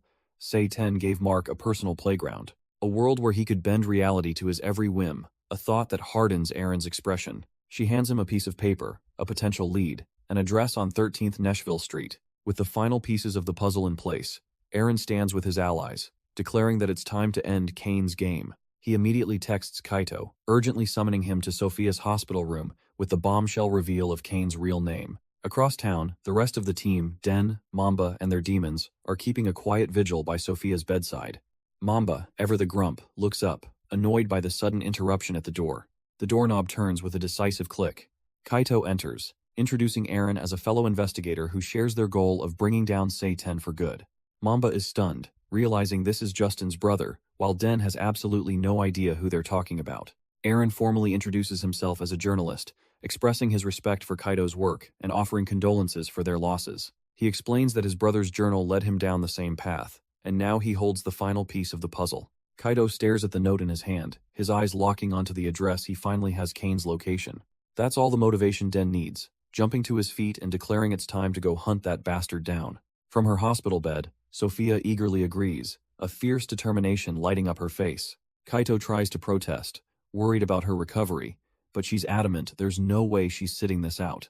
With the entire team on board, Mamba clenches his fist, a grim resolve settling in as he says it's time to move. He offers to drive, but Eren calmly takes the lead, insisting he'll be the one to take them. And so, under the quiet of the night sky, their destination comes into view.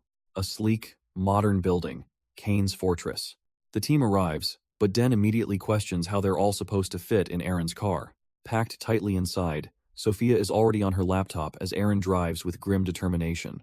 They navigate the city streets, heading towards the seedy motel district where Kane is hiding. Their stealthy approach ends in a chaotic tumble as they all spill out of the cramped vehicle. With everyone out, Mamba's demon partner immediately begins sniffing the ground, searching for a scent.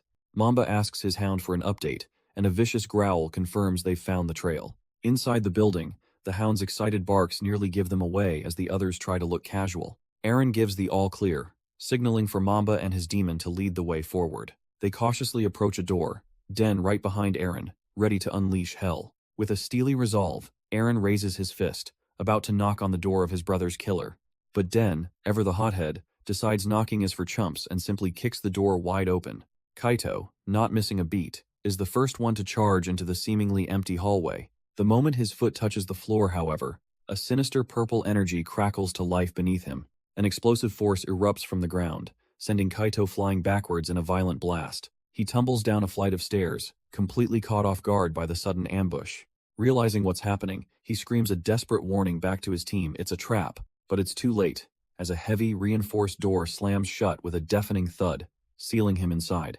On the other side, a frantic Den starts pounding on the door, realizing they're now locked out.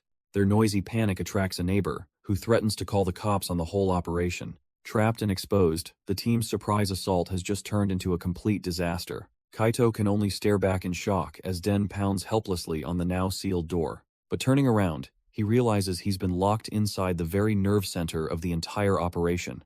Every wall is plastered with monitors, displaying live feeds and player data from the death game. The iconic Seitan logo glows across the main screens. There's no doubt this is the place. With the rest of the team now inside, Den immediately panics, realizing they've just been caged. Mamba, however, sees the bright side. A trap this elaborate means they've absolutely found their target. Eren cuts in, noting the obvious problem. Their ambush is blown, and Kane has been alerted. Already jacked in, Sophia confirms their enemy knows, and she has only a few minutes to act. A countdown timer blazes across her vision as she races to bypass the system's firewall. She finds an opening, but warns Eren that a full system shutdown will take at least 30 agonizing minutes. Den loses his cool, demanding to know why they can't just smash everything.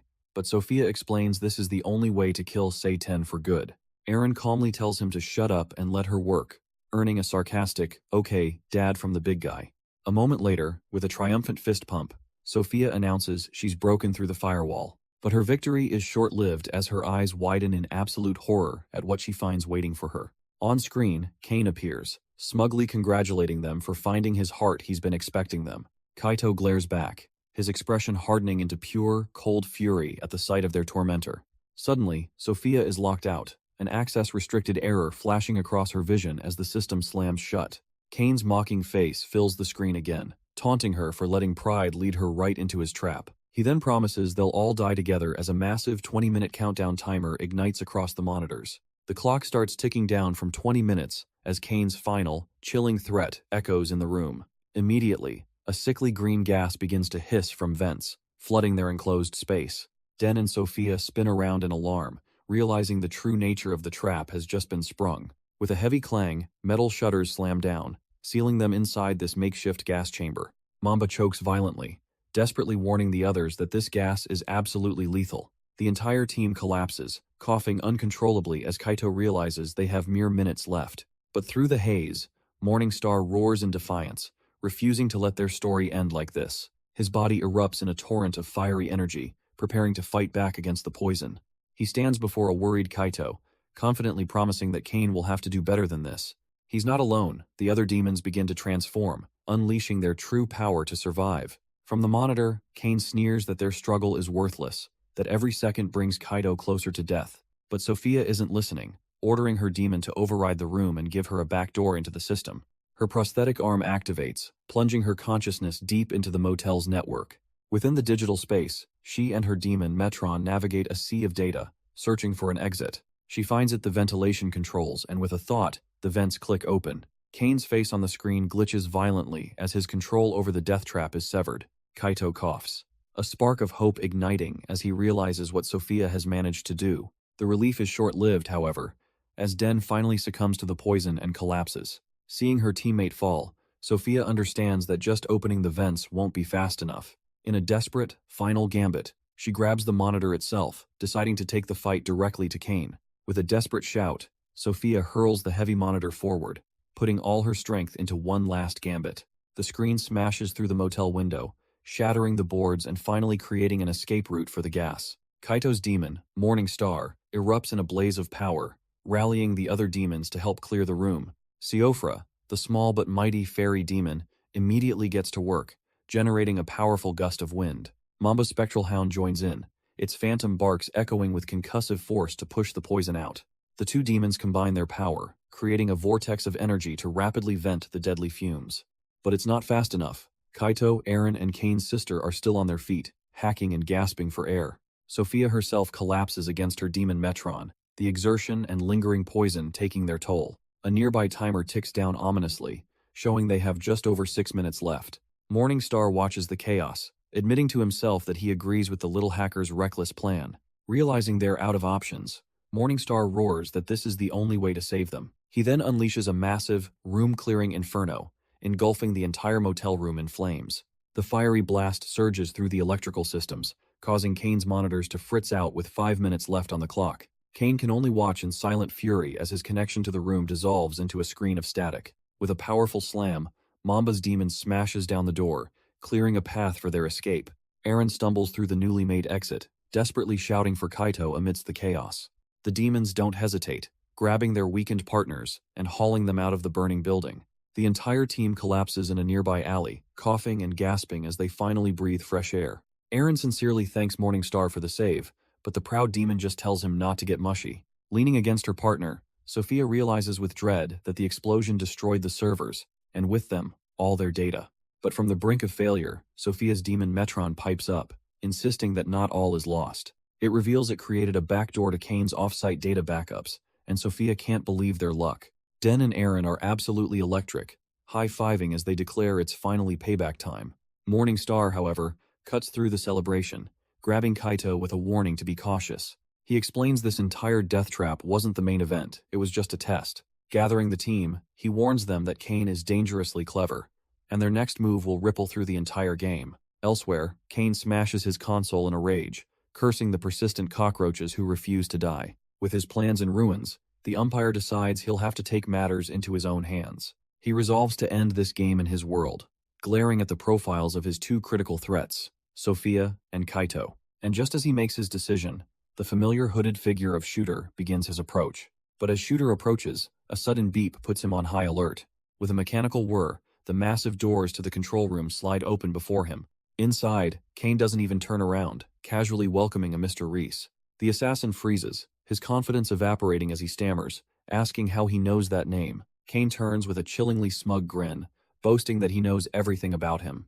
A screen lights up, displaying a complete dossier of Shooter's life, proving he's been watched for a long time. The tough guy facade crumbles completely, replaced by pure, unadulterated shock. Kane's voice taunts him with memories of his father's debt, flashing back to thugs invading his home. He's forced to relive the brutal beatings he took as a helpless kid, and the desperation that drove him to sell pills in the shadows just to make it to the next day. Kane continues his psychological assault, casually mentioning Shooter's old dream of joining the armed forces. The assassin's fury boils over, demanding to know where he's getting this private information. With a smug grin, Kane clarifies that Shooter isn't the one pulling any strings here. Dark, feathery wings erupt behind him as he proudly declares that he is the one in control. The horrifying realization dawns on Shooter: this is Kane, Sei-Ten's sadistic lackey from the game. Kane corrects him, preferring the title Game Warden, before cutting straight to the point. He gestures to a bank of monitors showing Kaito's team, calling Shooter a rusted weapon in need of a target. That target, he specifies, is none other than the Code Demon himself. Shooter clenches his fist, reliving his humiliating defeat, and spits that Kaito is only second on his list. Kane easily guesses his true target is Demgains and sweetens the deal, offering up Mamba and Sophia as well. Kane dangles a tempting offer, an override token that guarantees a spot in the final round. Shooter tries to play it cool, insisting he can get there on his own, but Kane knows exactly what buttons to push. He brings up the assassin's crippling debt, and Shooter's tough facade begins to crack. With a sinister grin, Kane promises that not only will the debt be erased, but the loan sharks will be eliminated. Realizing he has no choice, Shooter reluctantly agrees to the deal, demanding his team for the job. Kane smirks, revealing he's already a step ahead and has gathered Shooter's allies. Elsewhere, Kaito's team strategizes as Sophia projects a complex holographic map of their target's network. She explains that they need to strike 4 key locations at once to cripple Kane's entire system. To do this, Sophia presents a set of small devices, their plan to take the fight to the enemy. Den is thrilled by the old-school approach, but Eren warns them against splitting up, remembering how they barely survived their last encounter. Having just warned them about splitting up, Eren reveals he came prepared with wireless comms. Den sarcastically asks where he's seen that before, but Eren just shoves the earpieces at him. With a playful jab, Den thanks him, calling him Dad as Mamba grumpily accepts his comm. Kaito immediately takes command, ordering Sophia to pick a site so they can start coordinating their assault. A notification pings on a phone, confirming the first location has been successfully shared. Eren receives the coordinates, showing the alert to Kaito as their plan officially kicks into gear. A confident smirk spreads across Eren's face as he declares that the team is ready to rock and roll. The entire crew stands united, their powerful demons materializing behind them for the coming battle. Their first target is revealed: a desolate, abandoned amusement park under the pale moonlight. Mamba nervously steps out of the car, his massive demon looming over him as Den offers some half-hearted support. Mamba and his towering skeletal demon, Kabuto, begin their sweep of the eerie amusement park. Their path leads them to a grotesque, decaying clown face serving as the entrance to a funhouse. Already on edge, Mamba cautiously peeks through the doorway, his fear palpable. He and Kabuto step inside, the phone's flashlight cutting through the dusty, abandoned interior. As they walk past a large, cracked mirror, Mamba keeps his focus on scouting the area, but a glance at the glass reveals a horrifying distortion: his own face twisted into a demonic clown. He stumbles back, frantically asking Kabuto if he sees it too, and his demon grimly confirms. Suddenly, the twisted reflection in the mirror begins to cackle, its form warping with dark energy. With a final, manic laugh, the entity shatters the glass, bursting out into the real world. The entire room rumbles as Mamba and his demon brace themselves for the fight to come. The mirror shatters violently, glass exploding outwards as the entity breaks free. With a deafening crash, the demonic clown bursts into the room in a storm of dark energy. Mamba is thrown to the floor by the force of the impact, his demon standing guard.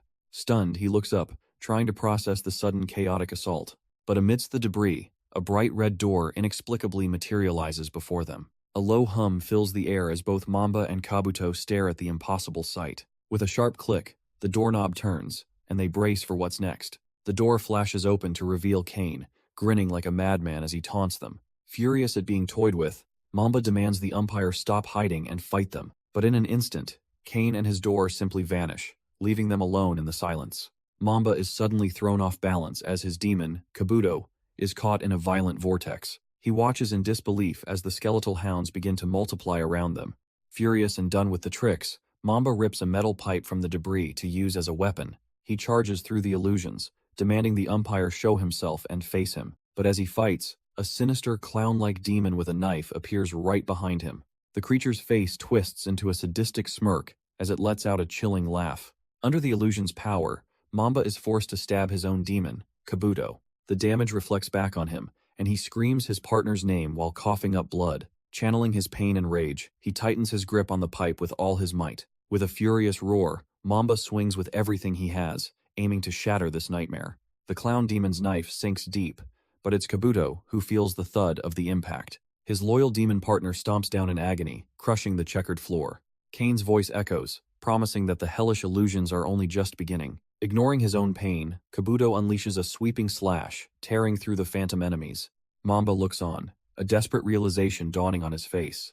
The umpire's voice mocks his exhaustion as Mamba clutches his chest, feeling the reflected damage. Kane taunts that he should have sat this out, but Mamba's heavy breaths are filled with pure defiance. Ignoring the psychological games, he calls out to his partner, telling Kabuto it's time to go. With his mind made up, Mamba reaches out, preparing to activate his final resort. His hand transforms, fingers elongating into sharp claws as he begins to fuse with his demon. Mamba fully commits, merging with Kabuto as a torrent of demonic energy erupts around them. With a look of pure defiance, he scoffs at Kane's pathetic attempts to undermine him. The fusion completes, transforming Kabuto into a more monstrous, winged beast of destruction. He unleashes his power, smashing through the horde of phantom clowns in a single, devastating blow.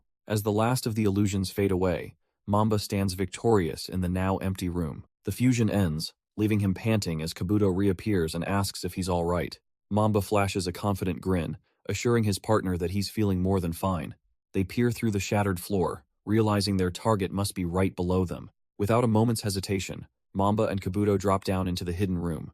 And there he is, Kane, the operator, completely absorbed by his monitor, about to get a very nasty surprise. Wasting no time, Mamba slides the data drive into the operator's main console. With a triumphant grin, he announces to the team that he's in. The vital information begins uploading, the progress bar steadily climbing. Back at base, Sophia, Den, and Aaron watch with bated breath as the percentage nears completion. And just like that, the upload finishes, they've got everything. Mamba and Kabuto share a look. Now for the fun part. With a devastating crash, Kabuto smashes the entire console to pieces. Kane's face flickers onto a broken screen, pathetically trying to taunt them. Mamba just scoffs, telling the demon his tough guy act is getting seriously old. But watching from his monitor, Kaito suddenly freezes, recognizing Mamba as someone named Alex. But a chilling voice cuts in as Shooter appears, mocking Mamba's tough act before he can even react. Panic grips Mamba. He knows he has to warn Kaito before the whole team is compromised. Shooter looms over them, Casualty finishing Mamba's panicked sentence with a predatory calm. Both Mamba and his demon are frozen in shock, realizing they've walked straight into a trap. With a smug grin and a little demon on his shoulder, Shooter confirms that yes, things are about to get very bad for them. A sinister vortex of dark energy suddenly erupts, completely swallowing Mamba and Kabuto. Watching from his monitor, Kaito screams his teammate's real name in pure horror. Morningstar tries to keep a level head, insisting that their mighty mouse can handle himself. But Sophia can't get through on the phone, yelling at Aaron that they have to go back right now. Without a word, Aaron slams the brakes and whips the car into a sharp U-turn on the highway. Aaron coolly takes control of the situation, telling everyone else to focus on the main mission. He's got this. With renewed focus, Sophia, Den, and Kaito steel themselves, putting their faith in their allies. As the plan resumes, Siofra is the first to arrive, hovering before the desolate mansion hiding their target. Den reaches his own destination, a quiet and unsuspecting secondary school. In the heart of the city, Kaito and Morningstar continue their approach, their eyes fixed on the goal. But back in the car, Aaron's dashboard phone suddenly buzzes to life. A sharp voice on the other end demands an update, concerned his investment might be at risk. Aaron pulls up a tracker, showing Mamba's signal has just vanished near Sohi Stadium. He grimly reports that he's 40 minutes out, far too long to make a difference. The mysterious man on the line simply tells him to send the last known coordinates. The man on the phone, Jay Cho, casually tells his associate to hold off a crowd of thousands for him. With a confident wave, he leaves his panicking employee behind, promising he'll figure something out. Just then, a mysterious rider in a glowing crimson suit pulls up on a sleek black motorcycle. The rider wordlessly tosses a helmet over. Jay Cho catches it with a smirk, his ride having arrived right on time. The rider then peels out, speeding off into the city to handle Mamba's situation. Elsewhere, the door to the desolate mansion creaks open under Siofra's touch. She cautiously peeks inside, asking her temporary partner Metron what it's found. The small spherical demon reports that this was once Kane's residence when he was a boy. Siofra spots a shattered family photo, realizing their target is hiding in places from his twisted past. The shattered family portrait confirms it. This was Kane's home, a place of painted-over misery. Suddenly, a monitor buzzes to life, and the game master himself appears, smugly confirming they're right where he wants them. Sophia, connected through her gear, realizes the feed is for her. Kane mockingly says she won't get past this memory. A surge of panic hits her as she screams for her demon partner, Metron, but it's far too late to react. A massive explosion erupts from the floor, sending both Sophia and Metron flying. Dazed and coughing, she struggles to push herself up from the debris, her vision swimming. With her one good eye, she desperately searches the darkness, calling out for her partner. Metron's crimson lights flicker back on, reporting that it is damaged but still operational. But before they can recover, a low, menacing growl echoes from the shadows, and they are not alone. Kane's distorted voice promises their safety won't last, as a ghoulish hand erupts from the ground. He explains that these monsters are his foster family, who he claims were never very accepting. In his twisted reality, he reprogrammed them into these horrifying, subservient ghouls. With a sickening command, he unleashes his undead family, and they charge forward mindlessly. Sophia's avatar is frozen in shock, desperately calling out for her demon partner. Before she can react, one of the monsters lunges forward, its hand clamping around her throat. But Metron slams its adaptive shield into the creature, reporting that it's engaging the hostiles. Back in the real world, Sophia scrambles for her headset, yelling for Metron to cover her. She quickly slides the VR gear back on, plunging herself deep into the digital battlefield. Now fully immersed, she pulls up her own interface, ready to fight Kane's code with her own. With a smug grin, Sophia declares she's found her opening, ready to turn the tables on Kane. She orders Metron to compile a virtual copy, while it desperately holds back the ghoulish onslaught. But the relentless assault is too much, and cracks begin to spiderweb across Metron's defenses. Panic flashes across Sophia's face as she begs for more time, but Metron's shield is about to give. With a deafening shatter, the digital barrier collapses, leaving them completely exposed. Kane's twisted voice echoes through the void, mocking them as a ghoul seizes the memory of their fallen friend, Taisha. The monsters swarm in, and one of them grabs Sophia, her desperate scream echoing for her partner. But something inside the little demon snaps, its single eye glowing with a menacing red light. A system override is engaged, and Metron's form begins to surge with raw, untamed power. It unleashes a devastating blast of energy, completely obliterating the ghouls that surround it. The raw energy arcs from Sophia, sending the ghouls flying back like discarded puppets. Amidst the chaos, a connection is forced, and the virus begins uploading into the system. Metron's internal diagnostics label the threat unforgivable, its red eyes burning with purpose. In his control room, Kane can only watch in rage as his monitors flash, disconnected. The progress bar finally hits 100%. The upload is complete. Sophia, still on the floor, desperately asks if their gambit actually worked. Her demon partner calmly runs a status check, asking if she is still operational. With a weary smirk, she asks it to define operational after what they just went through. Metron confirms its own system. Integrity is compromised. The malware has been successfully inserted. That's all the confirmation she needs. Leaning on her partner as she says it's time to go. Just as they catch their breath, the piercing wail of sirens shatters the silence, and Sophia freezes. Her partner Metron immediately deploys a probe, sending it snaking through the building to investigate.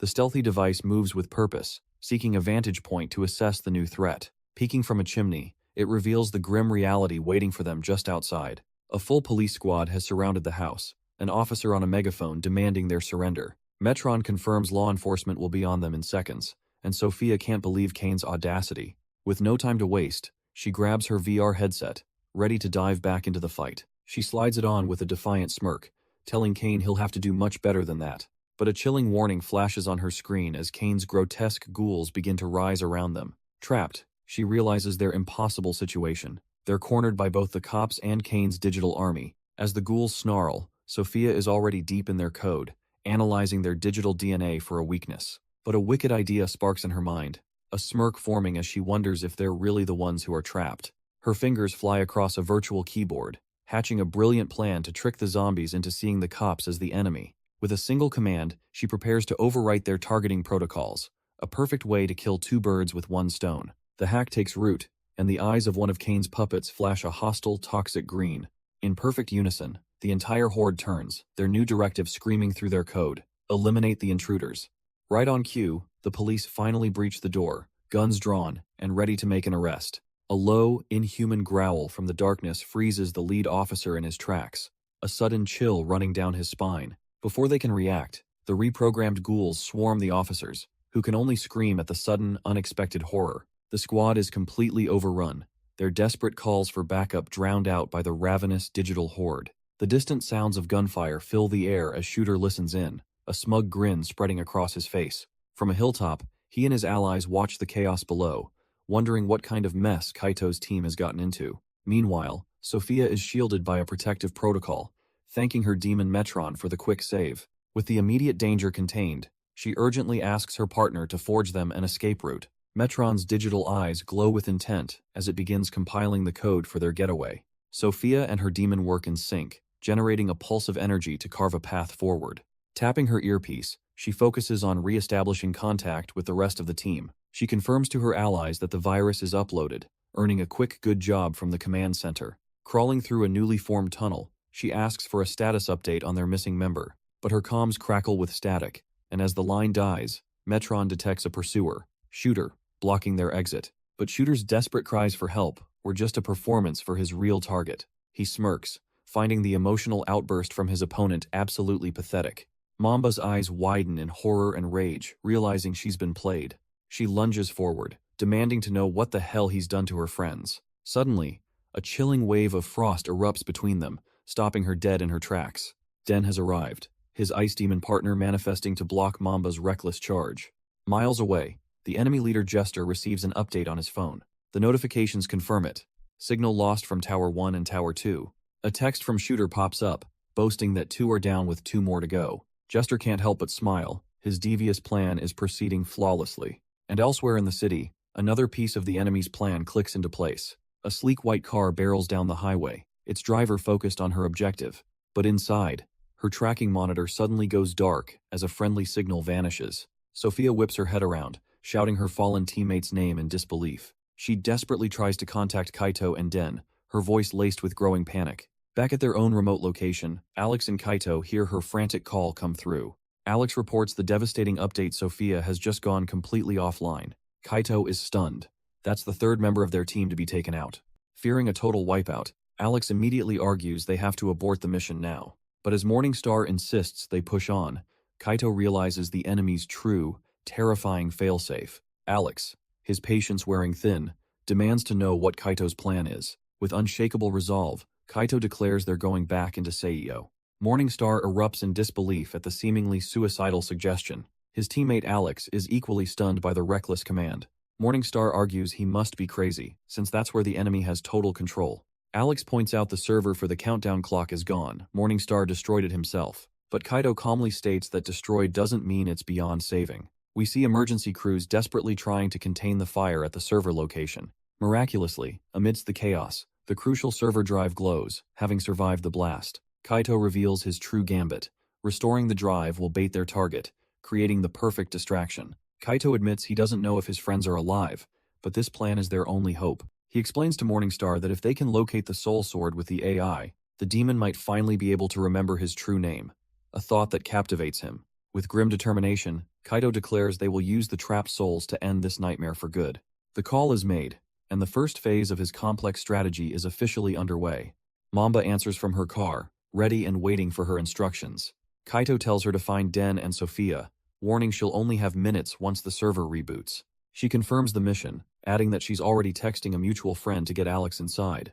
Kaito reveals he's also arranged for a new contact, Jae Cho, to ensure everyone gets in safely. Morningstar cracks his neck with a confident grin, assuring Kaito they'll handle their end of the fight. We flash back to Kaito and Morningstar standing before the ruins of a Neon Corp security wall. The scene shifts abruptly to the grim interior of a prison cell. Inside, Mamba is on his knees, hands bound, as a red-haired player and his demon loom over him. The player monologues, revealing he's pictured this moment for a long time, Mamba gasping on the ground. A vicious, scarred grin spreads across the captor's face, savoring his victory. He yanks Mamba against the bars, declaring this is finally payback for what he did to Thomas. Leaning in with a crazed look, he admits the reality of this moment is even sweeter than he imagined. But Mamba just smirks back, completely unfazed, saying he's had paper cuts that hurt worse. Absolutely infuriated by the mockery, the player smashes his fist into Mamba's jaw. Mamba just spits blood with a defiant grin, taunting that his own grandmother hits harder. Having completely lost his temper, the red-haired player lands another brutal punch on Mamba. Shooter casually suggests they up the ante, offering his own power to help tear their captive apart. Provoked, the captor roars at his own demon, Aisha, telling it to get ready. Mamba can only stare back with cold defiance as the skull-faced demon's eyes begin to glow. Aisha fully materializes, a terrifying shadow of purple energy crackling around its monstrous form. At that very moment, a mysterious rider in a sleek black and red suit blazes through the area. The motorcycle screeches to a halt, arriving right outside the enemy's warehouse hideout. The rider meets their contact, Aaron, who was told to prepare a hardline for Kaido's game restart. Aaron smirks confidently, pulling out his equipment and remarking that he always keeps these things handy. But it's a trap. The rider instantly turns, delivering a vicious kick that sends Aaron blasting through a wall. Mamba's captor is stunned by the sudden intrusion into his hideout. Jester has appeared from nowhere with his demon, Asmod, ordering Shooter to let their allies go. But Shooter just sneers back, telling the pretty boy he'll have to kill him first. He roars for his demon, Aisha, to crush the stage clown who dared to interfere. Unfazed, Jester simply commands his own demon, Asmod, to enter the fight. The two demonic forces collide in a blinding flash of purple and red energy. As the demons battle, Shooter lunges at Jester with a wild, crazed attack. Jester calmly parries the blow, effortlessly deflecting the massive blade. Asmod taunts its foe, questioning if a mere merger could ever make it stronger than its king. Aisha snarls back with a promise to rule hell and utterly destroy them. With a surge of power, Asmod smashes through its opponent, roaring about its loyalty to its true maker. The demon vows to destroy Shooter first, while in the background, Jester and the enraged player continue to clash. But watching this chaos unfold, Morningstar cries out in alarm, his concern fixed on their new ally, Jae-cho. Jae-cho glances back, a flicker of surprise on his face at the demon's sudden worry. Meanwhile, Aisha is completely enveloped by Asmod's dark energy, its form dissolving into nothingness. Jae-cho flashes a confident smirk, telling Morningstar not to worry and to just hold the line, because he's got this. Understanding the plan, Morningstar gives a silent, determined nod of agreement. Back in the fray, Jae-cho gracefully evades Shooter's wild swing, as Jester also presses the attack. The combined assault sends Shooter stumbling back, his mind flashing to his fallen friend, George. Seizing the opening, Jae-cho lunges forward, his hand reaching out to strike the distracted enemy. Jae-cho's hand ignites, slamming into Shooter's back with a taunt about turning away from a target. From the sidelines, Asmod scoffs at the red-haired player, calling it a classic rookie mistake. But the demon smirks, revealing that he now has Shooter exactly where he's always wanted him. As his demon partner is completely erased, Shooter can only scream her name in pure agony. With the deed done, Jester and Asmod turn their backs, leaving the defeated player to crumble. But Shooter isn't finished, his hand fumbling inside his jacket for one last resort. In a flash, he pulls out a pistol, his face contorted with desperation. He cackles, declaring that without demons in the way, he's the one with the advantage now. Before a shot can be fired, Asmod's dark energy violently ensnares him, silencing his screams. Jester looks down at the incapacitated Shooter, coolly remarking that silence suits him better, and his demon agrees. With the battle over, a new ally, Jae-cho, rushes in to check on the captive Mamba. Mamba, battered and weak on the floor, can only wonder who this stranger is. Jae-cho helps him up, casually calling himself a friend, as Jester's demon looms behind them. Meanwhile, Kaito's team gets an update as their ride screeches to a halt. Alex is safe. Den lets out a quiet breath of relief, thankful that one of their own is out of danger. A confident smile spreads across Kaito's face, glad to hear the good news. Now focused on the next phase, Den prepares for round 2 as her demon sniffs for a trail. Kaito's eyes narrow in thought, initially claiming he has no clue where Sophia is. But a quick check of the radar reveals her last known coordinates. With a new destination locked, Den arrives on site, ready to let her demon hunt. Den pulls up to the desolate location, stepping out to begin the search for Sophia. The area is a remote wasteland, the perfect kind of place to hide a captive. Inside, her demon immediately locks onto a strange, glowing residue on the floor. It barks wildly, confirming their lead, a VR headset, partially frozen to the ground. Den snatches the headset, telling their tech support, Aaron, to stay put for his own safety. She sprints deeper into the ruins, promising to radio in once Sophia is secure. But as she ventures further, she tries to make a call, only to get no response. Elsewhere in the darkness, Sophia is also trying to reach someone, her frustration mounting. She's desperately calling for Shooter, but her phone only shows the grim footage of his betrayal. Suddenly, she's cornered by the Ice Fox demon, its low growl a clear threat as Den steps into view. Den's ice fox demon suddenly senses another presence lurking in the ruins. With a sharp glint in her eye, Den confirms they have company. Mamba is caught completely off guard, his eyes widening in surprise. Without hesitation, Den orders her demon to unleash a shattering wave of ice. But Mamba just grins, reminding his own hound demon of a tactic from a past battle. He declares they're about to pull off that very same move right here. From the sidelines, Sophia coordinates the attack, telling Jae-cho to flank left while Den freezes the hound. She sighs in exasperation, complaining that she always has to be the one to get things done right. Taking direct control, she summons the massive Gajasura and orders a devastating stampede. At the same time, Jae-cho executes her next command, weaving through the spectral elephants to strike from the right. Mamba's hound demon lunges low, viciously tearing into Gajasura's leg. The massive elephant demon stumbles, its balance completely thrown off by the sudden attack. Jae-cho senses a shift as the ground beneath the beast begins to groan. With a series of loud cracks, the floor shatters under Gajasura's immense weight. Den sees his opening, yelling that the demon has nowhere left to dodge. His ice fox demon unleashes its ultimate attack, a devastating ice rain from above. As frozen shards bombard the area, Mamba orders his hound to pounce upwards. The spectral hound soars through the icy barrage, a missile of pure green energy. Their combined assault connects in a massive, blinding explosion of ice and power. Den cracks a confident smirk, knowing their perfectly executed plan just hit its mark. But Den's confident smirk instantly shatters into disbelief. The entire floor gives way, sending the team and their demons plummeting into the darkness below. Den's ice fox shoves him hard, pushing him clear of the deadly falling debris. He crashes to the ground, coughing up dust as the cavern finally settles around them. Meanwhile, at a Nien Corp cargo bay, a different kind of preparation is underway. Morningstar questions Kaito's excessive supply run, but it's all payment for helping Sophia. Kaito explains he's not just paying debts, he's gathering extra resources to secure powerful new connections. His demon partner scoffs, suggesting they should probably test their fancy tech before relying on it. Kaito patiently explains that their custom AI has direct access to the game's source code and assets. They can't make huge changes, but they can tweak the code just enough to become hidden during the Certamen. The mission begins in a derelict building with one objective: recover the drive and get the server online. Behind old police tape, Kaito and Morningstar immediately get to work on the abandoned system. His demon partner anxiously asks for a status update, but Kaito confirms that so far, everything is going smoothly. A 3-minute countdown timer flashes to life on the screen. The drive survived, and their plan is a go.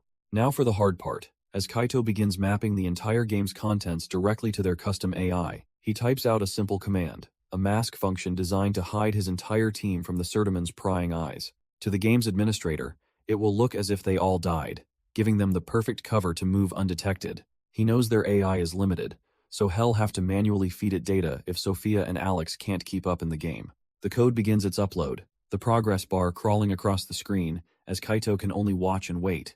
With the clock ticking down, he and Morningstar stare at the screen, waiting for the perfect moment to make their move. Elsewhere, Jester's attempts to contact his pawn are met with a wall of failure messages. He realizes Shooter has gone completely dark, right alongside Kaito's entire team. A wicked smile spreads across his face. No matter, he always has a contingency in place.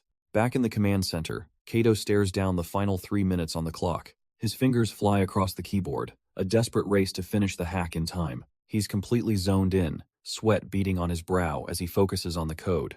With a final keystroke, he yells that the system is back online, giving his team a 2-minute window, but in the field, Den is already in deep, calling out for immediate backup from Aaron. Behind the wheel of a car, Aaron confirms he's on it, his expression grim. The car peels out, speeding down the road to intercept the new threat. Outside a packed MetaNet cafe, a crowd of fans goes absolutely wild. Jae-cho gets an urgent call in her car, asking if she's ready to provide computer support. Aaron confirms from their hideout that they're good to go, thanking her for the assist. His face hardens with resolve. He's doing this to take down the bastard who hurt their brothers. With the plan set, Jae-cho abandons her vehicle and sprints towards the battle zone. Meanwhile, in the game, Mamba steels himself, ready to end this fight with his demon. He unleashes his power, calling on his partner to bring forth the night. The spectral hound demon materializes from a cosmic void, snarling with ethereal energy. With a ferocious roar, the beast lunges forward and sinks its fangs deep into Gajasura. The massive demon shrieks, desperately warning its master to log out before they're both destroyed. But something is wrong back in the real world. Den's eyes widen in shock. Mamba's hound demon unleashes a devastating explosion of power against Gajasura. The icy barrier containing the blast begins to crack under the immense pressure. In an instant, the entire crystalline structure shatters into 1,000 shards. Sophia is caught in the shockwave, thrown helplessly through the air. Seeing her fall, Mamba desperately lunges forward to catch her. He cradles the dazed Sophia, trying to snap her out of it. He reassures her that they're safe, and that Kaito has some crazy plan in motion. Suddenly, Den is there in person, handing her a laptop and urging her to log in. Wasting no time, Sophia's hands fly to the keyboard, ready for the next phase. Sophia's fingers fly across the keyboard, her concentration locked on the task at hand. On every screen, a purple timer ticks down, signaling the start of Kaito's game. Alex and his partner look on, exhausted but determined, as the numbers fall. Even the battered shooter is propped up by Mamba, forced to participate in this desperate plan. Den and Eren are also logged in and ready, their eyes fixed on the final moments. Kaito watches with cold resolve, his entire counterattack hinging on this single moment. The player list confirms that everyone, including their former enemies, is now online. From his own monitor, Jester watches with a smug grin as the final second approaches. The countdown hits 0, freezing time for a heart-stopping instant. A brilliant vortex of energy erupts, pulling everyone into the new battlefield. The team is violently pulled through a stream of data, their bodies digitizing for the forced login. Alex and Eren stumble as they rematerialize, the sudden transition leaving them dizzy and confused. But somewhere else entirely, Kaito and Morningstar stand perfectly calm, their part of the plan just beginning. Back in the arena, Mamba lands solidly on his feet, his loyal hound demon already by his side. The others arrive in a heap, with Jaicho noting with relief that they shook off the enemy team. But Shooter frantically looks around, realizing their most important asset, the code demon, is gone. Den starts to panic, certain Kaito was with them, and fearing Jester's demon somehow sniffed out their plan. Mamba cuts through the noise, telling them to calm down. This was all calculated. He reveals Kaito is the Nyan heir with tech in his blood, and their only job is to survive and wait. Meanwhile, Jester's demon Asmod appears with a chilling smile, thanking them for getting rid of his problem child. With his powerful demon Cain now subdued and obedient, Jester muses that he might just keep him around. A wicked, confident smile spreads across Jester's face, reveling in his absolute control. From a grand balcony, he theatrically welcomes the remaining players as champions to his new stage. Elsewhere, another player named Unkeldraki gawks at Shooter, mistakenly believing he actually defeated Code Demon. Shooter, however, is seething with frustration, telling his teammate to focus as the real game begins. Cain, Jester's demon, watches on with a cold, intimidating glare, a silent promise of the violence to come. The new arena is revealed, a massive, foreboding castle surrounded by a moat of fire. A mysterious book appears, hinting at the new rules or quests awaiting the players inside. Just as planned, a portal opens at the castle's entrance, depositing Kaito's unsuspecting team. Sophia and Alex stumble out, completely shocked and disoriented by their sudden arrival at the deadly new venue. Alex grabs a terrified Sophia, demanding to know why Kaito would throw them back into the game when they were being targeted. Mamba appears just in time to hear Alex frantically asking where Den and their boy band leader are. The mention of Den sends Mamba into a rage, grabbing Alex and demanding to be taken to him immediately. But Alex shoves back, revealing the horrifying truth. They were never safe, as Cain already knew their plan and was hunting them. He explains he used his own AI to hide them, and this was the only way to save them and finish what they started. Mamba reluctantly backs down, muttering a dark threat about what will happen if Den doesn't make it out alive. With the team refocused, Alex urges them to move, but Sophia's mind is on their missing tech support, Eren. Alex calmly explains that Eren is still sticking to his original, crucial part of the mission, and we see that mission in progress, as Eren hands off a critical data drive to a trusted contact. That contact immediately gets to work, plugging the drive into a server to upload a system-crippling virus. Sophia quickly outlines their impossible goal: reverse engineer the entire game before the certamen ends. Asmod seethes with his own agenda, vowing to reclaim the Sword of Souls and his throne in Hell. Mamba immediately calls them out, scoffing at the idea of accomplishing such a feat in under an hour. But Sophia calmly reveals their ace, patting Kaito's AI and explaining it can synthesize the code they need. Alex is floored, realizing she means to inject new code into the live system to fake the presence of dead players. With a confident smirk, she confirms they'll patch the memory, so the game thinks everyone is still logged in. A cute animation explains that once Asmod is neutralized, the system will try to fix the discrepancy. This will force the game to bring back every player who died, reviving them not just in the game, but in the real world as well. His faith restored, Alex takes command, telling Sophia to work on the code while he and Morningstar find the sword. With the plan set, Sophia and Kaito share a determined nod, ready to begin. She then turns to Alex, gently taking his hand to get his attention. With a warm and reassuring smile, Sophia wishes him and Kaito good luck. Alex is caught completely off guard, stammering a flustered "same to you" in response. They share a brief, charged moment before turning back to the impossible task ahead. The team splits, with Alex and Morningstar heading across the bridge over the lava below. Kaito is already in the zone, his fingers flying across a holographic keyboard to rewrite the game's code. Sophia watches the AI's interface, monitoring the complex data streams as they come in. An alert pops up. Aaron is already uploading, which means their timeline just got a lot shorter. Alex gets the message, confirming he understands as he and Morningstar advance toward the castle. Alex asks for the sword's location, and Morningstar reveals it's deep in the keep, near his old prison. But he warns that it's not just code protecting their prize. They'll need to be careful. The keep is patrolled by other demons, the ones who bent the knee to Jester's rule. Just as he says this, Morningstar spots a patrol and yanks Alex back out of sight. He points them toward a safer route, urging Alex to follow him away from the main path. Peeking out, they see the entire area is swarming with guards, realizing a direct fight would alert their target. A smirk crosses Alex's face. If they can't fight, he'll just have to create a new path for them. With his unique skill, he begins sketching a bridge directly onto the pages of his book. A glowing, magical bridge materializes out of thin air, spanning the deadly spike pit below. But its formation ends with a heavy thud, and a winged demon guard instantly snaps its head toward the sound.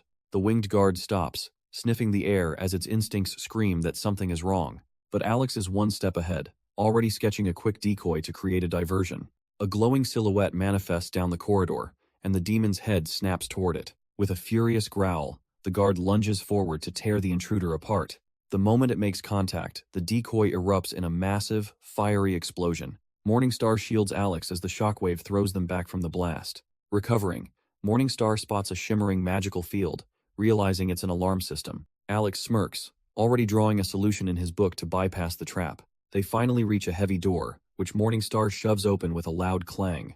Alex stares into the room beyond, his face frozen in utter disbelief at what he sees. The room is a horrifying prison, packed with cages holding countless suffering demons. Masked guards stand silent watch over the tormented souls trapped within the cells. They look out into a vast, ruined chamber where a colossal serpent demon guards a distant throne.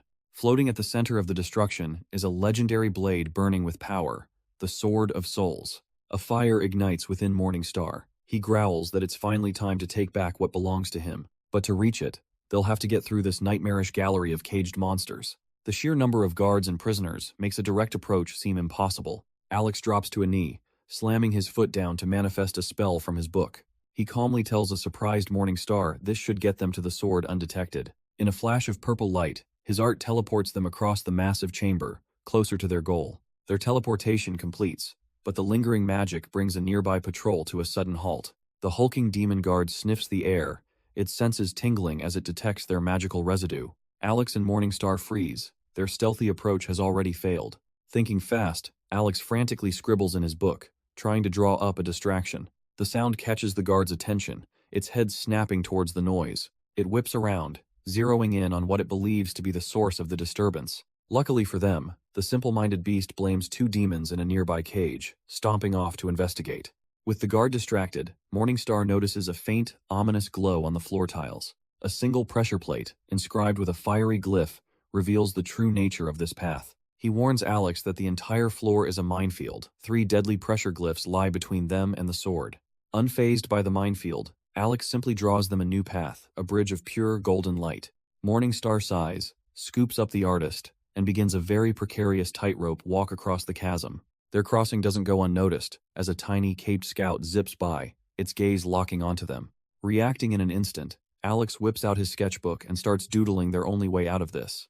A massive cloak materializes from his art, swooping down to conceal the exposed duo. It drapes over them just in time, Morningstar grumbling why he didn't just draw an invisibility cloak from the start.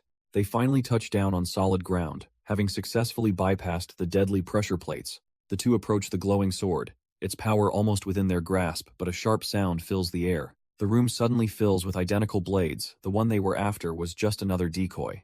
But a smirk crosses Alex's face as he gets back to work, ready to draw his way out of this new problem. With a few quick strokes, Alex sketches up a solution. A magical energy detector. The newly drawn device buzzes to life, guiding them through the sea of fakes. It beeps frantically, locking onto the one true sword hidden amongst the illusions. But as they approach, a glowing pink rune circle flares to life, revealing a hidden trap.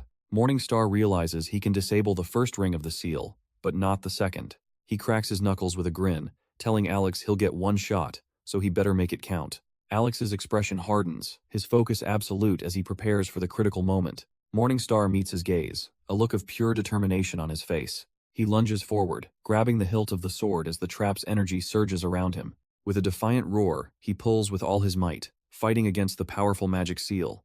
Morningstar roars, pouring every ounce of his power into shattering the magical lock. A massive surge of energy erupts from the pedestal, and Alex can only watch, stunned. Deep within their cells, the imprisoned demons are instantly jolted awake by the disturbance.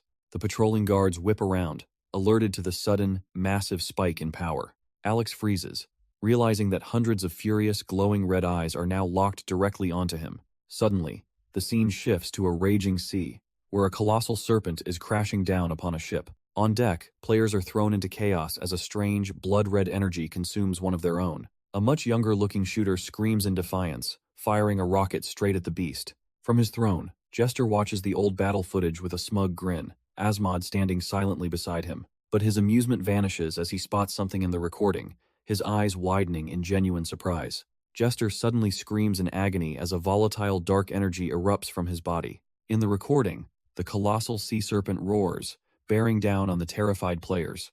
A younger shooter clutches his head in disbelief, completely overwhelmed by the chaos. The massive beast lunges forward, and he can only stare in horror, wondering what is happening. Back in the present, Asmod rushes to his master's side, realizing the problem is the sword. Jester collapses, gasping that the sacred sword has just been stolen from him. The footage reveals the truth. A brilliant golden light cuts through the demons on the ship. A powerful red demon general roars Kaito's name, recognizing the true threat on the battlefield. And there he is, a younger Kaito, wielding the legendary weapon with a desperate look in his eyes. While Asmod effortlessly bats away the demon guards, Alex prepares a complex digital spell below. With a final push, he strains to manifest his art, pouring all his energy into the book. A brilliant green data grid erupts around them, trapping the winged demons in a digital cage. One of the guards slams hard against the barrier, its attack completely nullified. Seizing the opportunity, Asmod grabs Alex and dives deeper into the fortress. They land in the throne room, but a sudden, chilling presence stops Alex in his tracks. He looks up in shock, realizing he's face to face with the man hunting the code demon. Jester's mind reels, unable to process how these intruders could have possibly reached him. A furious, glitching projection of the Game Master looms over Alex, roaring at his audacity. But Asmod's flaming sword, Hellsmith, ignites as he roars back that they absolutely dare. With a feral grin, the demon proclaims he has waited far too long for this moment. He surges forward in a torrent of fire, ready to take back what was stolen from him. With a single, decisive slash, his blade tears right through Jester's digital form. Standing tall in the inferno, he reveals his true name is Lucifer, and with Hellsmith, he is unstoppable. The fallen king, wings spread wide, makes his grand declaration. He will reclaim his throne. Jester can only seethe in pure rage, his projection glitching as he calls his demon an imbecile. Alex is completely floored, unable to process the sheer scale of this sudden betrayal. The projection flickers violently, revealing the code demon himself, leaving Jester to wonder how Kaito is even here. Lucifer, wreathed in hellfire, makes his intentions perfectly clear. He is here to reclaim his throne. Alex's mind completely short-circuits Morningstar, their demon. Is the actual Satan? Before he can even process this, the very walls of the keep begin to rumble and crack. A horde of enraged demons bursts through the breach, swarming in for the kill. But Lucifer simply scoffs, deciding to deal with Jester's pathetic lapdogs first. He questions their audacity as fiery chains erupt from the ground, ensnaring the attackers. The chains of hellfire wrap around the lesser demons, completely immobilizing them in an instant. Stunned, Alex can only watch as Lucifer effortlessly neutralizes the entire horde with a single move. The fallen king declares that all of hell bends to him, and this lesson won't be forgotten. With the guards dealt with, he turns to a massive sealed gate and commands it to manifest. Alex lets out an exhausted sigh, barely able to process the chaos unfolding around him. Lucifer mirrors the sentiment, his own sigh heavy with the weight of coming conflict. He declares they must warn the others, knowing full well that Jester will now be coming for them. The scene shifts to the real world, where the next phase of their plan is underway at St. Gilberta University. Aaron's contact moves quickly, plugging a custom drive directly into the campus server. She deftly accesses the server rack, initiating the clandestine upload.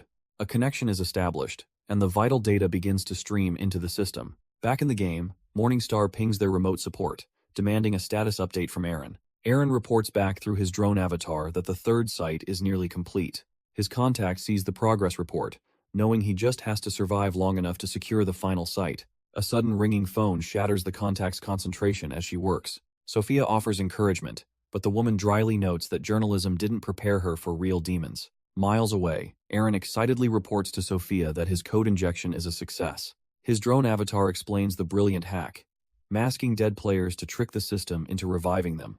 As the code floods the system, a ghostly apparition of a young Kaito materializes in the data. Aaron stares, stunned by the result, admitting to Sophia that she's a genius. Back in the game world, a massive crimson portal thuds open with violent force. Kaito's avatar emerges beside the towering Asmod, calling out for his teammates. Watching her monitor, Sophia's eyes widen in utter disbelief at the sight of Kaito.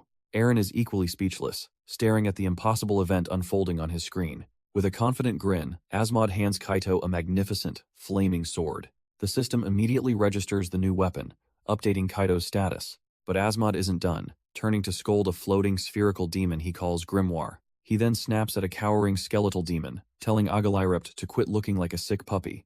Both of his demonic underlings flinch under the weight of his command. Suddenly, the spherical demon begins to clank and crackle, glowing with intense turquoise data. Agalirept is also engulfed in the brilliant blue blaze, its form surging with new power. Kaito shields himself from the blinding light, calling out in confusion to the demon he knew as Metatron. His eyes widen in shock as he feels the overwhelming energy wash over him. The demon sheds its old form, revealing a winged knight who declares its true name is Grimoire. Morningstar can only gulp in awe at the sheer scale of this power-up. Alex stammers, pointing out that Agalirept is no longer just skin and bones. The newly buffed demon flexes, smugly reminding him that he's been working out. Even Kaito, watching from the sidelines, is completely floored by this display.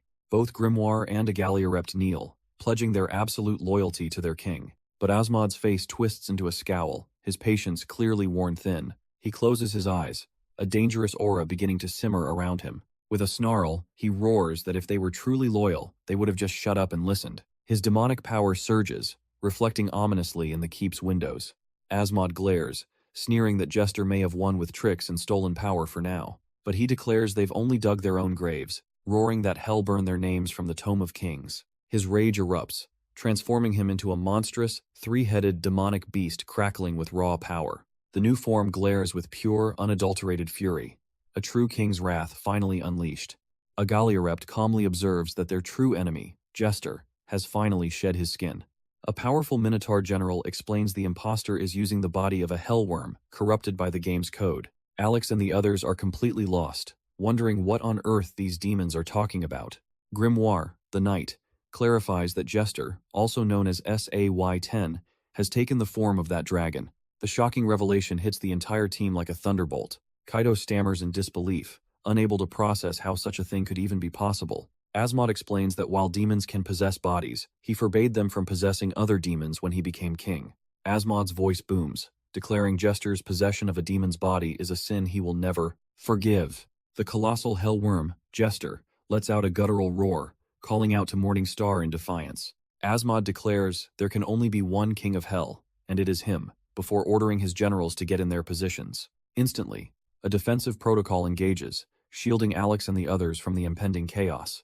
Morningstar wastes no time, his sketchbook glowing as he scribbles a protective spell into existence. With a deafening crack, Asmod's raw power slams down, shattering the very ground beneath him. Elsewhere, lightning tears across a dark and stormy sky. A massive ship is tossed violently on raging, rain-swept waves. Sophia finds herself teleported onto its deck, utterly bewildered, with Mamba's hound demon right beside her. A lone helmsman desperately fights the wheel, trying to steer his ship through the violent tempest. The deck is already a war zone, as a fiery demon instantly incinerates another monster.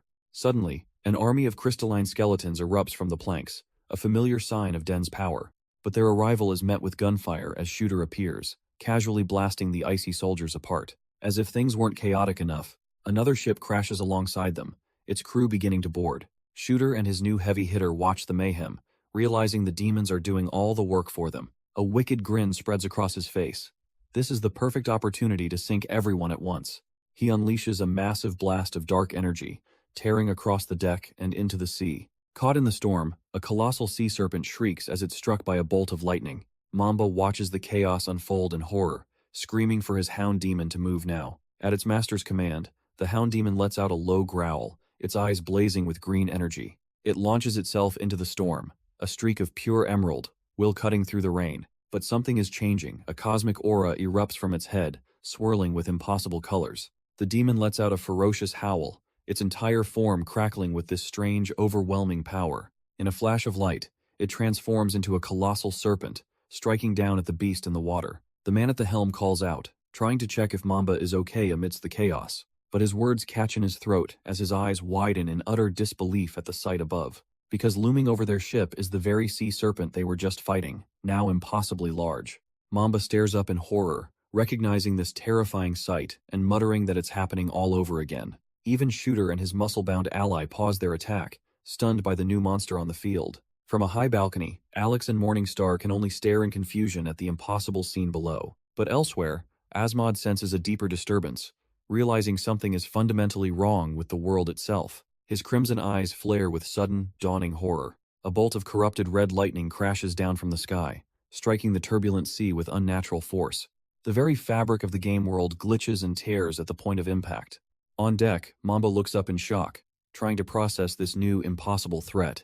A swirling purple vortex tears open in the sky, a digital singularity pulling at everything. The vortex begins to violently suck in the very air and light from the battlefield. Alex is caught in its inescapable pull, crying out as he's dragged from the safety of the balcony. He screams in terror as he's ripped into the digital abyss, his mission thrown into chaos. Den, Mamba, and even Shooter are helplessly dragged into the glitching abyss, their bodies distorting. Mamba fights back with all his might, but the pull of the digital singularity is absolute. Shooter watches as his own powerful Ganesha demon begins to pixelate and dissolve into the vortex. But then, a brilliant golden cross of light erupts between the ships. A sudden, holy intervention. The symbol of light cracks under the immense pressure, unable to contain the dimensional instability. It shatters completely, unleashing a blinding wave of teleportation energy across the battlefield. In the next instant, Alex, Morningstar, and Asmod are deep inside the enemy keep, already locked in furious combat. The demon lord Asmod unleashes a devastating blast, tearing through the fortress's shocked defenders. Down on the ramparts, Shooter's entire crew can only stare in utter disbelief at the impossible intrusion. And among them, Kaito's avatar and a companion are stunned, wondering how in the world their team just appeared. On the fortress walls, Shooter's muscular crewmate asks him what their next move is. Shooter just scoffs, declaring he's done here. He already got what he came for. He tells his men to let the game master handle the intruders and casually turns to leave. Back inside the keep, Morningstar expertly parries a lightning-fast strike from a winged demon. But from high above, the demon lord Asmod spots the pathetic retreat on the ramparts below. He seethes with rage, realizing Shooter actually thinks he can fail him and just walk away.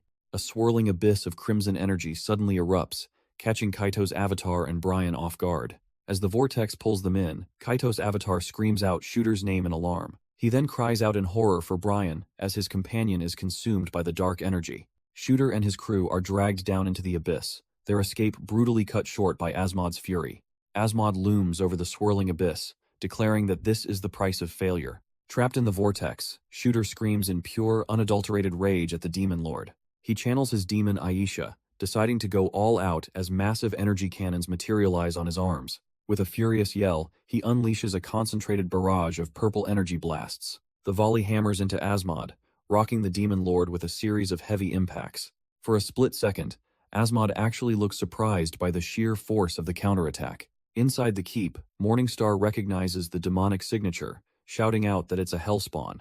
But Asmod's forces move to intervene as his Minotaur general unleashes a torrent of fire. The demon lord effortlessly sidesteps the incoming blasts, letting them sail past him. The Minotaur's flames intercept Shooter's attack, causing a massive, fiery explosion. Asmod calmly dusts himself off, unimpressed as he scoffs at how bold the nuisances are getting. But Shooter screams back with pure hatred, vowing he would never submit to the demon lord. His ally, Unkilldraki, joins in, and together they channel their power for one massive, combined assault. They unleash a blinding blast of purple and green energy, a desperate all-or-nothing attack. Suddenly, Unkilldraki tackles Shooter, shoving him out of the way of an unseen threat. Their attack is instantly met by a far superior force, erupting in a devastating explosion.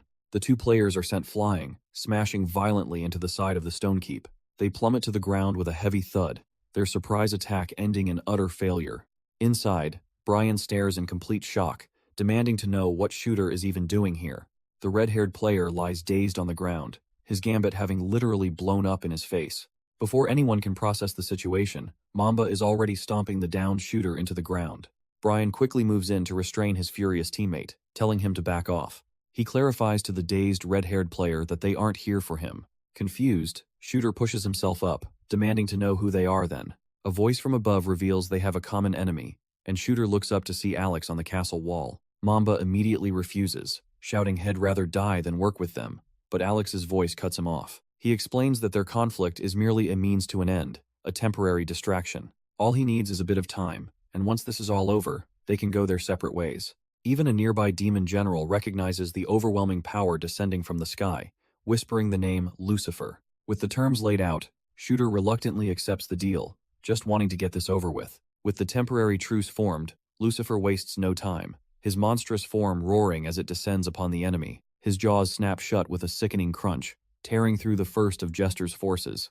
But the gruesome sight sends a jolt of pure terror through Shooter, his face paling in disbelief. He's seen this before. A flashback hits him of his friend George being devoured in the exact same way. Back in the present, Lucifer's central head charges a beam of pure demonic energy.